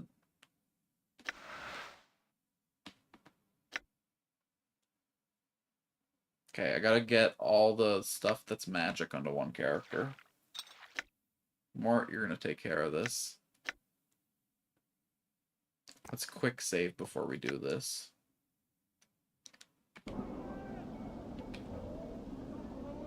What?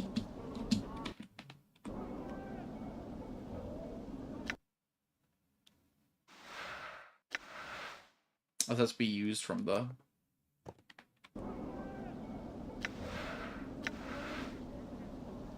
What's up, Chief? What's the word, Chief? He can't do it.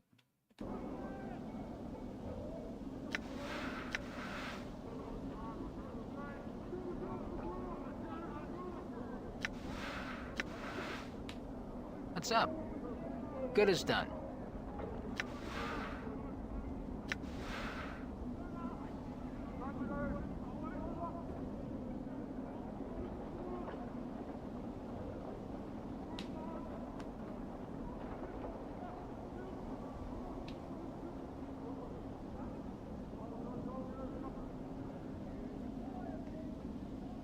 Quick item menu on the world screen. Yeah? Mort Good wants as to be... done. Okay, hold on. Mort wants to be able to do it, okay. Then you send all your rings to Mort. Or was it because I was in Huh? pause? Hold on.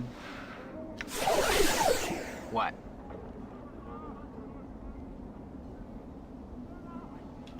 Okay. Fucking... Send it all to the Gith.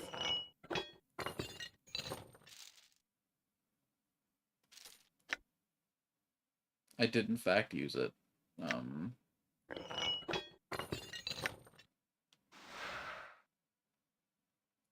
Botzu Mace, Enchanted Hammer, Quince Poison Charm, and Merc. Invokes Black Sphere. So it's some kind of spell. 3 to 9 crushing damage mace with Thaco of +1. Okay, to hit armor class 0. So I'm guessing that means that's like a +1 to my attack. That's my... It gives me a bonus towards hitting someone with 0 armor class. Okay.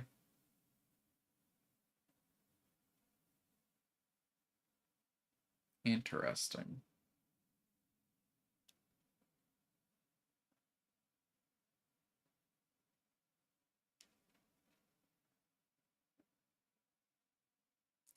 So that's why it's because it would normally be a 2 to 8 weapon, but it's got the +1 bonus. Maybe, I don't fucking know. I don't fucking know. I'm gonna look up to hit armor class 0. I've read it before.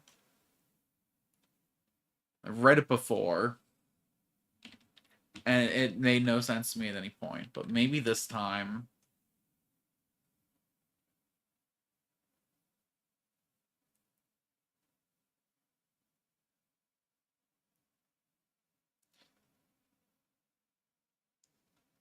From Reddit. Everything has an armor class. You want this to be low. Thaco means to hit armor class 0. Something is 0 AC. You have to roll above your Thaco. If they have an AC of, say, 6, you have to roll your Thaco -6. Say your Thaco is 18. You would have to roll above a 12 to hit something with an AC of 6. What? Okay. Why? That adds so many layers of calculation. Why would you do that? That's just like arbitrarily making your math game like a little more...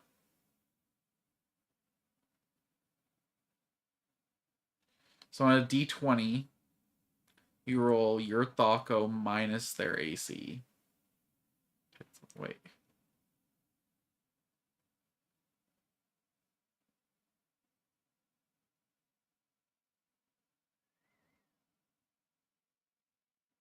So if they had an AC of 0 and you had Thaco of 18,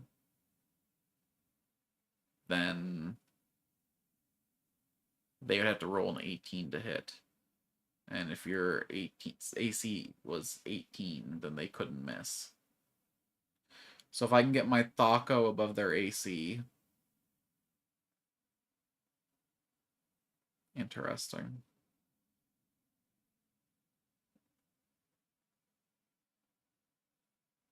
Thank you, Captain Quantum. I guess that makes sense. That's just an extra layer of calculation, though. The AC system's great. You have to hit this number. The higher it is, the better. You hit it, boom. Nailed the target. Nice, simple, direct. It can be like abstracted to mean a lot of things. It could be like a lucky dodge. It could be a skillful maneuver. It could be the tanking it with the armor. Just a nice, clean, easy. This extra layer is something. Okay. I get back to all my various windows. Hold on, while I'm already tabbed. All right.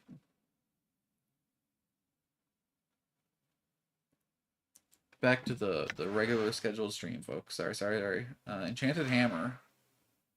None of this seems cursed, which is great. So Thaco +1, Enchanted +1. Why are those separate? Is one of those is the Enchanted one like no damage? Hammer bears a wounding element and is much lighter than a normal hammer, allowing it to be swung faster and do more damage in combat. Any history or legends concerned with this hammer have been eclipsed by other more famous weapons like Via Magica. Unless it carries itself in a quiet dignity. Oh, the speed stat. I looked this one up. And it's not like an abstraction added to the real time with pause CRPG. It's not like weapon speed. There's no like weapon DPS status in.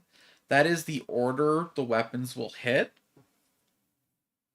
if you both land a blow against each other and one would kill the other. That determines if they take damage back. So if I had a dagger and I was attacking a Yugolith and the Yugolith was attacking me at the same time, my dagger with its 2 speed compared to his club with the 7 speed would attack first. So if I do enough damage with the dagger, then I don't take his damage. But if I have the hammer and he has the dagger, then when I kill him with that very same attack, he sneaks in a shot at the same time and I take the damage. So it's kind of a tank stat built into faster weapons. Which, of course, in this system seems to mean the lower number. So this is a pretty slow weapon, but it seems to hit real hard and have a bonus to hit, so it can't be discounted out of hand. Too bad none of my characters can use either of these cool enchanted weapons. Because he uses his damn teeth. And he's got his weeaboo blade. Mental discipline. Could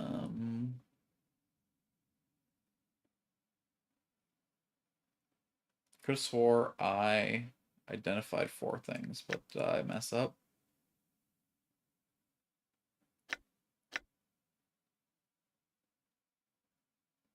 Ace, bronze ring, where's Skull Person hat? Oh, the Merc. The Merc and the Poison Charm.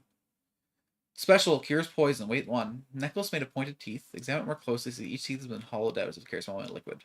It is Quint's Poison Charm. When it uses the ability to cure various types of poisons. Okay, bet. Bet. Put that up here. Mort can be our weird little item cleric. He mostly just bites into things. He has pretty good damage. I think clerics are good at melee, but he's got my little paladin. He's my paladin, the Snark. He's always got to say the worst thing in every situation. That's his paladin oath.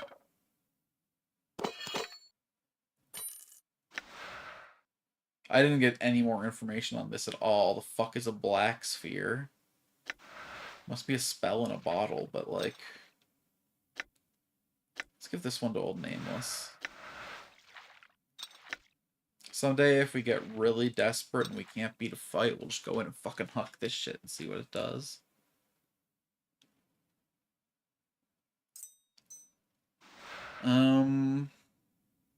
I want to try giving this to Farod. This seems like in his interests to know this information, to know that they have this mounting suspicion. He might want to change how he's doing his operation. I have so many fucking keys. Oh, why do I still have this, though? Aren't these supposed to dissolve when they're no longer of use to me? I want to drop this one. Yeah, everyone's AC. Man, my guys are like fucking tight. I'm lagging behind a little bit.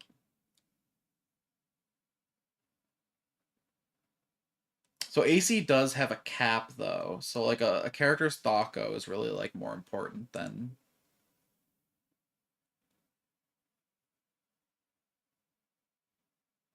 Or I guess just like a character with a high enough Thaco can dominate. I wonder if it caps at 18. It feels like it's OP if it goes to... I'm gone. 20s, but... squad, come on. I'm gone. Why are we not running? I've auto run turned on. You guys tired or something? What the hell happened? Gameplay. Always run. When in the world did that get turned off? You trying to make me know the moment, know the town by slowing me down, forcing me to look around?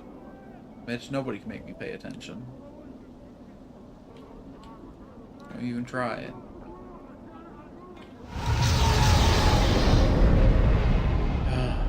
This will be a trial run. This will be a trial run before we go to like the real sewers. We gotta see if we can handle this place at the very least. Surely with more bodies to tank the traps, now that we know we can rest, we're equipped for a large variety of situations.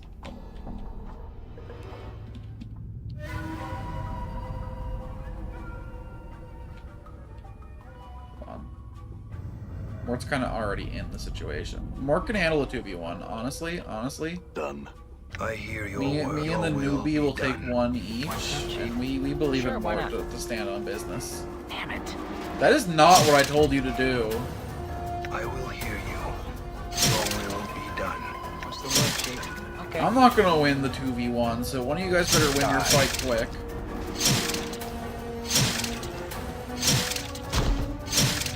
Oh, they're probably strong against this damage type, huh? You want to do crushing damage against skeletons. Die. Balance in all. Your will be done. What's up? Damn, dude, the Gith didn't take any damage. Fuck that boy up. We got levels on him, and he's outperforming us in every way. Embarrassing, boys. Embarrassing. I guess he is like a noble warrior Yeah. Sure, why not? who fought in the fight in Gone. a realm without time. Or even matter. There's like, I don't know why you'd fight in a universe where you can just fucking make shit up with your mind. Seems like you can kind of just have whatever you need.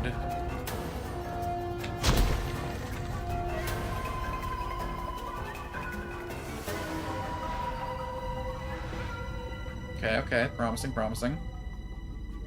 Nameless, you just stay way at the back and, like, think about what it'd be like if you could be helpful. I realize now that you're the philosopher of the team, you exist to drag these guys into danger and, like, ask questions like, what if sin is actually morality? And, They handle all the actual like fight and stuff. They actually like, you know, can take hits. Well, actually, they can dodge all damage, really. All right. You just kind of eat it. Huh? It is I. Oh, this skeleton's cooked. This skeleton's so cooked. Mind you, they're forced to do piercing and slashing. I gotta come in and do some crushing damage to this thing. The Quran sings true. I mean, it's not like it's like a problem if I die. I just get better. It's just a little walk from the mortuary. Although kiting it seems to be very effective right now. I'm hurt. No. Endure. This would actually be a great target for Villukar's Eye. Two skies. Damn it. Oh, I got unlucky there. And nary a box to loot. I'm gone. Where would the intruder lie? This is a map transition of some kind. It seems to go to somewhere on the same map, though, if I had to guess. This is like a traversal. Let's go over here. Let's explore manual, like. All right. Okay, hold on. Done. We probably can't rest I in here, hear your though. words. I want to change this guy's spells up a little tiny bit, which I would do in this menu.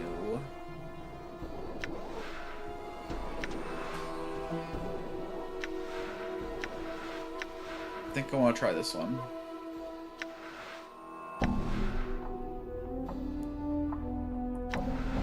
AC plus 2, yeah, this is... Okay, so now that we understand these mechanics work, -4 penalty to its attack rolls, and a +4 penalty to the target's AC. So yeah, this is an 8-point swing. This is very strong. I can't believe I got hit there. I think 20s might always be hits and 1s might always be misses, to always include like a 5% swing, no matter how strong you buff your shit, but I'm not positive.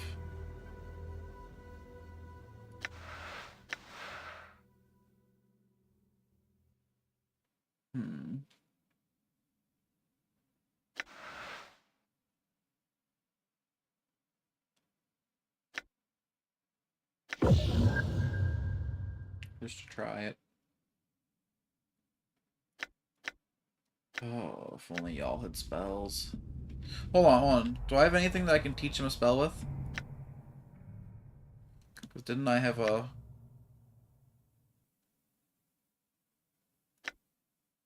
Oh no, it was in a shop. It was in a shop. I didn't buy it.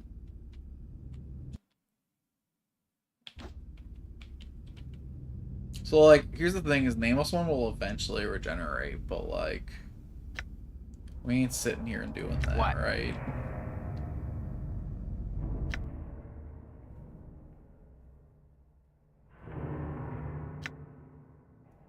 I guess I could, like, order food and go for a walk to get food while he heals. I'm getting pretty hungry.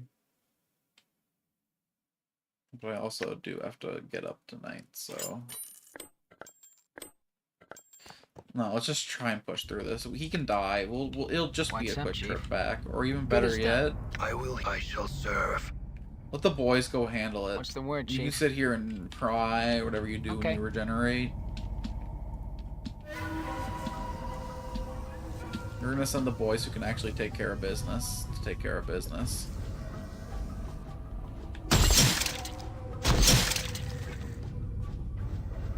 What's up? Probably should have had Mort be the one who was getting flanked and taking hits, although...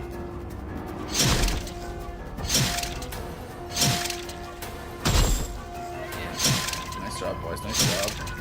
Maybe let's focus damage. Sure, why not? Good job, good job. Missed the fair cost us a little bit. See you, Dad? Huh? Good as Alright, done. boys. Good work.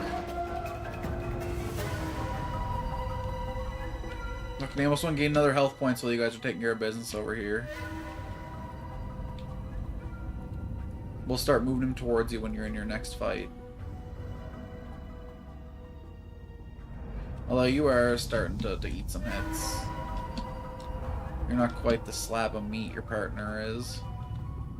What? You grab this guy. Balance in Grab all this one. things. Just because there's less risk of Done. yeah, this guy's gonna get caught in a pincer attack. It is I. Well, this guy handles his little 1v1 back here. Damn it. Well, the skeleton did seem to go right past this guy and go to try and get involved with. Endure. In enduring, grow strong. All right. No, you stay back. You like I'm gone. definitively. What's up, Chief? Okay. You're not qualified to be here. We got seasoned veterans of the campaign trail. You are a mewling newborn child. Nary days into this world.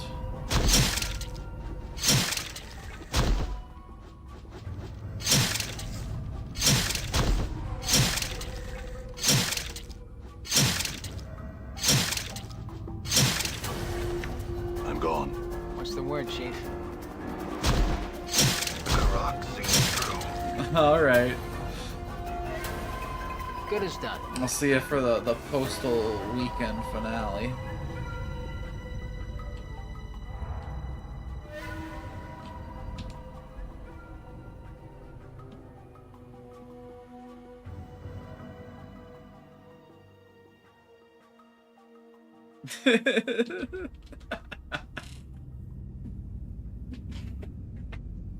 Wow.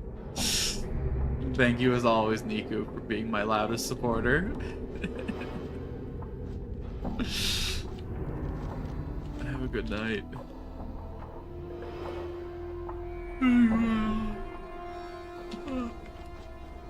I should probably be doing the same, but I wanna be ready to face the sewers with my new party. Done. Looks like you're gonna have to pick up the boy in a sec. Or Dakon. Mort, I believe in you, bud. I'm gone.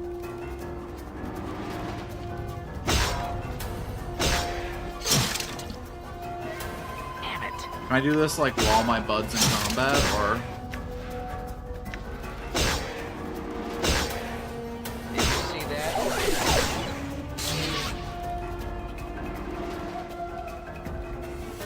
Huh?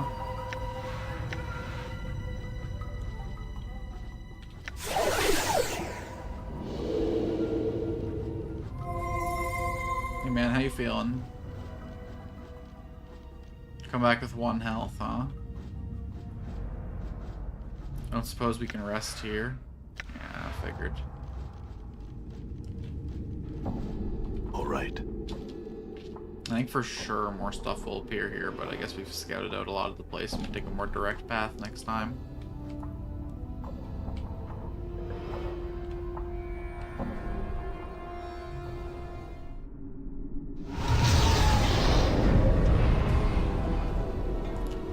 Probably can't just rest on the street either, yeah, okay. Done. Let's head to the inn then.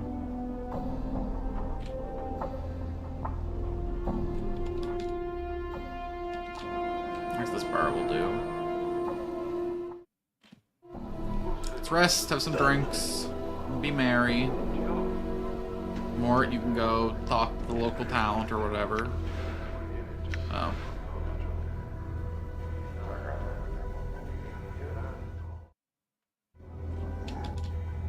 I see. All right. We have to go to the damn mortuary to rest? Like, what are our options here? Sit upon the slab.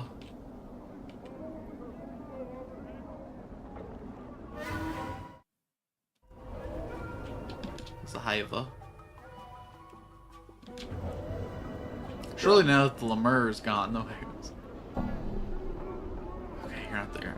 He's not on this map, but we eventually gotta take out the Abishai that hates me. All I try to do is have a conversation, man.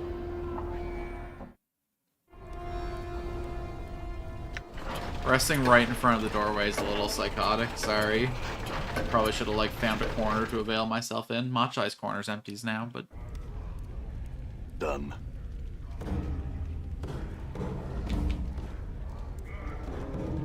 I don't really want to be like pinned in a corner with you. Maybe I just hang out with the barman, buy rounds at the stool, and tell you about what crazy shit we've been dealing with lately.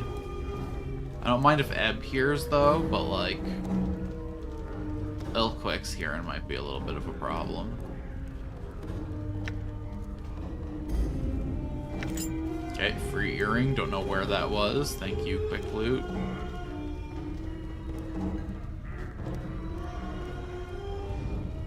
These could be like a quest item. Some motherfucker might have dropped them here. I don't put it past this game. Already lost into the mess of other. Crew Circle looks like the victim of an eager lover or something that enjoys eating metal, for it's bent to one side and bears teeth marks. Okay, they all say the same thing. Damn, a lot of people gnawing on there. Making sure it's real copper. Am I allowed back here? Quick save and find out.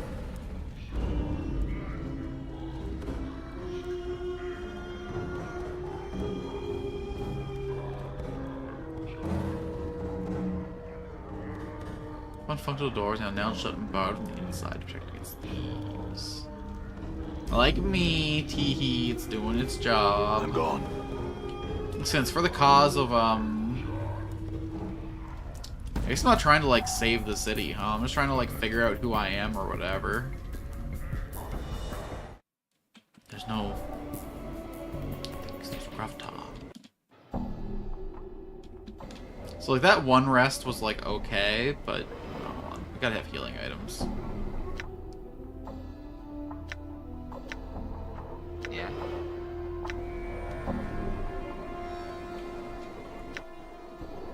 We got this, but like painful. Healing's what it's for, but I'd rather it be like a big moment in combat, you know?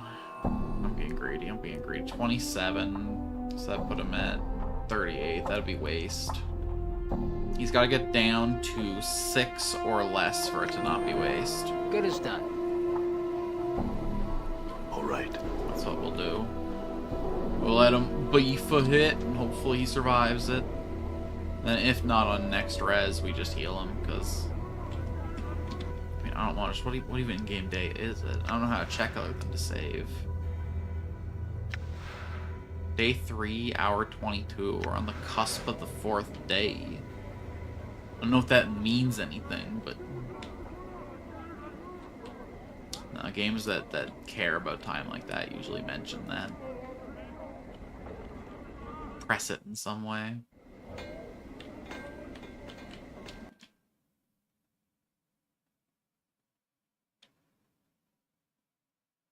Okay. I'm gone. We're safe on this map.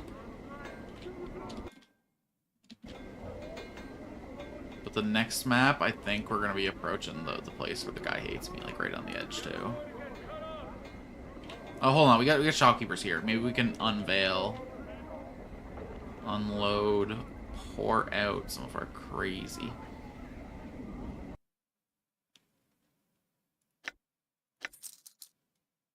Really?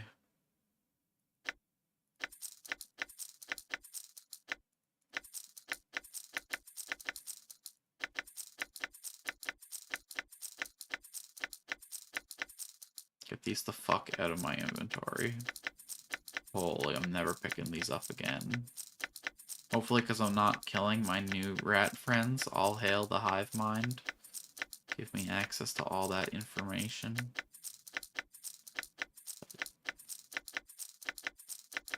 I want to wear like a backpack of cranium rats. Give me a fucking brain boost. Let me join the collective, at least for a while. Do not strip of me my individuality. Instead, become unlike me.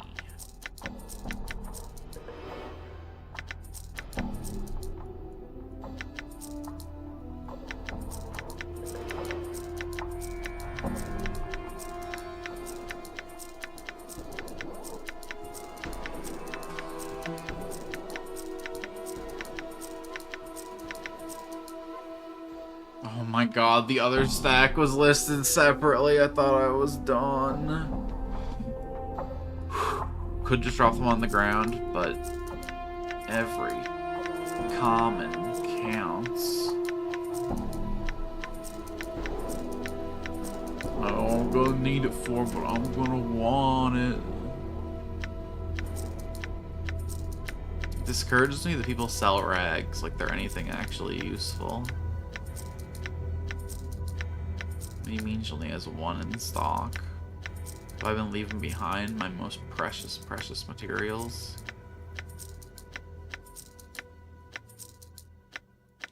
You really can't buy anything else from me, huh? Other than my valuable, powerful charms, of course. My mistake. Probably gotta be using my charms. I always, like, hold charms and shit with the mindset that, like... But maybe there'll be content in the future that I can't clear without using the charm. Then I won't use it in situations I can't clear without using the charm. Because, like, it's not, like, late enough yet. But, like, when is it late enough? This is good to have, but I don't need all this. I don't need 8 of them. This is for when I want to, like, really get something from a shopkeeper or something, right? The minus charisma is kind of funny, because it's like, you take the dit, and it, like, enforces cutting off your ability to converse. And it's not an option once you equip this. Take it if you want to make it. So really only that guy down there buys our jewelry, huh? Alright. We plan to go back there anyway, but like, damn, what else can I do?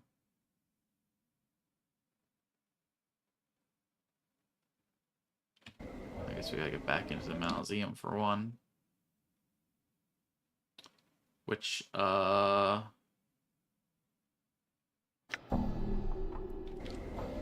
in this one, but... Done.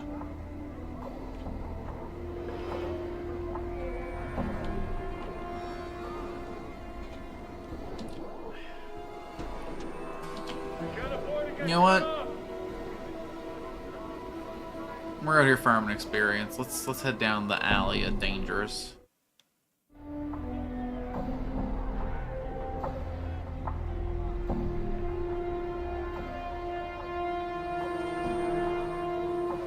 I already paid for it. Here's a shots Ramon, makes a hand sign and shakes his head at you. No, you have it. Best one you'll get. 10 coins of the cold earth.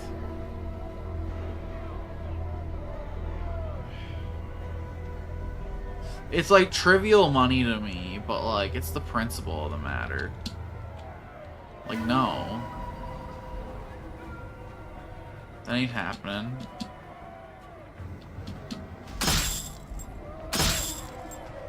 Yeah, hit the guy who regenerates. We love it. Ooh, I'm seeing loot drop in.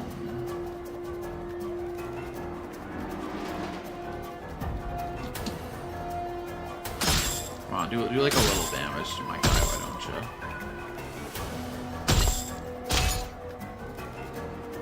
Not fair enough. I'm gone. I know you guys are like early game enemies, but it still felt good.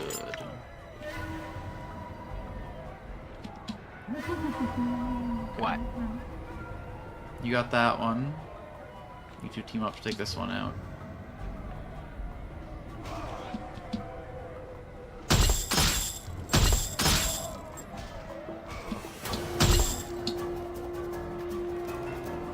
What's up, Chief? I'm just fine. There we go. I'm hurt.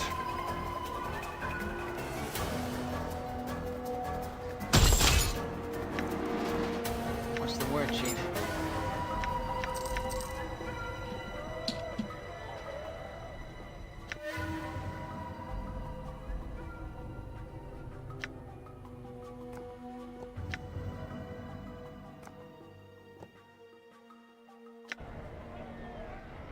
I guess I could use the big heal on him. Here. I hear your words. What's up? No, I definitely want to save this, run him in the sewers. Or run him in the catacombs, rather. I'm gone.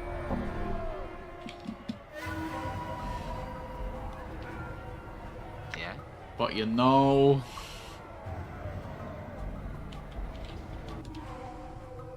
I picked a rough neighborhood to take a shortcut through, huh?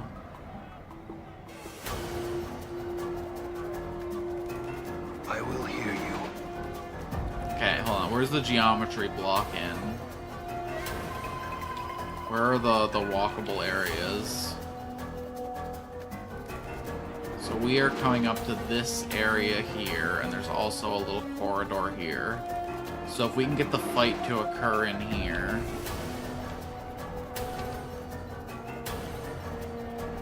Okay. Balance in all things. Your path is mine. Let's go like... Sure, why not? I'm going. this. What? Sure, why not? And let's go fight him. What's up, Chief? Leon's is the worst character to be on his own like this. Good as done. I'm gone. It is I. Your path You is cycle mine. in here. And then you take this guy. Fuck. Endure. Your will be done. I get select the wrong character for that one. What's the word? Good as done. Okay, nice hit, Nameless. Nice hit. You know, Nameless is kind of quickly becoming like something of a name. Another trip to the mortuary. Oh, feel all stiff. There we go, guys. Nice opportunity for a rest. Really? Not this has gotta be like the place that I'm most familiar with. This has gotta be the place that's like most like, what do you mean I can't? I guess if I hang out for 8 hours, the mortuary people are gonna have questions, huh? But Done.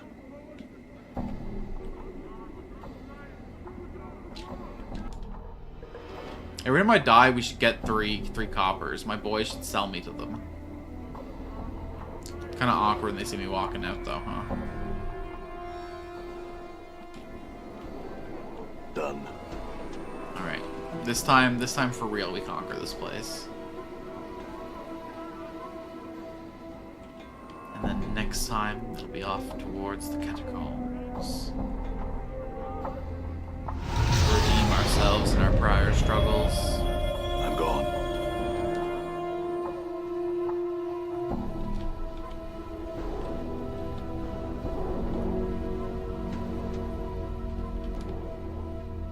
I could have taken a much more direct path. I do want to see if stuff actually respawns, though, if I'm just being paranoid.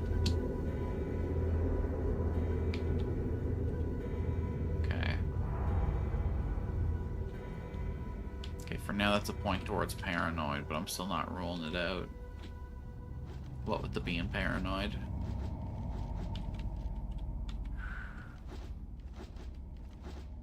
Okay, there's loot from a battle long past fought.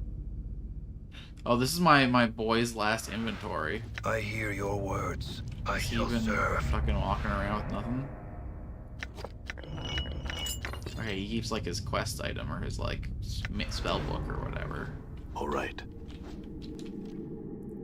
Oh, if I turn into a mage, am I gonna lose an inventory slot to a spell book?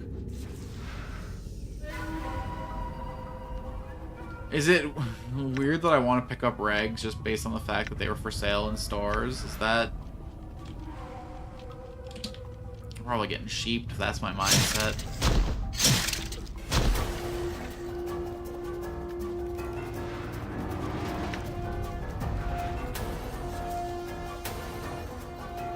Elicited. Damn. Did you see that? Damn it. Rock sings true.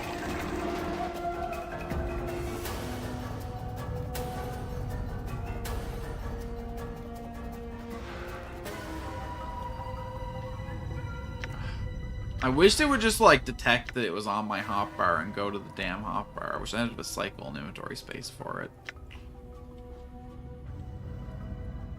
I guess I should probably put some bandages on this boy now. He's a bandage deserving and bandage using member of the team. I guess Nameless is cool because he gets all the benefit of being both alive and undead. Mort just has the undead stuff. I'm interested to see if there's other like categories of characters with different effects like that. We're gonna get like a construct. This setting seems like it allows for like a huge variety in tech levels, no? Being a planeswalking concept. Did you see that?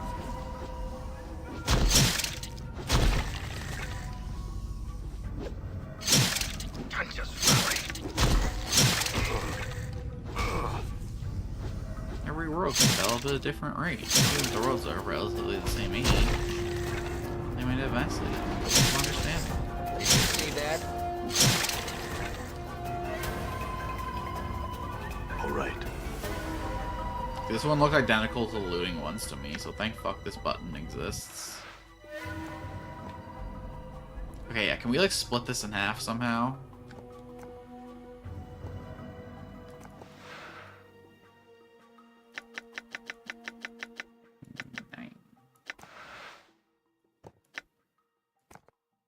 There you go, bud.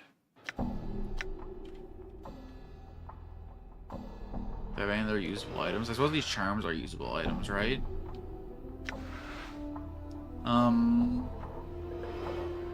Okay, this is the character that I'm gonna use as like a spellcaster to do stuff like that, so he should also carry these items. For when he doesn't have the spells, he can still serve the same function. If I just get used to doing everything on Nameless, then like...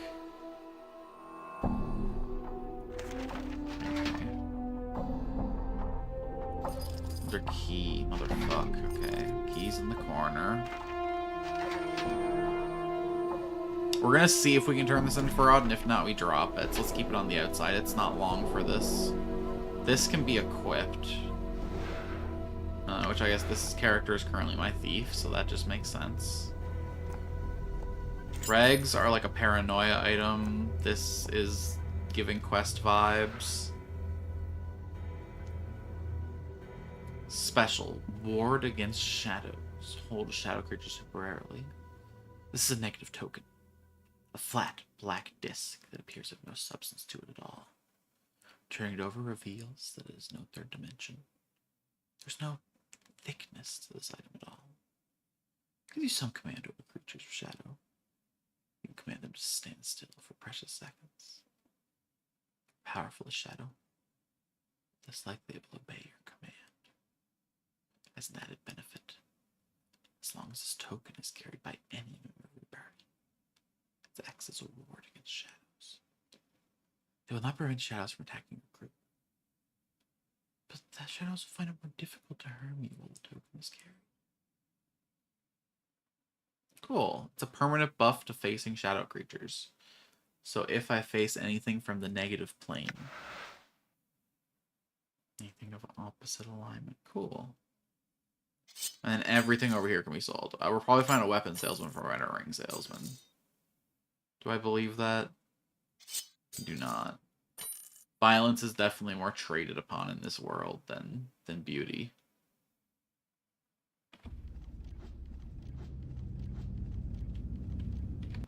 Whatever. Where have I not been though, dog? I guess this corner connected to here, but I don't really know what this corner connects to, so you know what?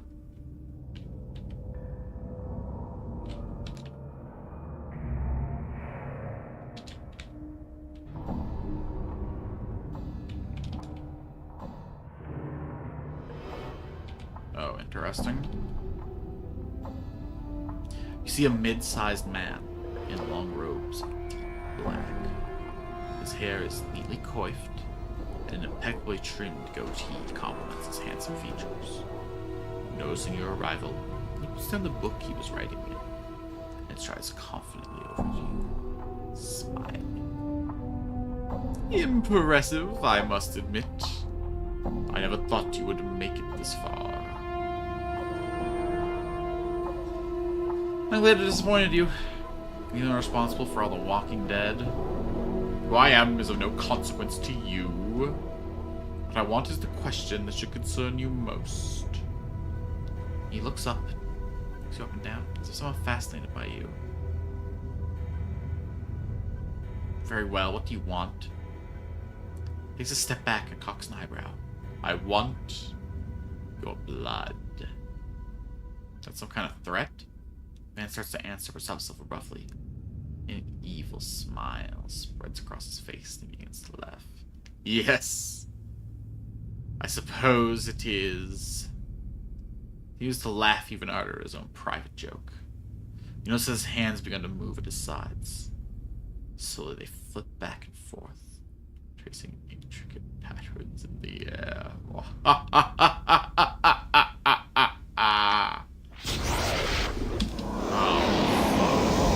Oh, interesting. Is he summoning shadows? Yeah. Mark, buddy, you fight this thing. I will hear you. Khan, you fight this. I'm gonna back off. Don't forget to take those targets out quick. I don't know if we should pile the Necromancer or if we need to focus on the More exchange targets immediately. Can you... What? Could have swore I equipped items on you.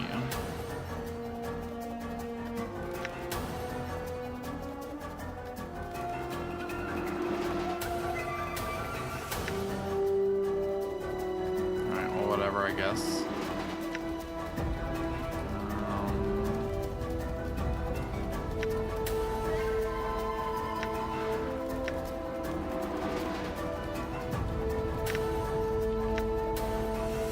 What did Merc do?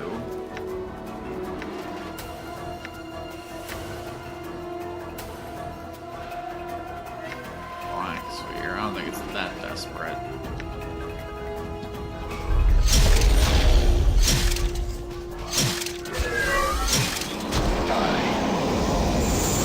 Jesus, man. Chill for a sec. Did he get teleported over here or something? Or did he chase? Or... So you know what, Dokkan? Oh, he got feared or something, did he?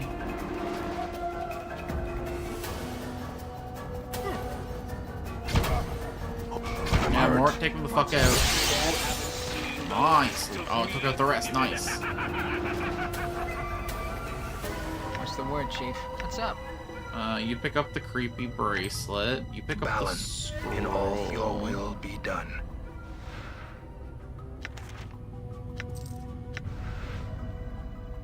Oh, the quick loot. I have to interact with that like that. Okay. It's probably, it needs to be identified, right? Scroll of Ice Knife. Copy spell. Daggers of ice can be conjured. Not only strike the intended target, but spread cold as ice and water. Spell fires a magical ice dagger at a target. Customer successfully hit with his normal missile attack roll. Successful hit causes 2 to 8 points of damage per dagger. When the ice knife strikes a solid object or a creature, the knife shatters, releasing a wave of numbing cold. All creatures within a 5 radius must make a successful saving throw versus paralyzation, or suffer 1 to 4 points of cold damage and have a -2 penalty to their attack rolls. How many of these do I get?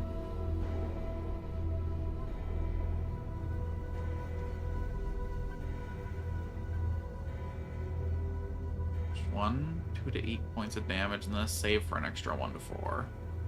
So I can do like up to 12 damage and reduce their attack. That's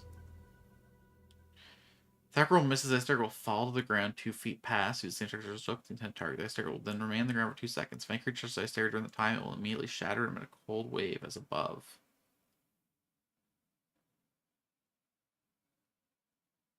If not, then after the elapsed time, it will melt away. Finally, the caster deals 1 additional ice damage for 2 levels after the 3rd level for a maximum of 5 ice daggers. So this scales 2 at 3, 3 at 5, 4 at 7. At 9, we get the maximum of 5. And they can be targeted. Cool. So this should already be 2 daggers. That can do up to 12 damage, up to 4 times. They get the knife, and then they also pop if someone walks into them after. If the enemy swings at you and fucking misses. That's so cool. That's so much, like, value and so much, like, interplay built into one little spell. There's so many different things that can happen within that.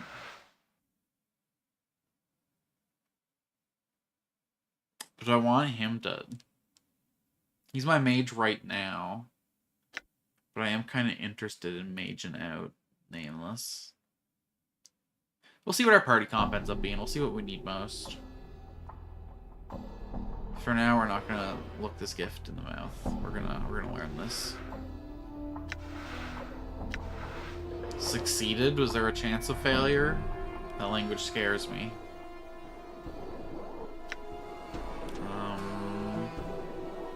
I haven't tried this yet.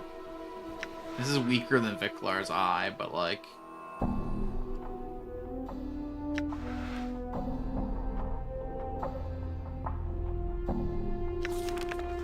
Oh, interesting.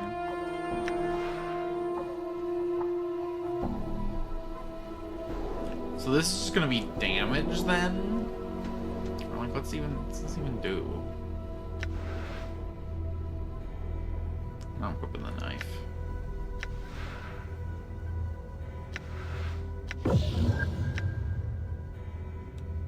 Probably can't rest in here. That might not have been prudent timing, but... Generic human skull, not stock with smart practices as well. Hold on. How do I know this is not his fucking phylactery or whatever? He claimed he was gonna come back. He was fucking with the dead. Ooh.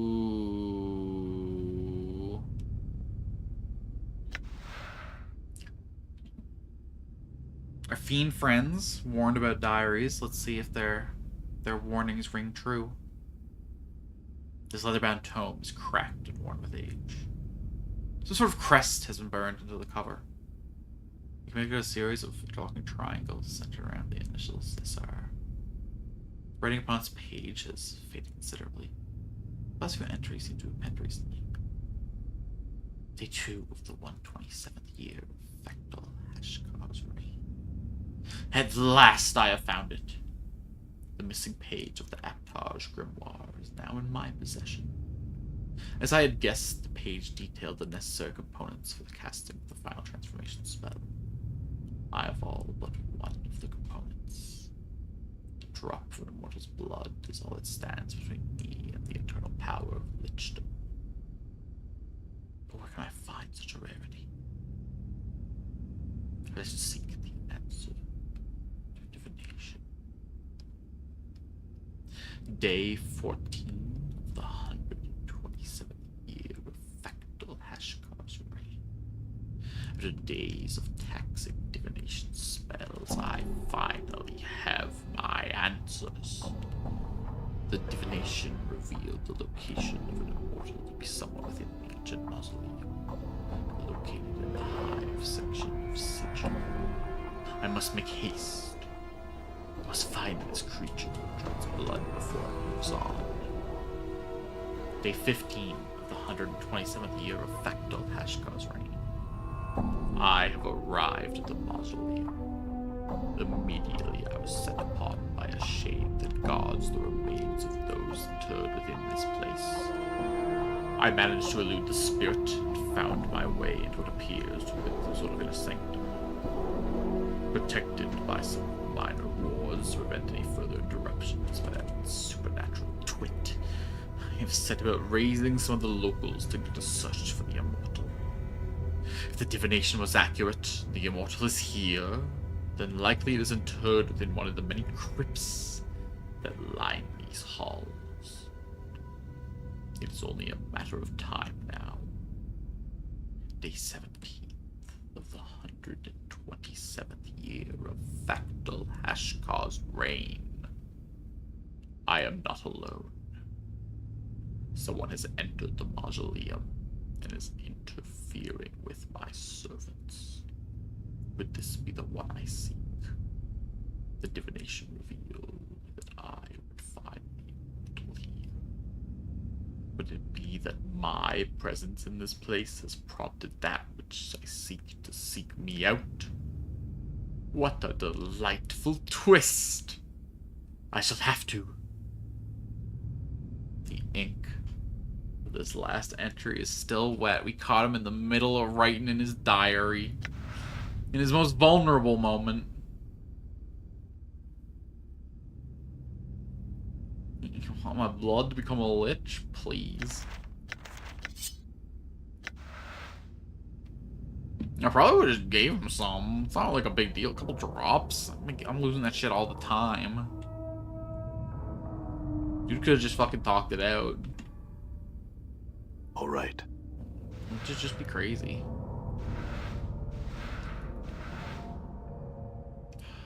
Did he ever get my blood at any point? He claimed he'd be back. I wanna smash this thing. Can I smash this thing? Fine.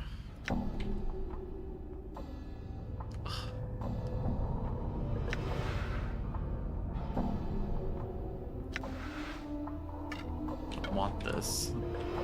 All right. I can't smash it. I don't want it. Damn, I want to smash the hell out of it. I want to bust it to bits. As you step into the corridor, the guardian spirit materializes before you. Its ghostly countenance regards you benevolently. I thank you. You have done me a great service. The spirits of my charges sleep quietly once again.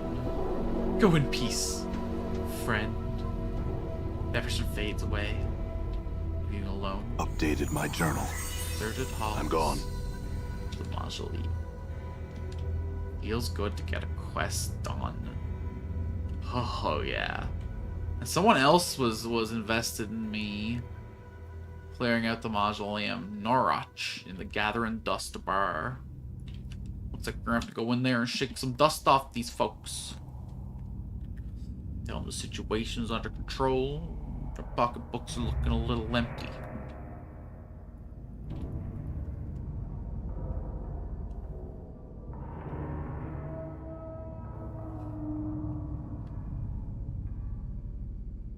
Damn, I wanted to get pad thai, but it's way too late for that now. I can't be walking out. All right. I'll just fry something quick in the skillet.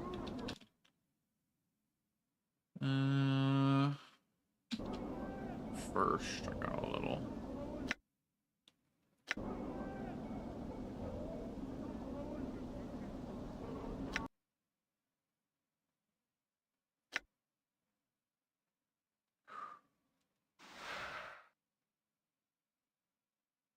Made of silver with a semi-precious gem on top of it. It's probably cursed as fuck if it's not his phylactery. No, he's a failed lich. Failed lich. No way he's got a phylactery. Don't worry about it. Imagining problems. Yeah, I'll take a spell on him that summons spills. Flies out of his eyes and mouth. That was metal as fuck for a skull. And like just a little less unpleasant than the image of either of these guys doing it, not gonna lie. Should I learn these spells? I don't think I want to waste his spell slots on these. I think I would like to flood Nameless with options, though. Unless I get like a really cool wizard. I need that boy to be a fighter again. Like, let me dream. Why can't I cross class? Why can't I be a rogue mage? Asking the important questions. If I had 2 rogues, I could do like rogue squad stuff. I can do the sneak and shank. This is where the guy who hates me is, so I gotta be careful here. I don't think this building was a shop. I think this was like a flop house. Which I guess I could probably pay to stay at and rest at, but Yeah, let's eat a rest. Let's eat a rest. You there, Arlo. Could I rest here? Sure, yeah, I've got the jink for it. I'll put here for free, explode nester there. There's no one else. Rest them. How much for a bed? Cost you 5 coppers. Yuck. Wipes his dirty hand in front of an even dirtier shirt and thrusts it towards you. Palm up. Yeah, okay. 5 coppers, sure. I could literally just walk to the other district and get it for free, but I'm supporting local businesses. I'm magnanimous like that. Is he awake now that it's the daytime? I think it was night last time I was here and tried talking to him. No. All right. Alright, boys, let's get moving. The other bar. Okay, that bar was in the northeast district, question mark, or in the southwest? Done.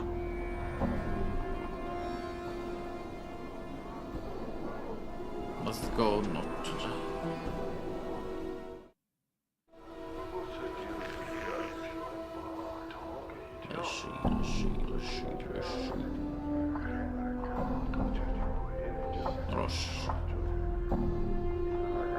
I found what's going on in the mausoleum. The dead sleep again. My journal. Norosh's lines of worry smooth out as you speak. Thanks, goodbye. He reaches into his robes and draws forth a large bag, which he hands to you. Copper coin, Price 100, and reaches into his robe again, and then throws a roll of bandages to you. need these bandages more than I, you see. Thanks. Glad I could help. Farewell.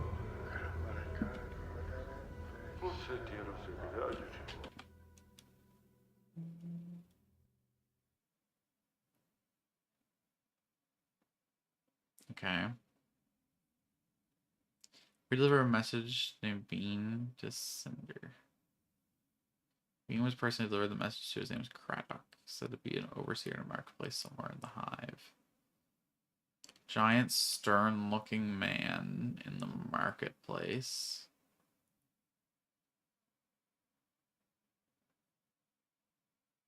Don't know where I'd even begin looking for Chaos Men. Oh, and then the fucking necklace at the bar. I got so many strings. So many objectives. I got so many things I need to be doing. So many that I think that we gotta call it here. It's irresponsible for me to stay up any longer than this. I got things I need to do tonight. I gotta go crash. So next time we play Planescape on either Sunday or Monday, we'll see. We will clear out the last few strings we got floating around in town, and then get back into the crypt. And wretch it from all its keepers. Now that we got a little bit more of a squad, I'm feeling confident in our ability to do it. But first, tomorrow, we're going to be finishing Postal 2, and probably playing the Apocalypse Weekend. So be sure to come back around for that. It's everyone's most hyped. Till next time, I've been Alex Alchin. Thanks so much for coming on out. You made more sport than I've ever deserved. Until next time, thanks so much. I'll see ya on the next one.